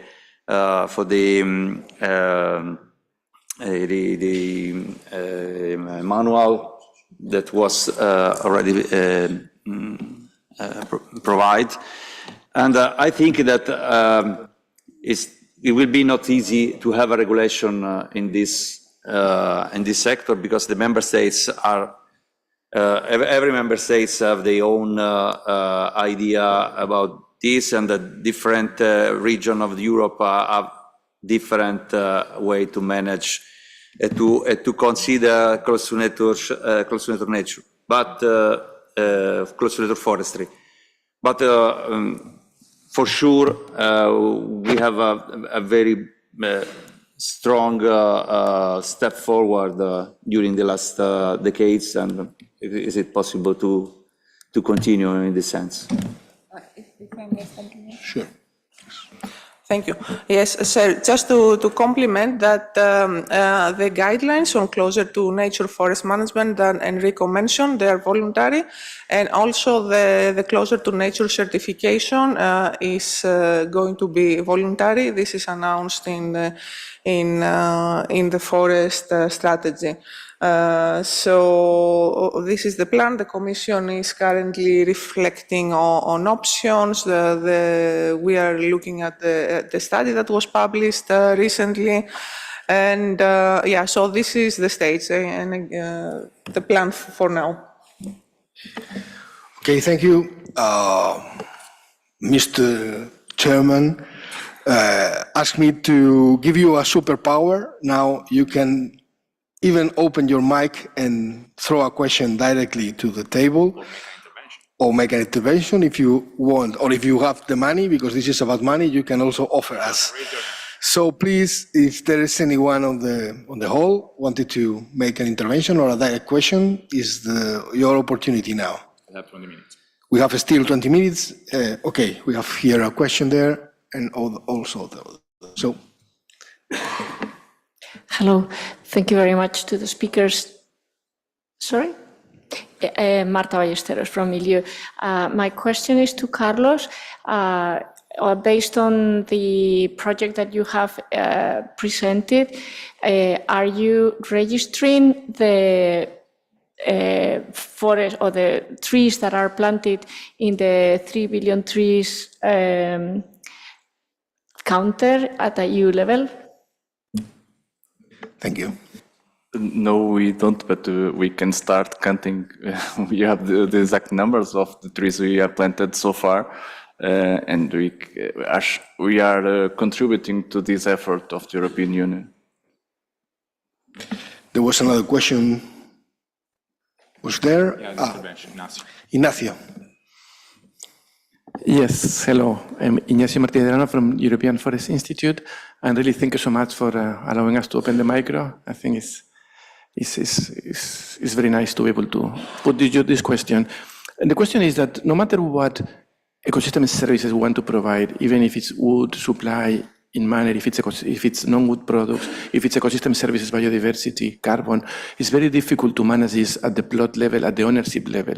So we really need to defragment the ownerships. And we have seen some examples. Enrico Bombe has presented some initiative in the law. Carlos has presented this, trying to put owners together around this public land that you are restoring. But I would like to hear a bit more, what is your feeling about how we can really overcome fragmentation to have some more meaningful management structures in the landscape?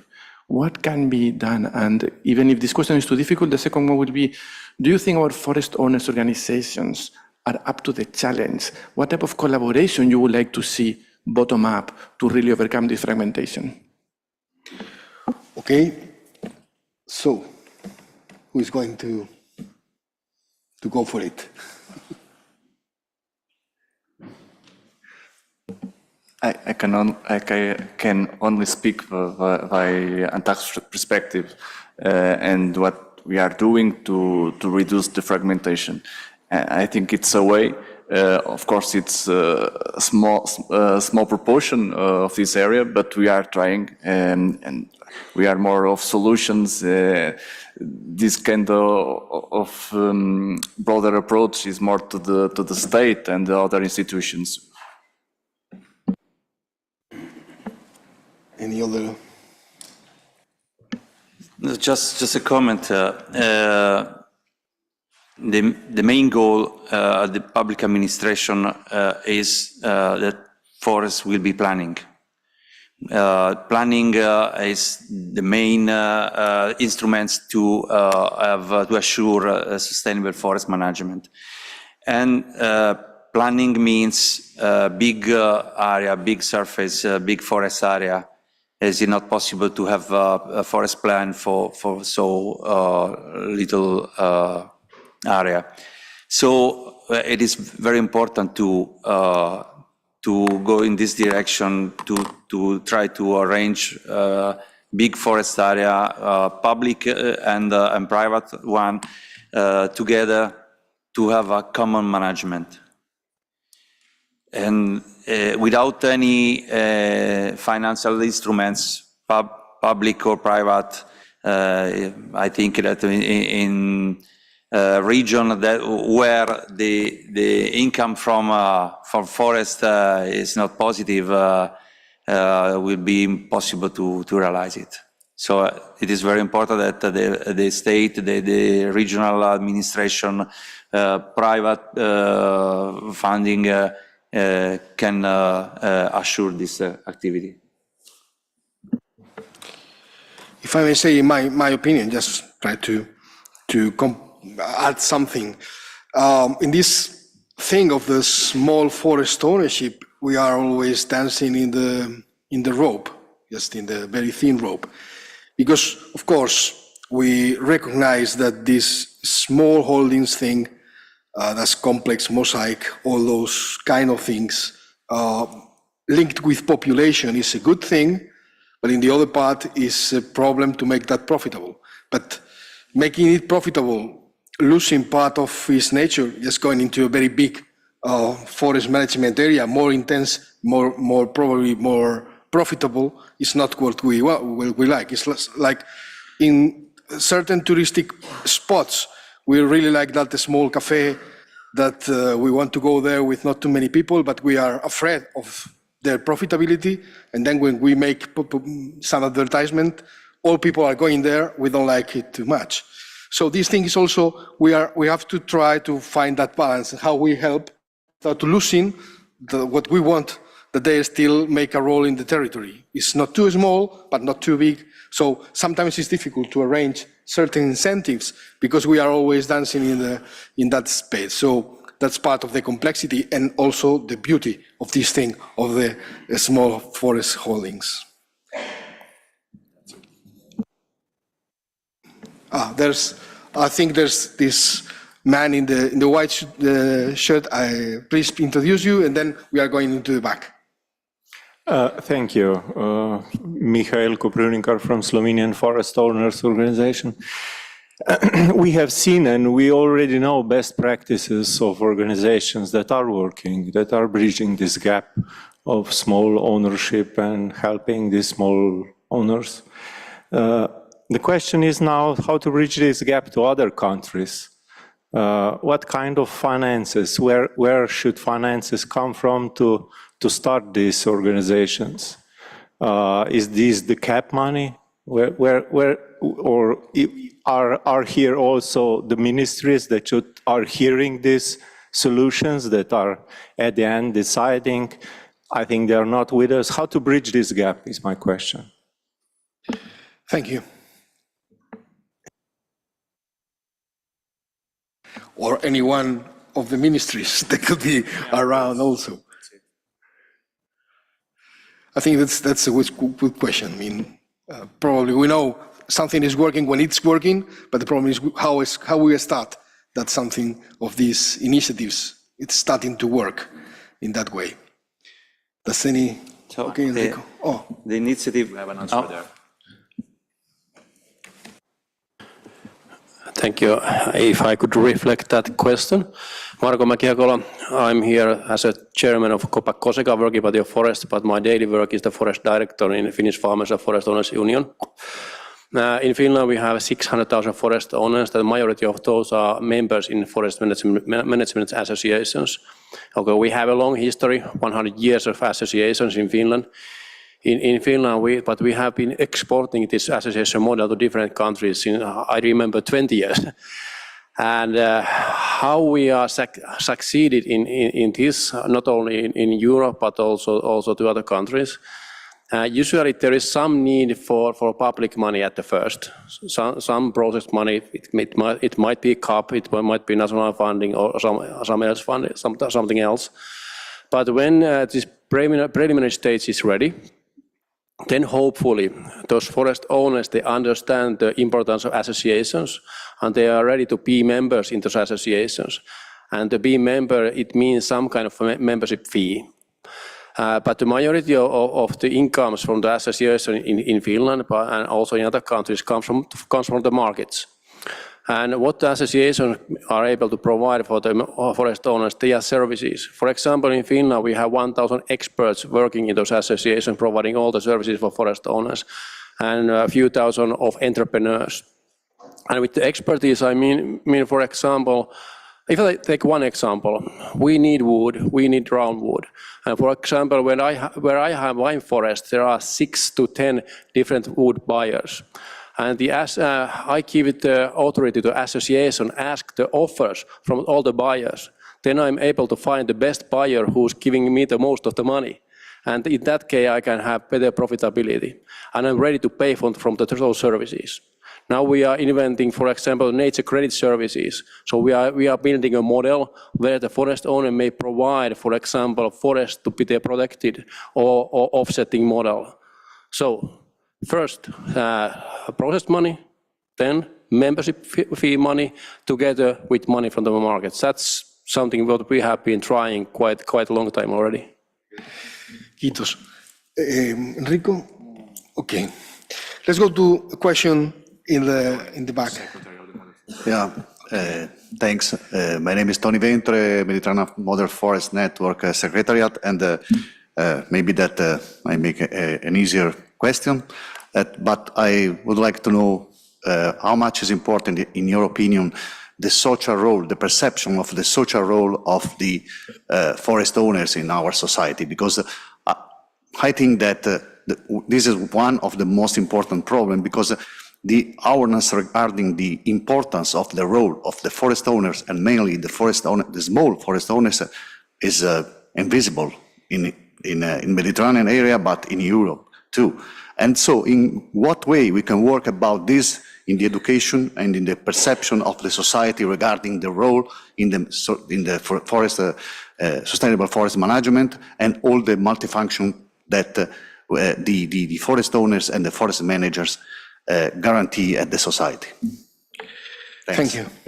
Does anyone go for it? Thank you for the question, Tony. You know very well that the role of the social role of the forest owners are fundamental in the management of the landscape.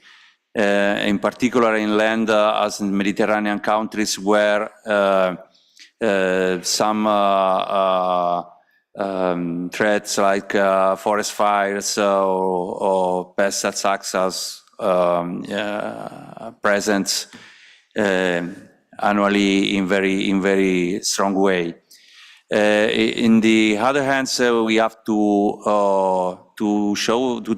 see that no interest, that there's very few interests about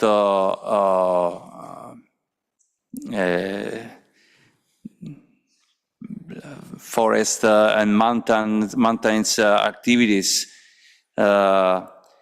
in the young generation. There's a lot of abandonment of landscape. Our forest in Italy in 20 years increased of more of 4 million hectares. It is, in one hand, it is a great results, but in the other one is these results coming not from new forest, from afforestation or reforestation, but for the abandonment of the agricultural lands in mountain and hills territory. So we have to recover the importance of the role of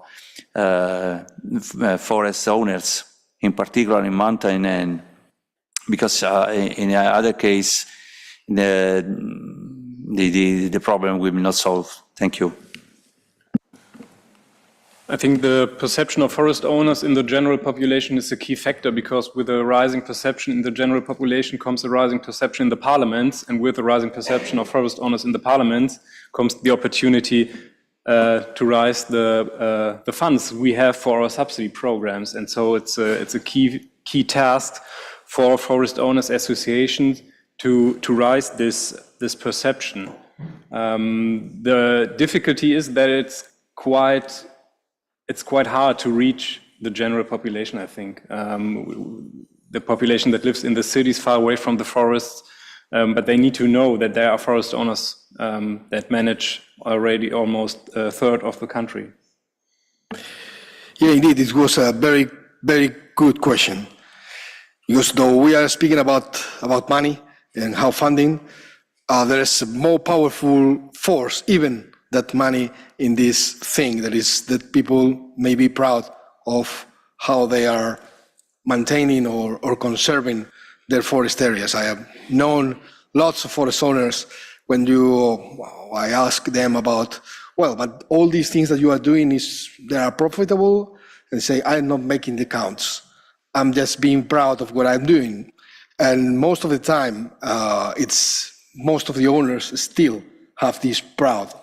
Of course, money at the end of the year is important, but it's balanced. But there is also not only money, that sense of proud, and that linking again to the money thing of this panel.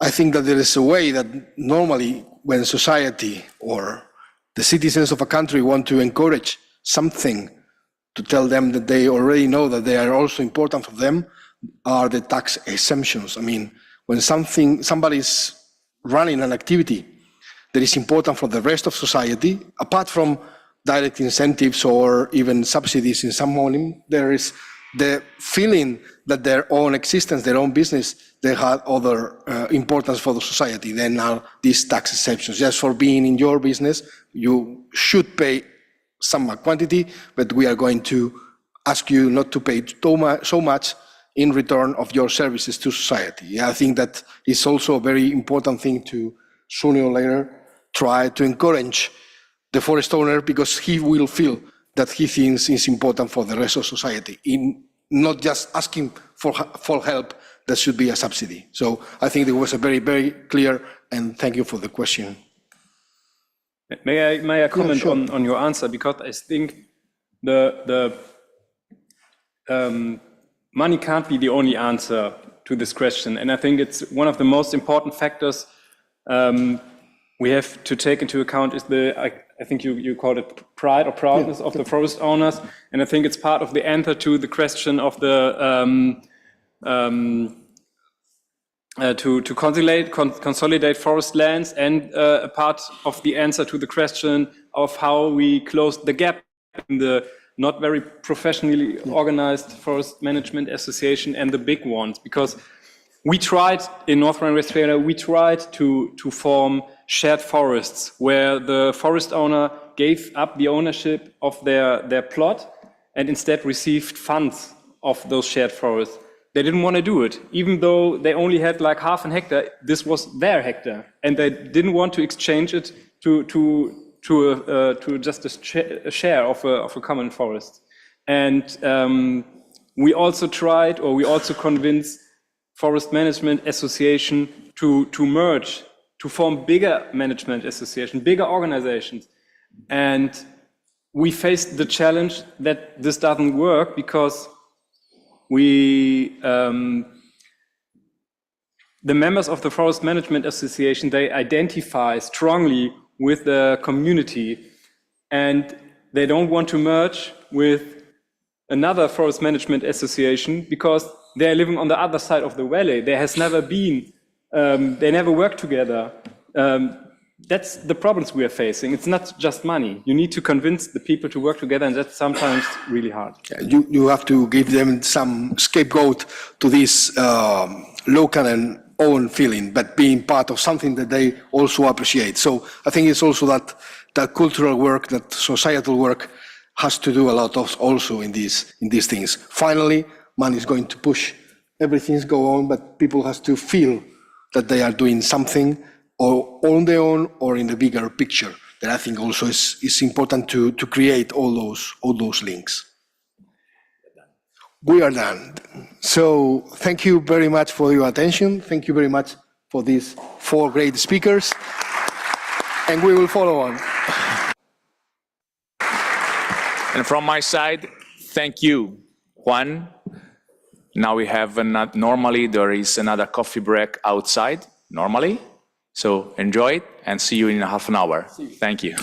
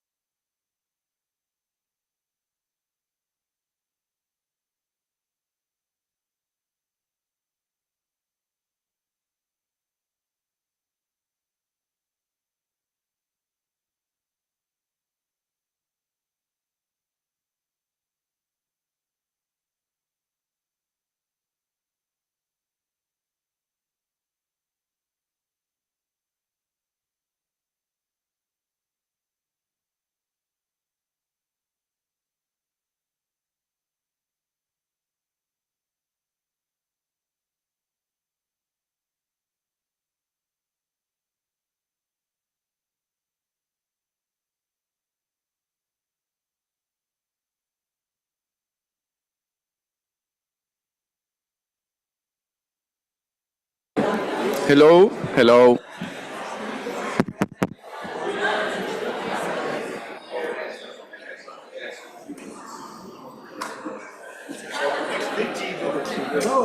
Hello, nice to see you again. Yeah, sure. How you doing?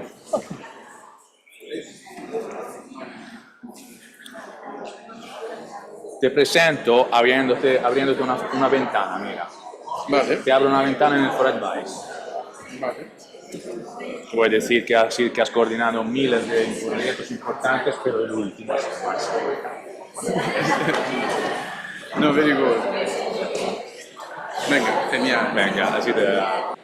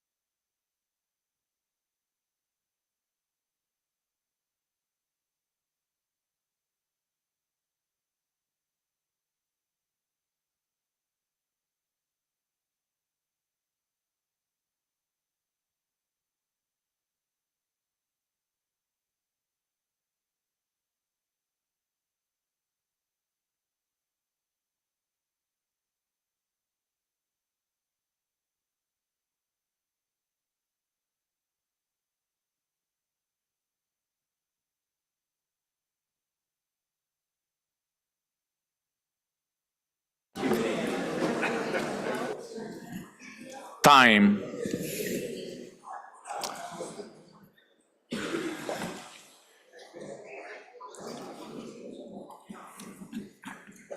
Time to retake the work, please. Thank you for your collaboration. Take a seat. We are going to proceed with the last technical session of the day.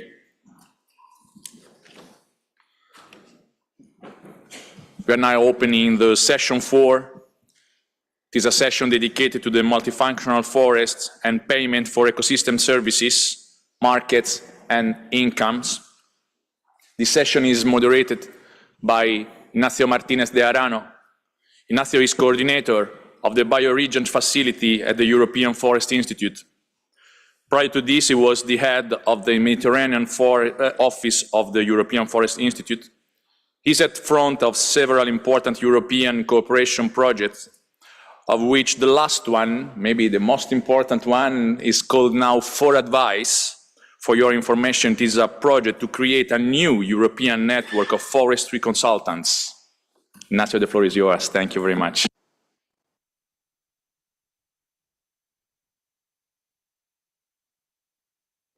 Thank you, Ricardo. And thank you to you all for being here and for coming back from the coffee break. It was tempting to stay there and network. So here we have a session that is dedicated to multifunctionality and payments for ecosystem services, which could be one of the tools to make functionality be a reality, or increase multifunctionality, let's say. So we have with us 4 panelists. So we have Matthew Gerasi from Emilio Consulting. He will be giving us a keynote in behalf of European Commission DG Environment on the proposed guidelines for closer to nature forestry. And then we follow up with a panel discussion where we'll have also Peter Fjellberg, which is director of Preferred by Nature, a 350-person strong NGO dedicated to, let's say, sustainable land management. Then we have Teresa Bagés from the Centre de la Propiedad Forestal, which we have their CTFC, which is a technological center, but it's not CTFC. Is actually the Centre de la Propiedad, which is a dedicated organization to support private forestry. So it's a state, it's government of Catalonia, institution to support private forestry. It's only one of the few dedicated, let's say, advisory organizations in Europe. And then we have, again, Alnus from Forest Owners of Lithuania that joined previously in the panel, and he will be with us today. So Algis Gaisutis, I said it right. Okay, but first of all, let's start with this keynote. The rationale for this panel is that there is a very clear societal and political demand for increased multifunctionality in forest management. And in a sense, we are moving from a forest management which was centered around wood, where everything else was coming along. So I manage for wood in a sustainable way, and everything else is coming, water, recreation, biodiversity, to a society where we are in the service first. So forest management needs to deliver ecosystem services, and then, let's say, good production can be also delivered. So in this change of paradigm we are, and with this in mind, I invite you, Matthew, to present in behalf of Commission this disclosure to nature guidelines, please. Great, thank you for the introduction. Good afternoon, everyone. I'm Matthew Geraci. I'm a policy advisor at Emilio Consulting, and it's a pleasure to be here today at the first SMURF conference, and in particular here on behalf of DG Environment of the European Commission, who ultimately wasn't available to give this presentation. They send their regrets, but that leaves the pleasure to me, and that is to present on the EU's Close to the Nature forestry guidelines. And I think the timing of this session today, particularly with it being the last panel, is perfect because I think Close to the Nature forestry has been mentioned in small parts indirectly at a number of times through today's discussion. So finally, I get to address it directly. So let's see how I do. But first, a little bit about Emilio Consulting. As my colleague Marta said, we're currently leading a 3-year project for DG Environment to support implementation of the EU Forest Strategy for 2030. And this work that we carry out involves providing expertise across a range of key tasks. For instance, some of the key tasks include conducting literature reviews on analyzing existing criteria for sustainable forest management systems, as well as assessing voluntary forest certification schemes and their alignment with Close to the Nature forestry principles, which is another topic that was mentioned indirectly a number of times throughout today. But for today's session on multifunctional forests and innovative income streams, 2 tasks are particularly relevant in terms of the work we've been carrying out. That's task C2, which we've done, which focuses on the analysis of clear-cutting value chains and proposes alternative forest management practices. And this will actually be discussed more directly for a later session during this conference. And then there's task G. This is another study that we've carried out, which involves the examination of payment schemes for forest ecosystem services, which I think is highly relevant to today's discussion. And I'm going to expand on these 2 tasks just a little bit. First, to elaborate on task C2, our objective was to analyze and evaluate value chains linked to clear cutting, considering different regional specificities, and importantly, to identify alternative forest management practices that align with the forest strategy. For task G, on the other hand, our focus was on understanding and evaluating existing payment schemes for forest ecosystem services. In doing so, we reviewed how these schemes are structured, their effectiveness, and how they can better support sustainable forest management. Our work examined 15 different case studies of payment for ecosystem service schemes across Europe, as well as a number of survey responses that were used to generate our key findings. From these, we identified a number of key challenges facing the implementation of payment for ecosystem services for forests across the EU. These include insufficient financial support and sustainability in terms of insufficient financial sustainability, as well as inconsistent policy and legal frameworks that vary significantly between member states. And I think these 2 challenges really link to a core theme of the issues facing European forest owners and their management today throughout the conference, but we'll get into that later today. Now, like I said, these tasks broadly are contributing towards the EU Forest Strategy for 2030. A core aim of this strategy, as the colleague from DG Agri said earlier, is to increase sustainable forest management across the EU. And the various guidelines developed by the Commission are one key instrument in order to support this very objective. The development of these guidelines stems directly from EU-level policy commitments. Both the EU Biodiversity Strategy and the EU Forest Strategy for 2030 contain clear mandates for these guidelines. For instance, stating that to increase the quantity of forests and improve their health and resilience, biodiversity-friendly afforestation and reforestation and closer-to-nature forestry practices should be promoted. So, to support these ambitious goals, the Commission developed a set of 3 guidelines. Now, it's important to understand how these guidelines, including the ones on closer-to-nature forestry, were developed. Their creation was highly collaborative and iterative. They were developed in tandem with member states and forestry stakeholder experts. They were developed over 3 years, involving 8 rounds of revisions and different iterations. These guidelines are also voluntary. I should make very clear, they are not new legislation, but rather one tool in the toolbox for forest owners to use in trying to make their forests more multifunctional and biodiverse. And they aim to complement existing regulatory frameworks and stimulate discussions and encourage further developments at the member state, regional, and local level. Under the forest strategy, there's 3 sets of guidelines that were published in 2023. The first concerns defining, mapping, monitoring, and strictly protecting EU primary and old-growth forests. The second provides guidance on biodiversity-friendly afforestation, reforestation, and tree planting. And the third, and the focus of this panel, is the guidelines on close-to-the-nature forest management, with their objective being to foster forest management practices that are more biodiversity focused and to increase the multifunctionality and climate resilience of the forest, while at the same time strengthening the socioeconomic benefits of the forest as well. So we'll now dive a little deeper into the close to the nature forest management guidelines in particular. One important question that's been asked by the Commission and myself when speaking to close to the nature forest guidelines is, why is there the push for close to the nature forestry? Who's asking for this? And the fundamental reason is that European forests today, despite some positive trends in certain areas, on the aggregate are not the resilient, multifunctional ecosystems we need for biodiversity, for climate resilience, and critically for the economy. We see a number of concerning trends, for instance, 1 in 4 trees showing defoliation, as well as tree canopy mortality rates doubling since the late 20th century.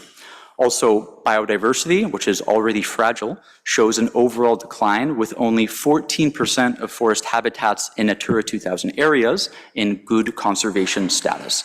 Also, climate change impacts, such as disturbances and ecosystem shifts, are increasing in frequency and severity. Also, at the heart of this sought-after resilience is biodiversity. The guidelines emphasize that biodiversity cannot be easily substituted. It's foundational to the very health and functioning of our forests. We know that forests with greater diversity in terms of tree species, age structures, and functional traits, like drought or heat stress tolerant, are inherently more resilient. They're also better equipped to withstand and recover from the increasing array of disturbances we're witnessing, for instance, more increased and frequent intense storms, devastating pest outbreaks, as well as prolonged droughts and forest fires. This enhanced resilience through biodiversity can result in boosted economic productivity of the forests, also translating into more economic stability over the long term. Many traditional forest management models, particularly those, for instance, reliant on monocultures or even age stands, are facing significant economic challenges across Europe. Ultimately, the lack of multifunctionality and resilience in these forests makes them highly vulnerable to climate change impacts, which then impacts the bottom line of these forests. For instance, we're seeing increased economic losses due to bark beetle infestations, devastating spruce monocultures, or even widespread damage from storms and extreme weather events in homogeneous stands. And taken together, this vulnerability threatens the long-term profitability and viability of such forest management models.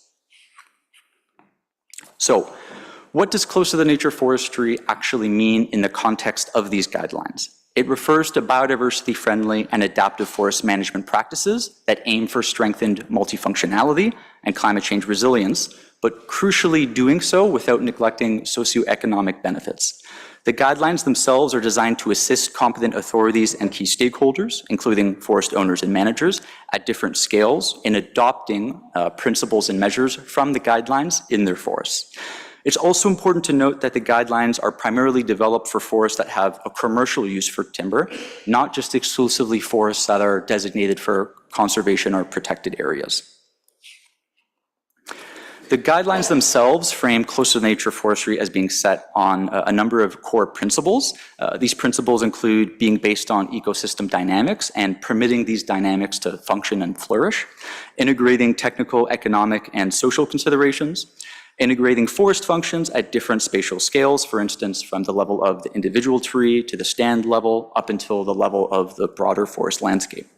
Also, there's using a variety of silvicultural systems based on the natural disturbance patterns of the region. And finally, when timber is harvested, it should be low impact, paying equal attention to what is retained as to what is removed. From these principles flow the two main objectives of close to the nature forest management. The first is to enhance structural complexity, meaning that we're trying to create forests that are more heterogeneous and diverse in, for instance, height, diameter, age, species composition, and other traits and factors. Forests should also have a mix of denser and sparser parts, reflecting their natural mix of species and also structures appropriate for the forest type and development phase they're in. The second main objective is to promote natural forest dynamics, and I'd say overall this is quite key when thinking about close to the nature forestry. It relies as much as possible on these natural dynamics, using light interventions in order to orient them in line with the management objectives of the forest and the forest site's potential. A key benefit here of encouraging and utilizing these natural dynamics is that it can reduce long-term investment costs. For example, by relying more on natural regeneration rather than perhaps more operationally costly and intensive artificial regeneration methods. To translate these principles and objectives into practice, the guideline has a toolbox of measures. These are not prescriptive, rather they intend to offer a suite of options that forest managers can use and adapt in their different forest contexts. I won't go into all of them, but some of the key ones include using natural tree regeneration whenever feasible, which enhances genetic diversity of the forest and again, can reduce cost. Also ensuring respectful harvest conditions in order to minimize impact, which includes careful planning of extraction routes, using the appropriate forestry machinery in order to reduce soil compaction, and also to reduce damage to remaining trees, and also considering the timing of when the trees are extracted from the forest in terms of avoiding sensitive periods for wildlife. Another key tool is optimizing deadwood, leaving the trees that have fallen in the forest, which is crucial for biodiversity as many species depend and rely on dead or decaying wood. And finally, setting areas aside, even small ones, which can significantly benefit biodiversity and allow natural processes to unfold. And also set aside areas can be linked to payment for ecosystem service schemes, depending on how they're implemented and what functions of the forest are included in those set aside areas. The guidelines recognize that in order to transition from current conventional forest management practices to close to the nature forestry, it will rely on what they call critical enabling factors. These include, and were reflected on the previous sessions from today, training and skills development. This is key, as many forest stakeholders may lack specific knowledge on close to the nature forestry techniques in particular, such as selective harvesting or managing for complex structures. Then there's mapping and monitoring biodiversity and forest trends, which is really critical for adaptive forest management. We need good data to understand how forests are responding to close to the nature forestry practices in order to make informed and adjusted decisions over time. Also, economic viability is addressed explicitly by the guidelines. These are key, and in doing so, the guideline emphasizes that there are different examples throughout Europe from different practical experiences and different studies which show that over the long term, closer to the nature forestry can be more financially profitable than more intensive conventional forestry methods. One of the reasons cited is the reduced risk from climate impacts, as complex forests, again, are less susceptible to these major threats that could cause mass die-off events. And crucially, payment for ecosystem service schemes, which the Commission has also published separate guidance on, are presented as key tools for rewarding forest owners with the public benefits their forests provide, such as carbon sequestration and recreational activities. And these payment for ecosystem service schemes can help serve as the bridge for the potential income gaps that may incur going from more conventional forest management schemes to close to the nature forest management. Now, one of the final points I have here that the Commission would really like me to reinforce is that close to the nature forest management is not envisioned as a rigid one-size-fits-all prescription. Rather, its objectives and principles need to be translated to regional specific forestry realities. Different regions, as you can see from the biogeographical map, have different ecological contexts, forest types, and socioeconomic contexts, and therefore their approach to close to the nature forest management should and must ultimately vary accordingly. And with that, that brings me to the end of my presentation. If you want to look at the guidelines themselves, they can be found on the Commission's webpage on forests. Thank you. Thank you. Thank you, Matthew. Thank you for this. Before opening the floor to you, I would like to have a first round of questions to our panelists, and I would like to start with Teresa Bages. Commission is preparing these guidelines as one of the tools to advance toward more sustainable forestry, more multifunctional. But from your perspective, in your Mediterranean context, what is your take on multifunctionality? What are the key aspects you would like to highlight? Thank you, Inazio. Yeah, I might say there are many things I could say to this closer to nature, and which we need, but especially, I mean, if something to highlight in 2 words would be to adapt it to be context. It needs to be really context adapted and flexible to what every context needs. And it's not a regional context, but a landscape context. So that as a something that, because I don't know, I mean, forests are already per se multifunctional, no? And sustainable forest management is already based in multifunctional principles. We've heard that before, no? Economic, ecological, social sustainability. But we know for sure that something, why are we putting so much interest now in this multifunctionality? Because something is not working, as our colleague has just mentioned, no? That forests are facing new threats and new demands on the side of society, and these threats have not only to do with the management how they are being managed now, but on the history of these forests and other threats related to climate change. So we have to acknowledge that, but also those that are managed, sustainably managed, if we think really maybe they are not managed as sustainably as we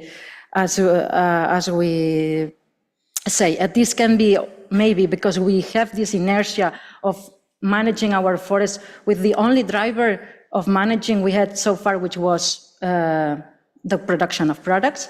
And this we need to change. And so we thank you this approach by the Commission and the closer to nature forestry.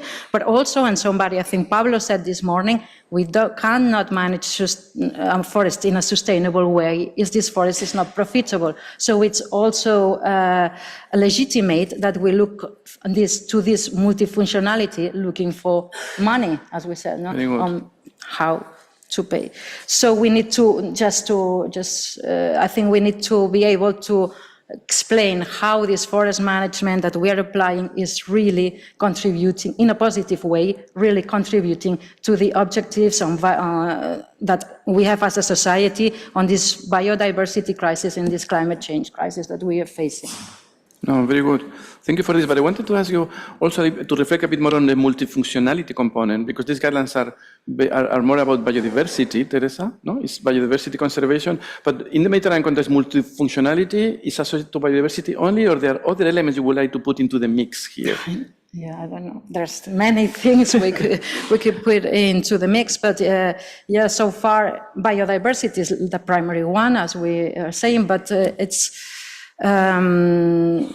yeah, there is one, but we something we need to do with biodiversity and all these principles that we've been shown with the forest owners, that we need to understand why is this important for us. And it's not regulation, it's okay. General guidelines are okay, but you need to truly understand why I am living that boot in my forest when I see all my trees dying, around me. So this would be something. But very good. I don't know. You wanted to? No, we could come back to mention this. other. Multifunctionality in the Mediterranean. We could talk for hours here. I know. But it's okay for now. I wanted just to focus that we are discussing multifunctionality, and this can take different shapes in different places. And Peter, you are working at the global level, around the globe. You are promoting, we can say, closer to nature agriculture and closer to nature forestry. So what is your take on multifunctionality? Okay, I need to turn this off. I think a lot has been said about what should be considered when you're talking about multifunctionality. I mean, it's what go beyond just the harvesting of timber with the biodiversity, the climate, the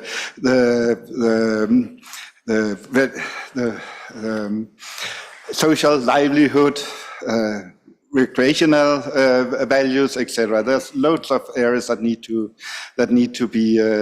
be considered beyond the harvesting of timber. Of course, harvesting of timber and production of timber we see as a very, very important component when we are talking about forestry into the future.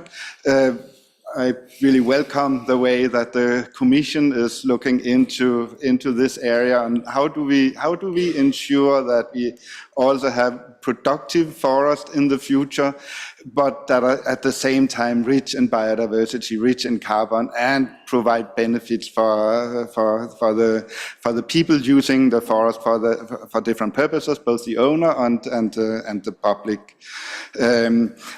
I see we are living in some kind of a challenging time, because the public is getting more and more remote from the land use. Many people think today that trees should not be harvested, but at the same time they love wooden furniture. They are using toilet paper every day. So we are kind of in this period of a dilemma where on one side people are reacting towards, for instance, especially large-scale clear-cut, etc., but harvesting in general, and on the other side, we know that there is a wish to use product from sustainable managed forest also into the future, and I think we are really now at a phase where we need to rethink how forest is managed. With the climate change, we cannot just continue to manage forest as we have done in the past. I mean, I'm coming from Denmark, where we are simply running out of species with the climate change. We have already lost 2 of our major species. Another one is potentially on the way in the near future. We have 1 more where we think it's a matter of time before it's also gone. And then, so if we're managing forest the way we did yesterday for tomorrow, then there will be major challenges. So we really need to rethink how is forest managed, to make sure that we also have productive forest in the future that can provide this multiple functionality.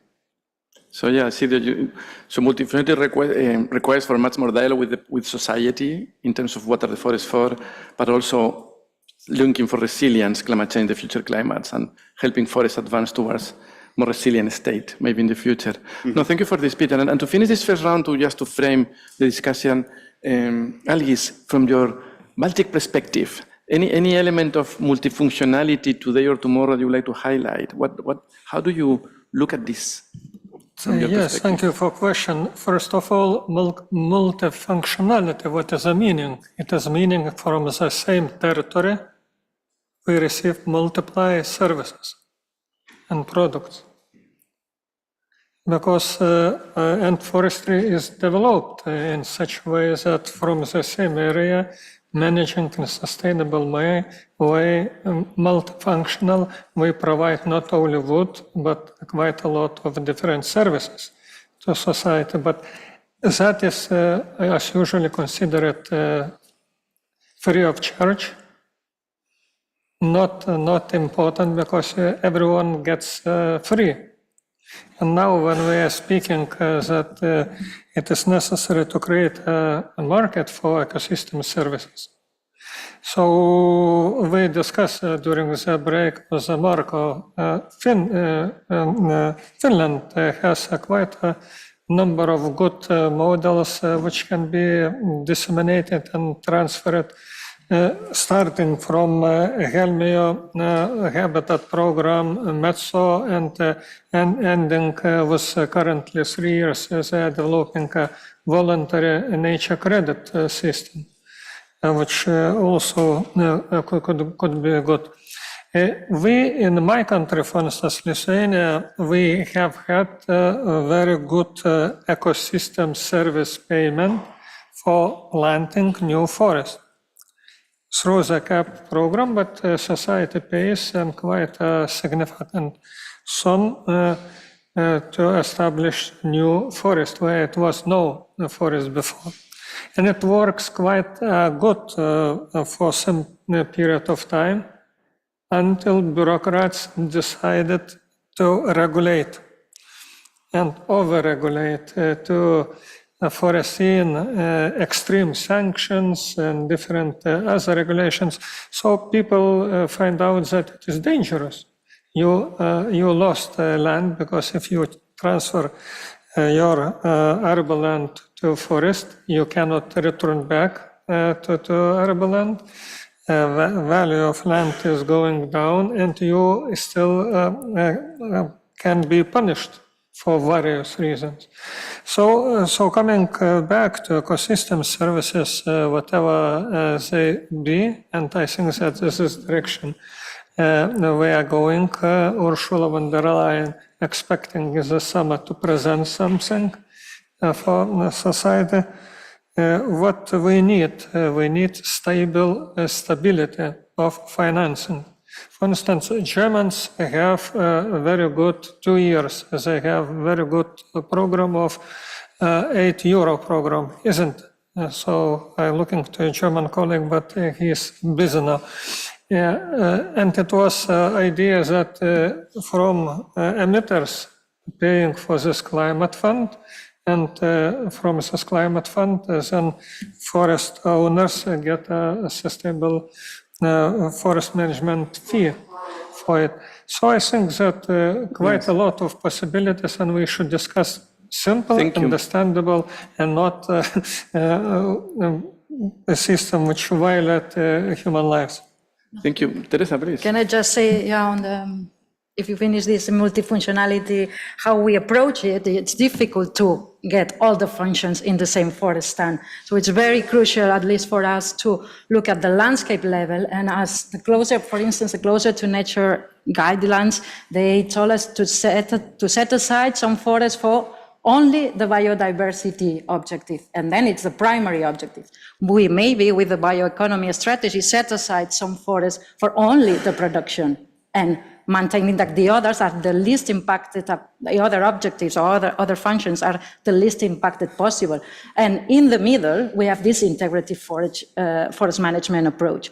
So, I don't know, this is a question I make. Thank you so much for this. I think this landscape scale is very important. We'll come back to this in a minute. Also Alice was already introducing this, how to make this possible more through stimulus and grants. Have this done from maybe regulation.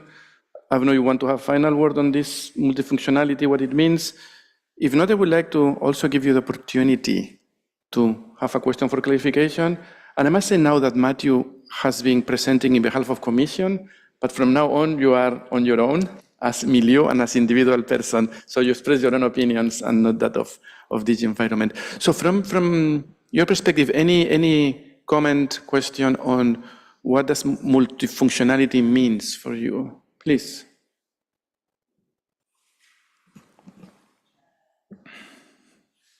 Like that? Can I hear it now?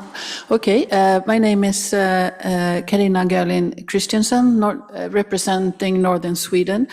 I'd like to just comment on this expression, close to nature forestry, which I think is a little bit of a tricky expression because everybody likes nature and being close to nature is even better.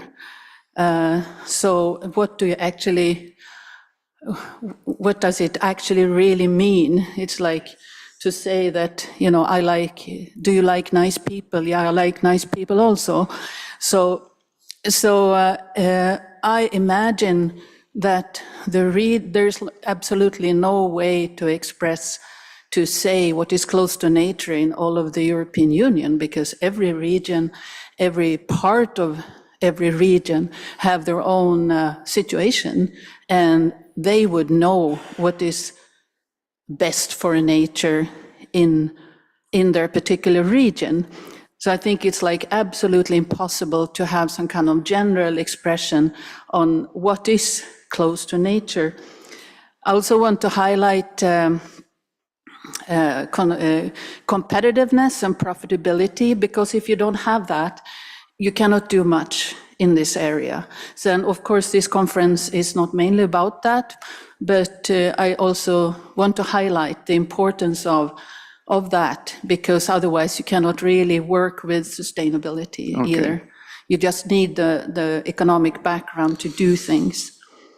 Thank you for this. Any further input from your side? I will say that Closer to Nature aims at making natural processes more prominent in a sense, and this can take different fashions in different places. But yeah, maybe there is some substract that you want to answer, Matthew. Go, please.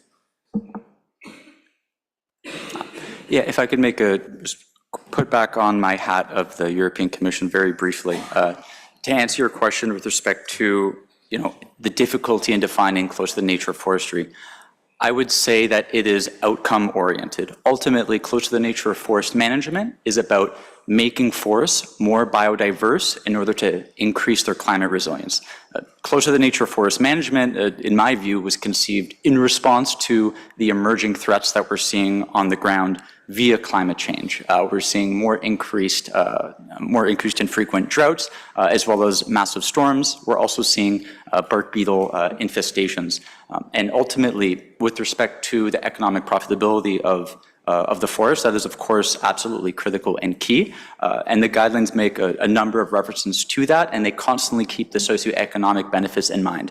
In part, there is no silver bullet. I think there will need to be a number of tools used in order to make this transition towards more biodiversity-friendly and focused forest management. And I think part of that is the second component of the central focus of this presentation, or of this session, which is on payment for ecosystem service schemes. As the Commission says in the guidelines, that is one tool to help us get from A to B. But ultimately, with respect to profitability, I think the least profitable forest is the one that's been devastated by bark beetle infestations and can no longer be harvested. Rather, the core aim of closer to nature forest management, like I said, with it being outcome-oriented, is making them more biodiverse, more multifunctional, such that hopefully, and there are no guarantees, the forest is more resilient to these emergent threats that ultimately challenge the ultimate profitability of these forests, not just now, but most critically in the long term. Thank you, Matthew.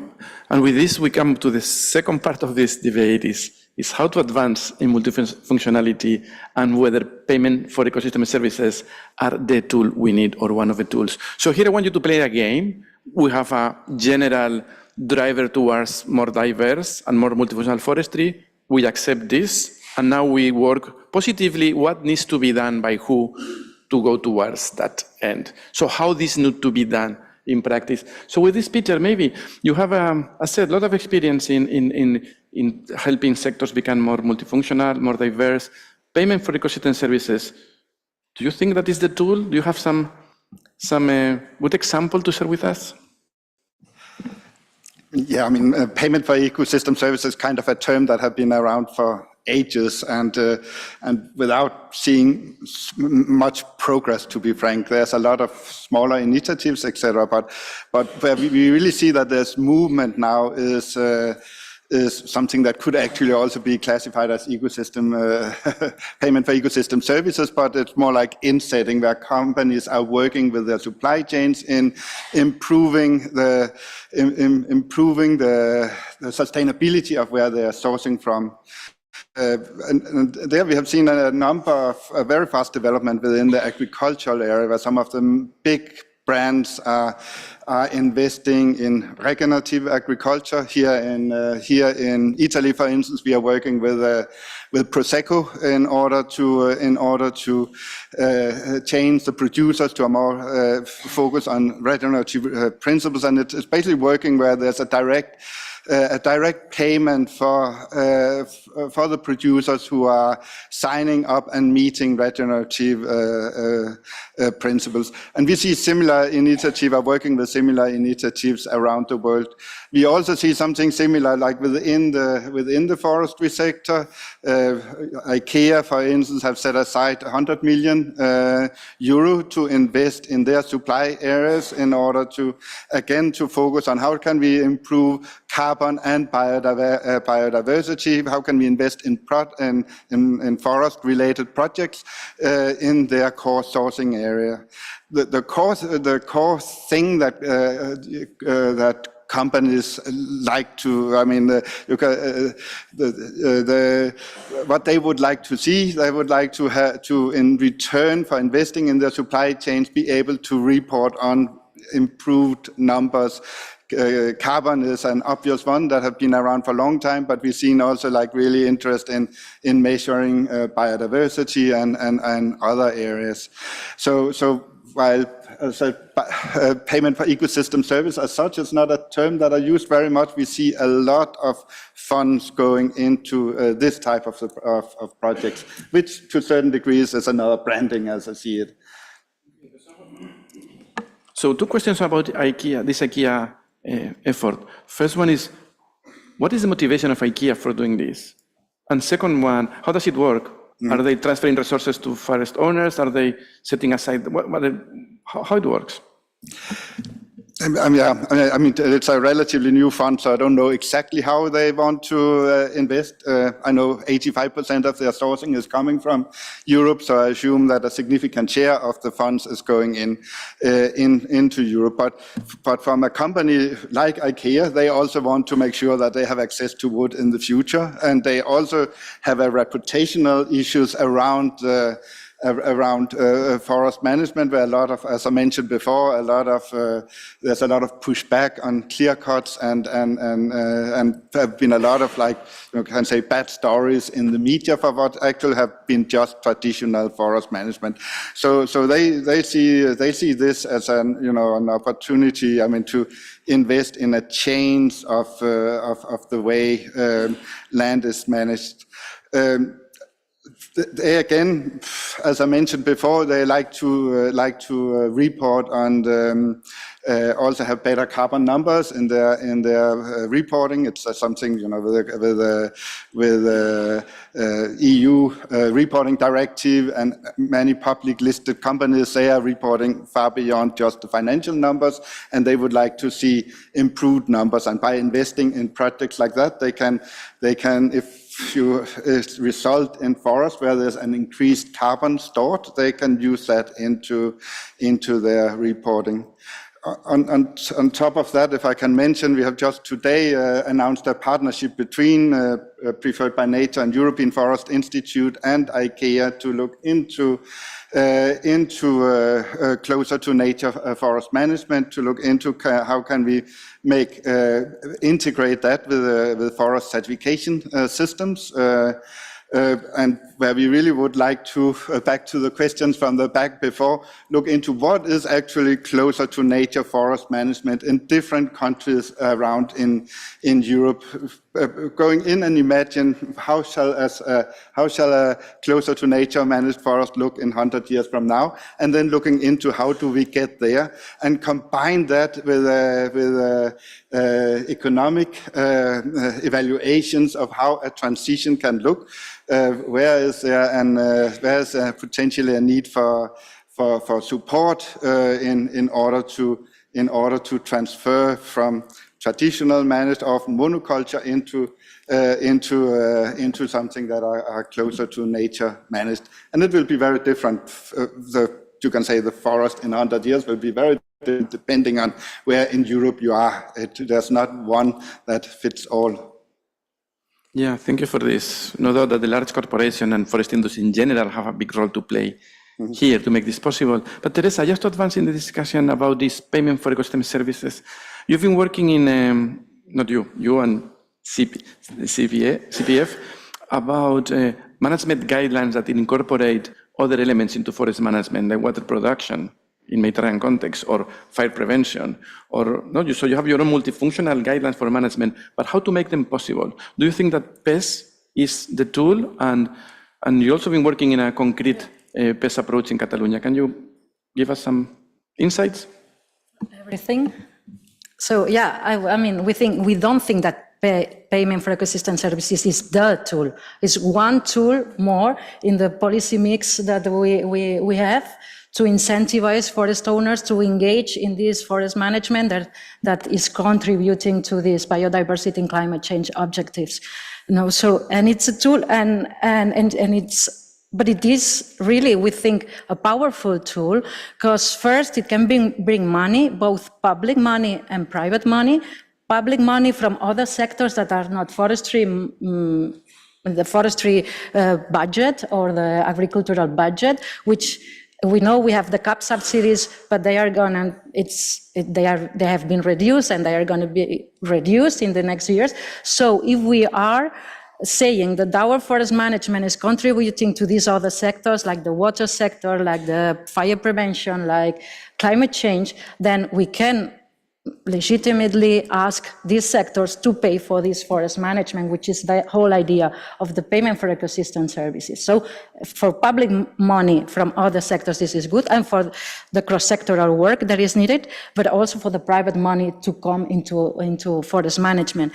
And especially we think that these systems have a very, very powerful it's a powerful tool for something that was asked before and by the model forest manager there on how can we convince society that forest management is good. Well, if you have to go and explain yourself to the beneficiaries of your forest management because you're asking them for money, then it's the best way to explain that what you're doing is good. And for the forest owners, and we've seen it in the system we are applying in Catalonia, we have seen this idea that if forest owners feel proud of what they are doing, feel useful for these objectives that are shared for the whole society, then they are keen to be engaged in this forest management, even if it's not profitable, they don't lose money, but they are not seen as somebody creating trouble, but in a positive contribution. And for that, we need also to work at this cross-sectoral level. So we should have a common vision from the biodiversity perspective, from the bioeconomy perspective, from the climate change perspective. And maybe it's easier to work at landscape scale again, and not at the top level, but because it's easier to find solutions, technical solutions in fields. There's in practice. Can you give us in a few minutes some insights into your climate credits in Catalonia, how you're implementing these ideas you mentioned now in practice? Yeah, in Catalonia, so we have just started since 2023 this public scheme, which is based in the voluntary market of carbon markets, and also in nature-based solution payment for ecosystem services, all this together. And then what we've done, because we thought at that moment when we created this that the big amount of money would come from these voluntary markets. Now, at the time was carbon, but we've seen now nature, water also. And then we started with this idea that in the Mediterranean, carbon was not the big issue to work for, but we should work together with biodiversity and water provision. So instead of talking about carbon credits, we talk about climate credits, and we measure the impact of forest management in carbon sequestration, water provision, and biodiversity restoration. And then, and this is called climate credit. Second unique point, or maybe, is that we are not based in plantations, because in Catalonia we had 60% of our area is covered by forest already. So, and this, what we need to do is more than planting, is managing our forests, which are not managed unintentionally set aside, but these are young forests posing really a problem. So we're based in forest management methodologies, also planting where it's needed, but mainly forest management. And the third feature of this system is that we don't work with individual forest owners, but with forest owners associations. So there has to be a diagnosis at landscape level, an agreement on what is needed in that particular landscape in terms of fire prevention, biodiversity conservation, water provision, to enhance resilience. And then we work with these forest owners associations. They are the promoters of the forestry projects. And then these are the ones that can present a project to the system. And then there are different types of companies investing in these projects, depending on, there are different, some of them, so the first reason they approach us is because of the carbon, but then we explain the whole idea of the carbon, the water, the biodiversity, so dignifying the forestry, the forest work, the forest workers, and this social resilience we're creating by working with forest owners association. Social resilience is increased, so they know each other, they know what to do, they learn. So this is something, and then so they stuck with that. And then we have some other companies like this insetting idea, but with water, for instance. One of the projects have been financed by the Barcelona Water Agency, because it's done in the upper catchment of the river that provides water to the Barcelona citizens, and then so they are financing this forest management to increase. Yeah, these are three elements, and we like a lot of or two elements we like a lot of the Catalan climate credits. First is not only carbon, it's bounded with biodiversity and water production, and the management plan certifies this. Government creates trust that these funds are real. And then that you work only at the landscape level with groups of owners. Just a brief question. Are owners happy with this approach, or you have some? Because, mainly because of what I mentioned before, that it's like a positive approach. They can show that what they're doing is, they say, really, they're gonna pay me to do this and also it's avoiding conflict between this landscape approach and joint forest management, is avoiding conflict with neighbors, which is also and people living closer to them, because they are integrated, so it's like a bottom-up approach. Yes, that's very good. I think a lot of our subsidy and support are at farm level, at individual owner level. Instead of using these tools to promote aggregation, we increase disaggregation, and it's an example is rural development measures, always for individual owner, not for groups. But Algis, these ingredients that Teresa was saying from a successful PES, bundling resources, creating trust through the government, working with association at landscape level, what is for you ingredients for a successful payment for ecosystem services scheme? Actually, first of all, I would like to draw attention of your and audience about thing that understanding what is a close to nature forest management is very difficult from foresters and from environmental activists. As environmental activists consider a close to nature forest management no management at all. And that it is publicly and in media it is disseminated quite widely. And then it is a big confusion what we are talking about, because if it is forbidden of activities, it is not close to nature forest management, because foresters, forest owners, we understand nature and we mimic the nature to achieve better and quicker results.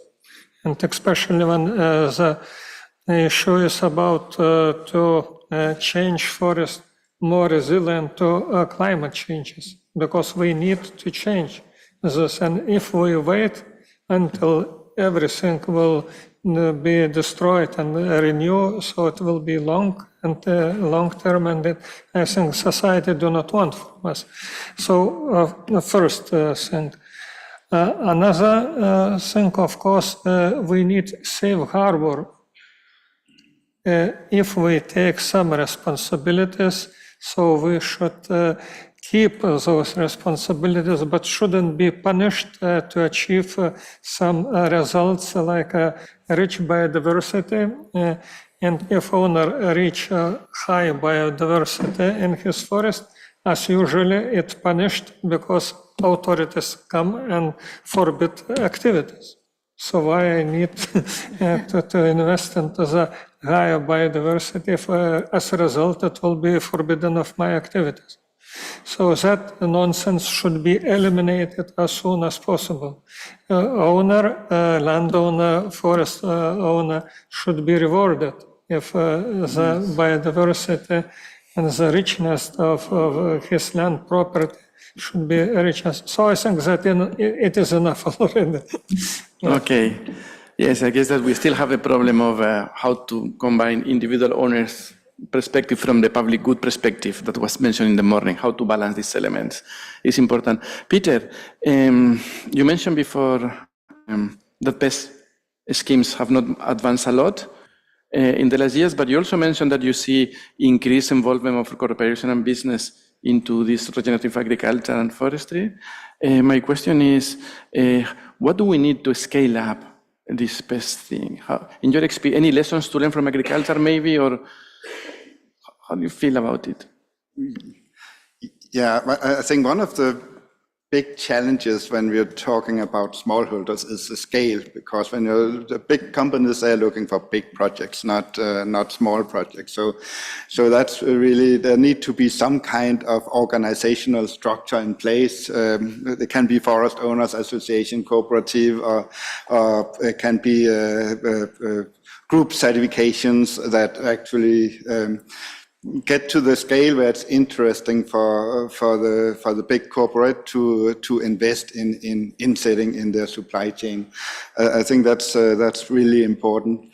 And another thing is, there's also some regulatory issues around some of these processes. If we go to, we just heard from Lithuania. I've spent a lot of my time in Eastern Europe, where I would say the legislation, forestry legislation, is extremely regulated. And some of these principles of going into a much more closer to nature forest management is not really something that are supported by the legislation, especially going into some of the transition periods. So there also need to be a regulation in place in order to actually facilitate this type of projects. Another thing is kind of like the metrics around it. It's easy to measure, easy or relatively easy to measure carbon. You can measure it in CO2 equivalent, but when you come into other areas like biodiversity and water, etc., it's get much more blurry. How will you actually measure? How will you document that you have done investment and it actually is improving the biodiversity? There's not any clear methodology today, and there's a number of initiatives that are working on defining that. But that also needs to be in place. If somebody wants to invest in biodiversity, they also need to be able to document that the money has actually resulted in increased biodiversity. So thank you, Peter. That's one thing we need to do, to invest in research or in development. What tools do we need to really make sure that we are delivering a service? I can see you a big smile from the European Forest Institute. I don't think so. I'm not the one that says that we always need more research. I think we need to implement the knowledge we have. So maybe it's more a word for Emilio to see how we can do this. But Martin, I wanted to ask you also, how do you see, you mentioned that these transition tools, and payments was one of these transition tools. So do you see these payments gaining traction finally? Is anything in the pipeline, or you've been looking at this mechanism? But of course, be free to comment on Peter's. Yeah, well, first I just wanted to pick up on the thread from Peter, because I think there are a number of similar findings that we're seeing also from the work carried out by Emilio. As I mentioned during my presentation, another study we carried out for DG Environment in support of implementing the EU Forest Strategy for 2030 was on looking at what are the barriers to implementation of forest payment for ecosystem service schemes, because I think, like you mentioned in one of your initial answers, the term has been kicking around for a while, but the uptake is questionable.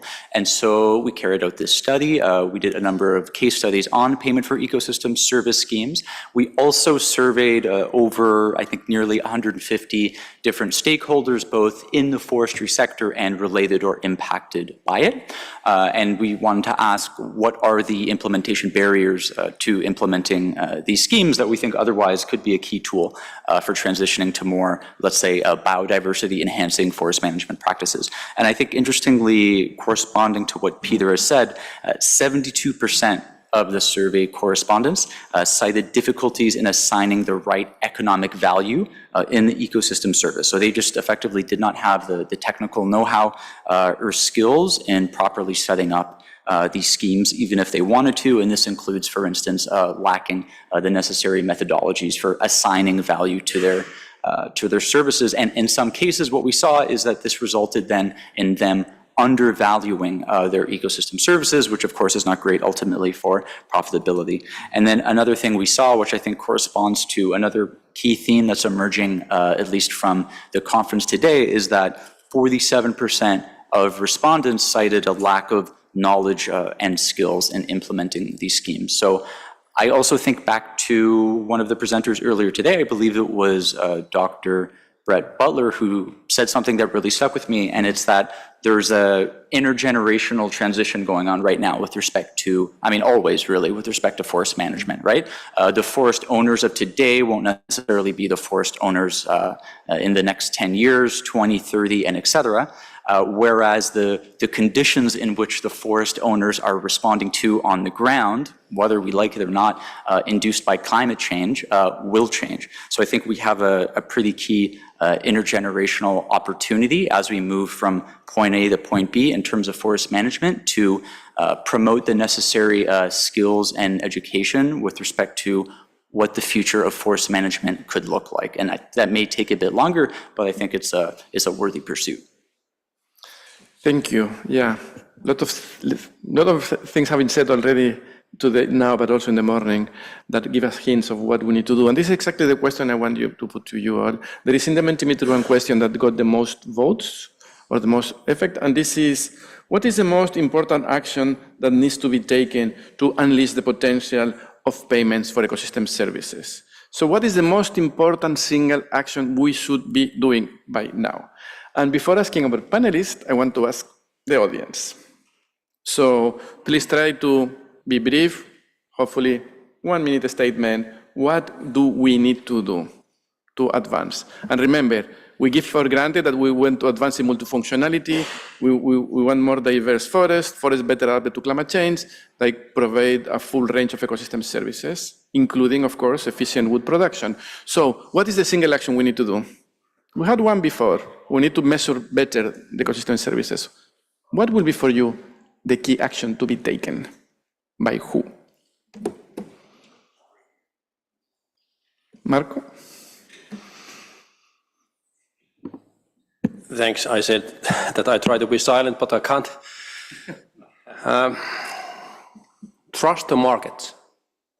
Trust the markets. Trust the markets. Build the markets. Trust the market.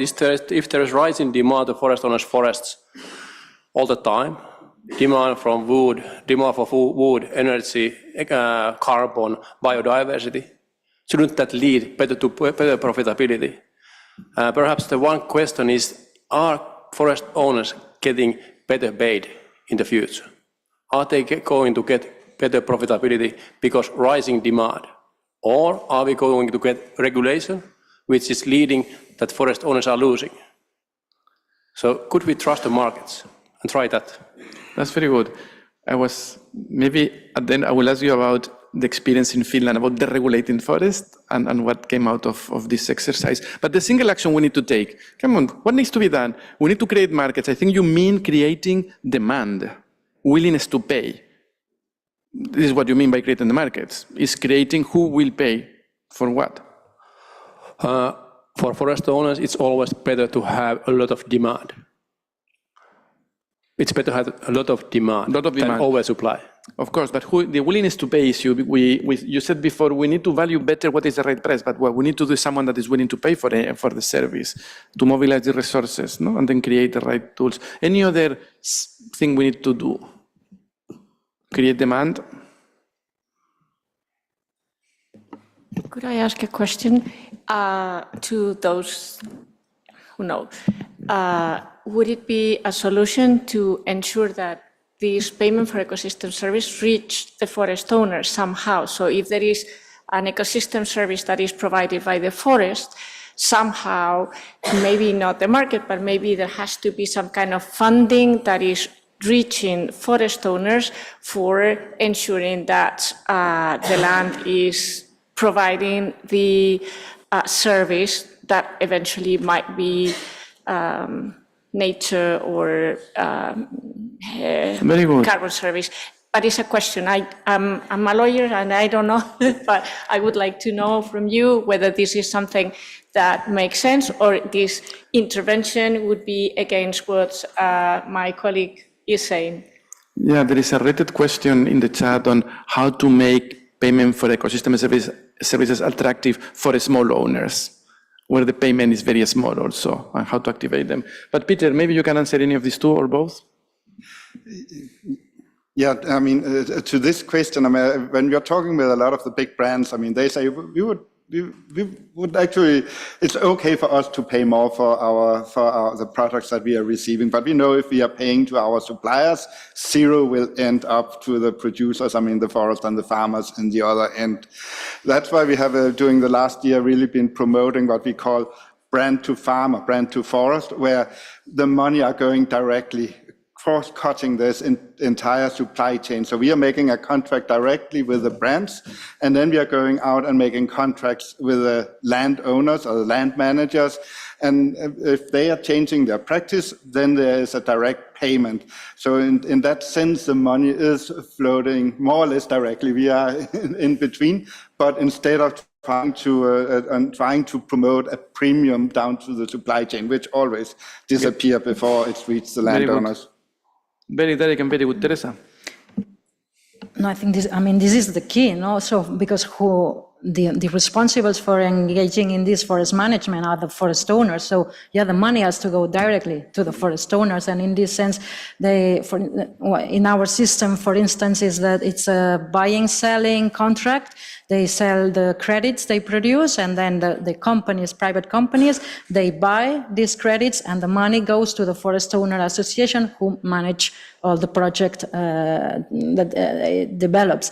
And the market, I think the demand is created, and the companies, what we see is that every day they have more and more requirements in this non-financial reporting that they have to do. They have to prove this environmental, government, social government, benefits, impact that they are doing.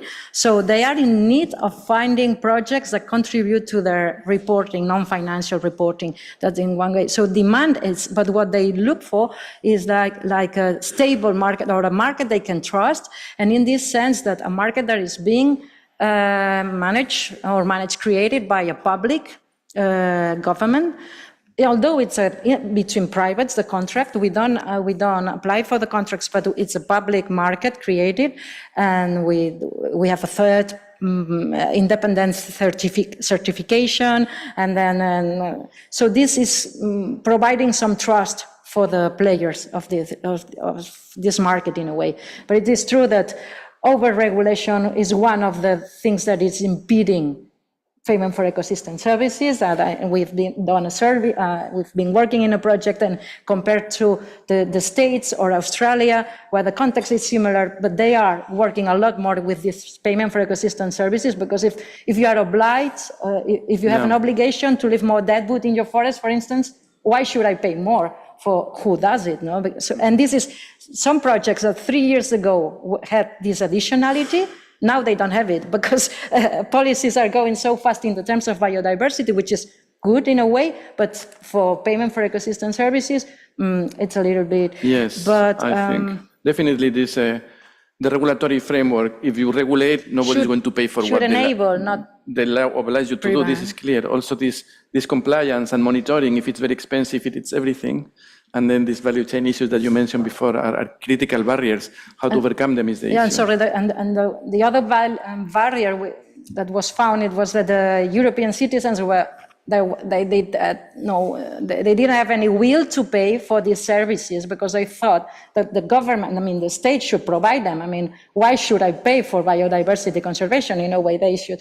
But because of climate change, it's being more evident every time for the normal citizen that something, we feel the urgency of doing something. And then you feel like you have to do something else, not leave everything to. So this is changing too, and in favor of this type of systems. And also, you said, if I can answer the first question, what would be the first step? I think this cross-sectoral work, we should be able to do it, to agree on what is the scenario we want for our forest in every region, in every landscape, because we can't go with opposite messages to the forest owner or to society. We have to be clear when what we are doing is good, and in all, for everybody, for the biologists, for the environmental DG, for the productive DG, for the climate change DG, whatever. Very good. Any additional comment on what needs to be done, Alice, from your side? What needs to be done so forest owners in Lithuania will get engaged in a payment for ecosystem services? Do they need to create it themselves, or? Yes, thank you for the question. I think in forestry, especially not in agriculture, but in forestry, we need stability because it is not every season production and all cycle. It is a long years, so we need stability of if some policy is going to start to be implemented. So we need it continue for several decades. People to get habits to sell those services, to get services, to know them, and that is very, very important. Another thing I fully agree with Marco, forest owner should be in centrum. Owner should be this who provided ecosystem services and put in market, but not intermediate, some outsider who is getting all benefits and an owner only get responsibility and promise that it will be compensated after several decades. It will not work. Thank you, Enriquez. So you say forest owners in the middle, and there is another question in the chat. Give me a second and you can answer this one. There is another question on the chat that is about, if you look at the landscape of forest stakeholders, you have owners, you have associations, you have advisors, you have industries, you have NGOs, you have governments in the forest sector, outside the forest sector. Who bears more responsibility in making payment for ecosystem services scale up? So who needs to really, who has the responsibility? Aldi said is the forest owner in the middle. But is the forest owner the main protagonist that needs to act? Who is responsible for this? Who should act first, decisively? Any answer from the audience? Well, I think they should act all the other stakeholders to support the owner. The other stakeholders are the municipalities, are the companies, are the NGOs that can help the owners. We are speaking about small owners that have less than 5 hectares, so they need help. And yeah, that's it. Thanks. Forest owners at the middle, supported by other actors. Do you want this in 1 minute, any of you, this question? Who do you think needs to really move this ahead? Who has should have the dossier in the hand? Matthew. I wouldn't dare say one particular actor that bears the most responsibility, but I will say, again, based on at least the findings from our study that looked at what are the barriers that are impeding more payment for ecosystem services from coming to existence. And I think one level of stakeholder that needs perhaps to instill a greater level of confidence and stability among forest owners is public authorities, right? I think this draws on a number of points that have already been made with respect to the need for trust in markets, recognizing that every market is shaped by a concrete set of rules. And so if the forest owner doesn't have faith that, for instance, the public authority will provide a certain level of subsidy or assistance in getting certain markets to take shape, if they don't have that long-term stability, they're not going to get engaged in setting up the scheme. So I think the public authorities are one stakeholder that play a key role, but they're by no means the only players. So governments need to set the frame and create the rules of the game. Peter? Yeah, I fully agree. I mean, there's not one that solve everything. I mean, there need to be the funds available. What we see now is the main driver is like the reporting requirement, non-financial reporting requirement. So that's kind of like regulatory at that level. And I mentioned before, we also need on the forest level to have the right legislation in place. You need to have the science in place, so we actually know how to measure. We know where to go. So there are many different actions. I mean, training is really also an important knowledge. Building is also really an important element. So a lot of different elements need to be in place to really push payment for ecosystem services forward. Teresa, you want to comment on this? Yeah, I agree. No single one, but I'm thinking on the administration, not only the forestry administration, but all the administrations, they have tools available to foster these mechanisms. So they should be thinking on how to enable them rather than how to prevent them from happening in the practical level. And yeah, because I mean, there's also all these public grants also within the CAP system. They can be seen also as agri-environmental measures can be seen as a payment for ecosystem services. There are lots of opportunities. The administration have to start working in this direction, and then so to use them. No? For instance, we are discussing, and this is a question I pose to you, whether fire prevention should be paid by the forestry administration. In our case, in the Mediterranean, we're working with these strategic areas for fire prevention to prevent a small fire to become a mega fire that is threatening lives, personal lives. So what we want to stop is these big fires killing people. This is a civil protection issue. This is the benefit. This is the ecosystem services we are providing. Shouldn't be the civil protection responsibles paying for these fire prevention measures. There you have this cross-sectoriality you mentioned before. Then innovative ideas, and really administration has to believe what they say. If really forest management is contributing to that, to all these services, let's put the tools on the table. I will take the license in 30 seconds to let you know, maybe the Catalonia has been working a lot in this mega fire issue, wildfire issue, Spain in general, of course, many other countries. And they have this very clear idea that you need to prepare the landscape to be able to suppress the fires. Because if you don't have the landscape ready, with reduced fuel loads, open areas, in some critical areas, you will never stop this critical fire. So who pays for this? Because it's not what needs to be done, it's who is going to do it, by what means, what is the difficult answer. Thank you for this, Teresa. You mentioned before that forest owners are main responsible. Do you want to comment on this, Algis? Sure. Even if forest owner should be in centrum, but legal framework anyway is needed to have an operational environment to implement that. So, simple. Simple. As all the difficult questions are very simple in the end. We had a question before there. We have 6 minutes to go, so please, or 5 minutes to go. Yes, Francesca Giannetti from the University of Florence.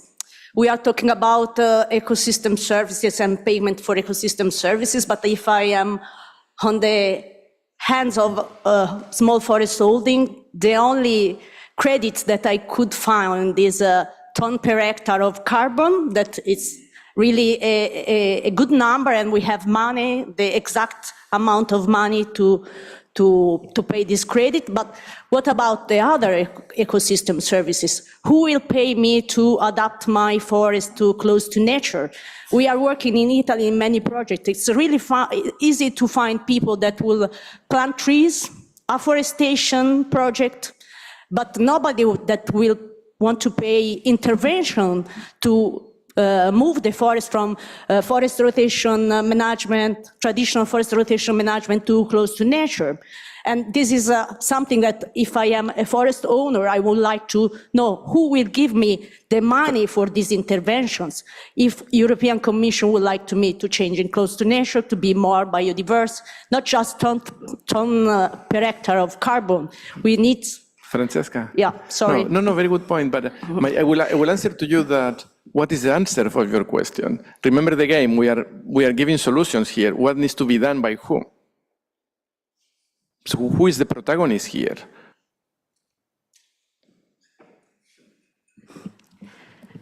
I think we ask a lot of things for forest owners, but then we have very guidelines, strict rules, but we need also the market of change. The market of change.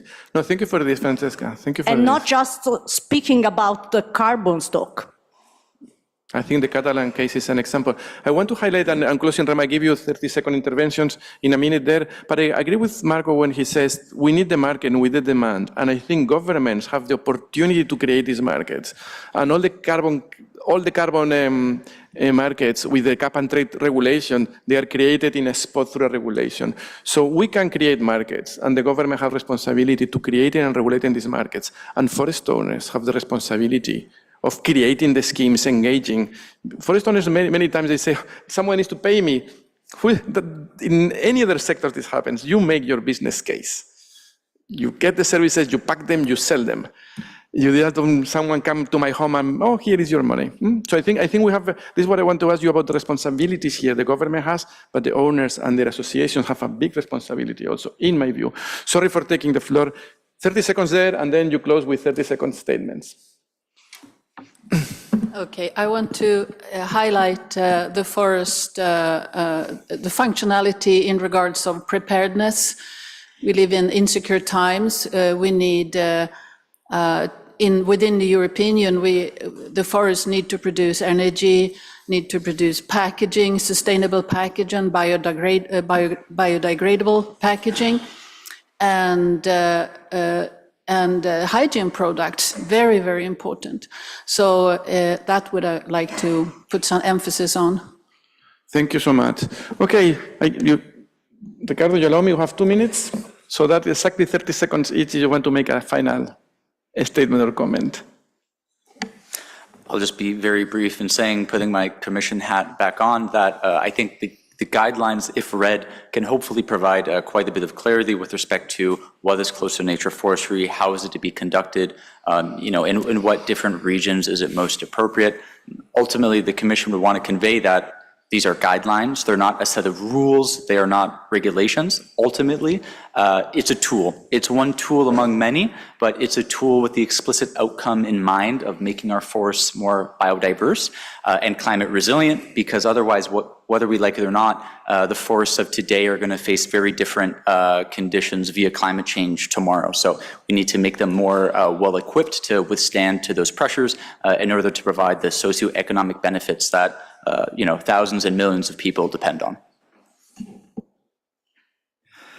Yeah, I'll just challenge this the statement that it's something that somebody needs to invest in. I think closer to nature forest management is, I strongly believe that it's also from a financial side, it's a good way of managing forest. We started working with closer to nature forest management in Denmark in 95, and we have seen a number of forest operations that have changed from traditional to a much more closer to nature managed forest system. I know that there can be some challenges in potential a transition period where there need to be some extra investment, and I think that's where we could look around and see where are there potential funds for supporting that. But in the long term, you need climate resilient forest, not forest where it's a bark beetle, a fire, or a storm that are in fact in charge of deciding when the forest shall be harvested.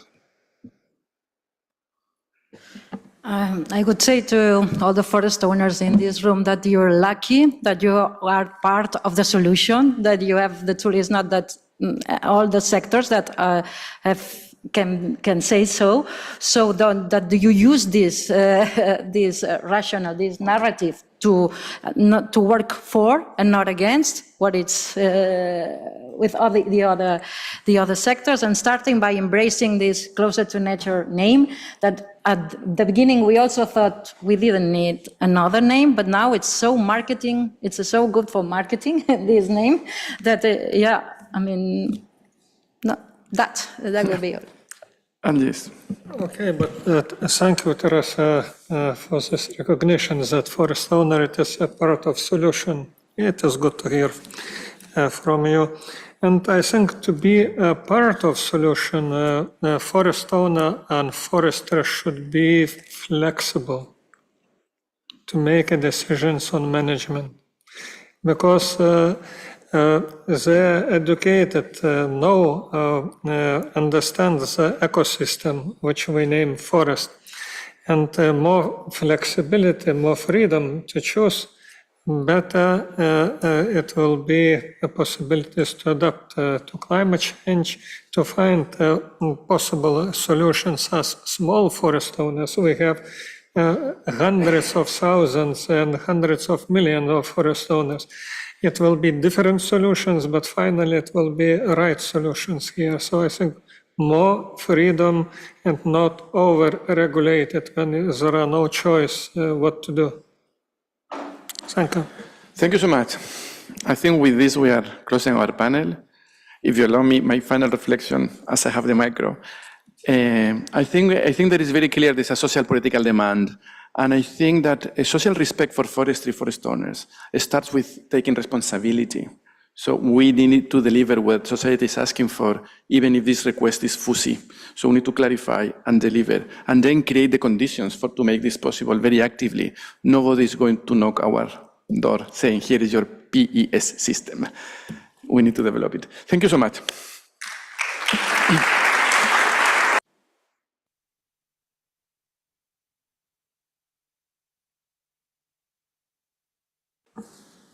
It was brilliant. Thank you very much, Inazio. And all the speakers, please, you can return to your seat. We have a little change here on the stage, as you can see. Allow us 1 minute. I promise I make you a gift. We are going to finish earlier than expected. Okay? The day was very interesting, but long, I know, so I just ask you for a couple of minutes more of passion before the last session. In the meanwhile, I would like to introduce my colleague. Elena Moreno is a forest engineer, PhD. She's working at Cesefor as a project officer in the framework of the SMURF project. Most of you already know her because she had been working a lot for the organization of this conference, assisting most of you in the organization of your travel. So maybe we can welcome her with a clap.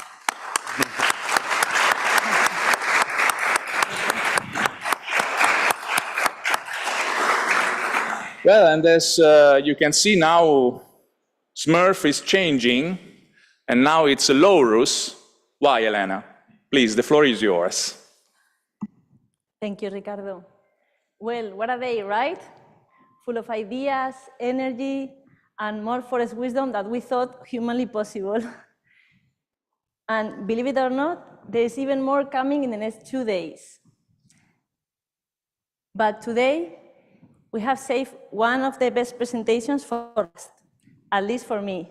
So get ready to this presentation, designed to boost your knowledge, strengthen your skills, and help you navigate the small-scale forest sector. Today, we are introducing the LORUS network, designed to give services to the forest owners' organizations and to empower their technical staff through innovation, training, and connection to ultimately promote sustainability and profitability in the forest holdings. Do you know, let me ask you a question. Do you know how many technical staff is currently working in these forest owners organizations through Europe? Please make a guess. 1,000. Okay, thank you. Please.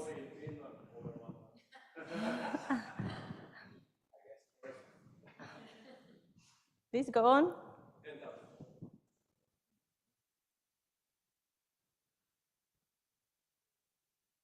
At the bottom, come on.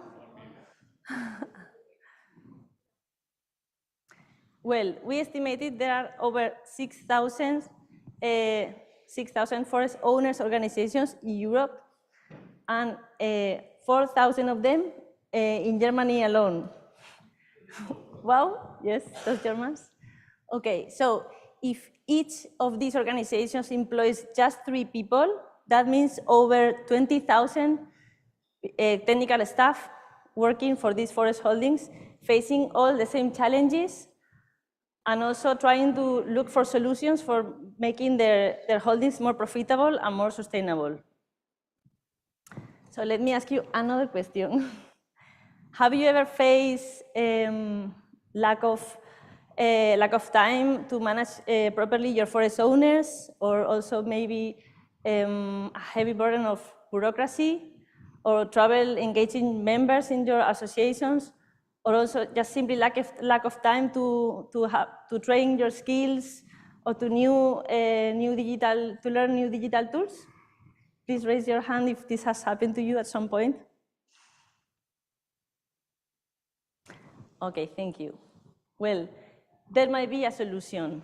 So just like an isolated tree struggles against strong winds, technical staff may find it harder facing these challenges alone. But within a network like trees in a forest, shared knowledge and connection can lead to greater resilience and success. And that is what Laurus is all about. Laurus is born out of the SMORPH project and is one of its first outcomes. It's shaped by the specific needs of the sector. And Laurus right now is like this acorn, very small, but with a lot of potential to grow into a big, tall tree. Laurus aims to inspire, connect, and empower this technical staff of these forest owners organizations all through Europe. Also, Laurus wants to share all the forest solutions found in the sector, to share this with all the European forest owners associations, to as many as possible.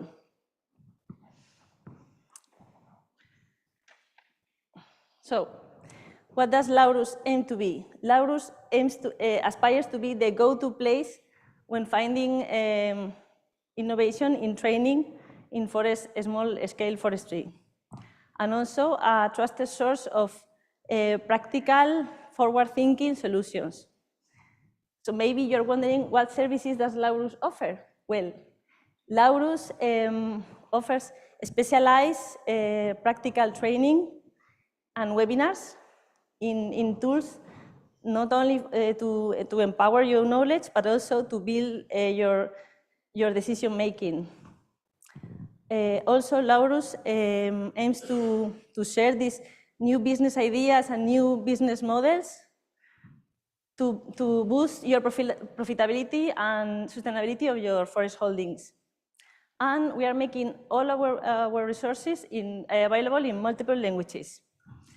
Furthermore, Laurus aspires to be the place to connect technical staff. So technical staff from many different forest owners organizations from many different countries can all connect, be together, and share experiences and learn one from each other, and also drive together innovation in forestry.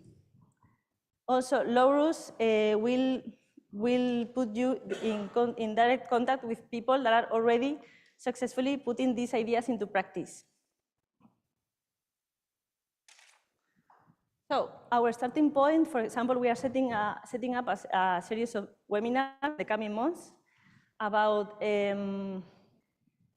carbon payment for ecosystem services to address the profitability barrier, which is crucial for forest owners, as we have been discussed all day, and also remote sensing with open source tools, and also LiDAR-based silvicultural diagnosis, among other thematics.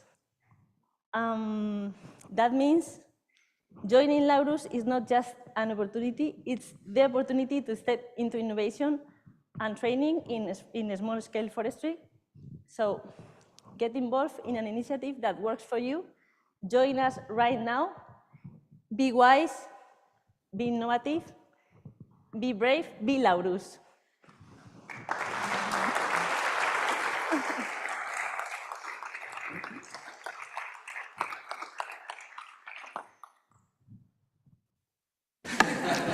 Thanks a lot, Elena. And now, of course, you have the rest of the event to talk more about it, to discover more, to check out more. You can talk with Elena, but also with all the Smurf project partners that are informed at your disposal to give you more information.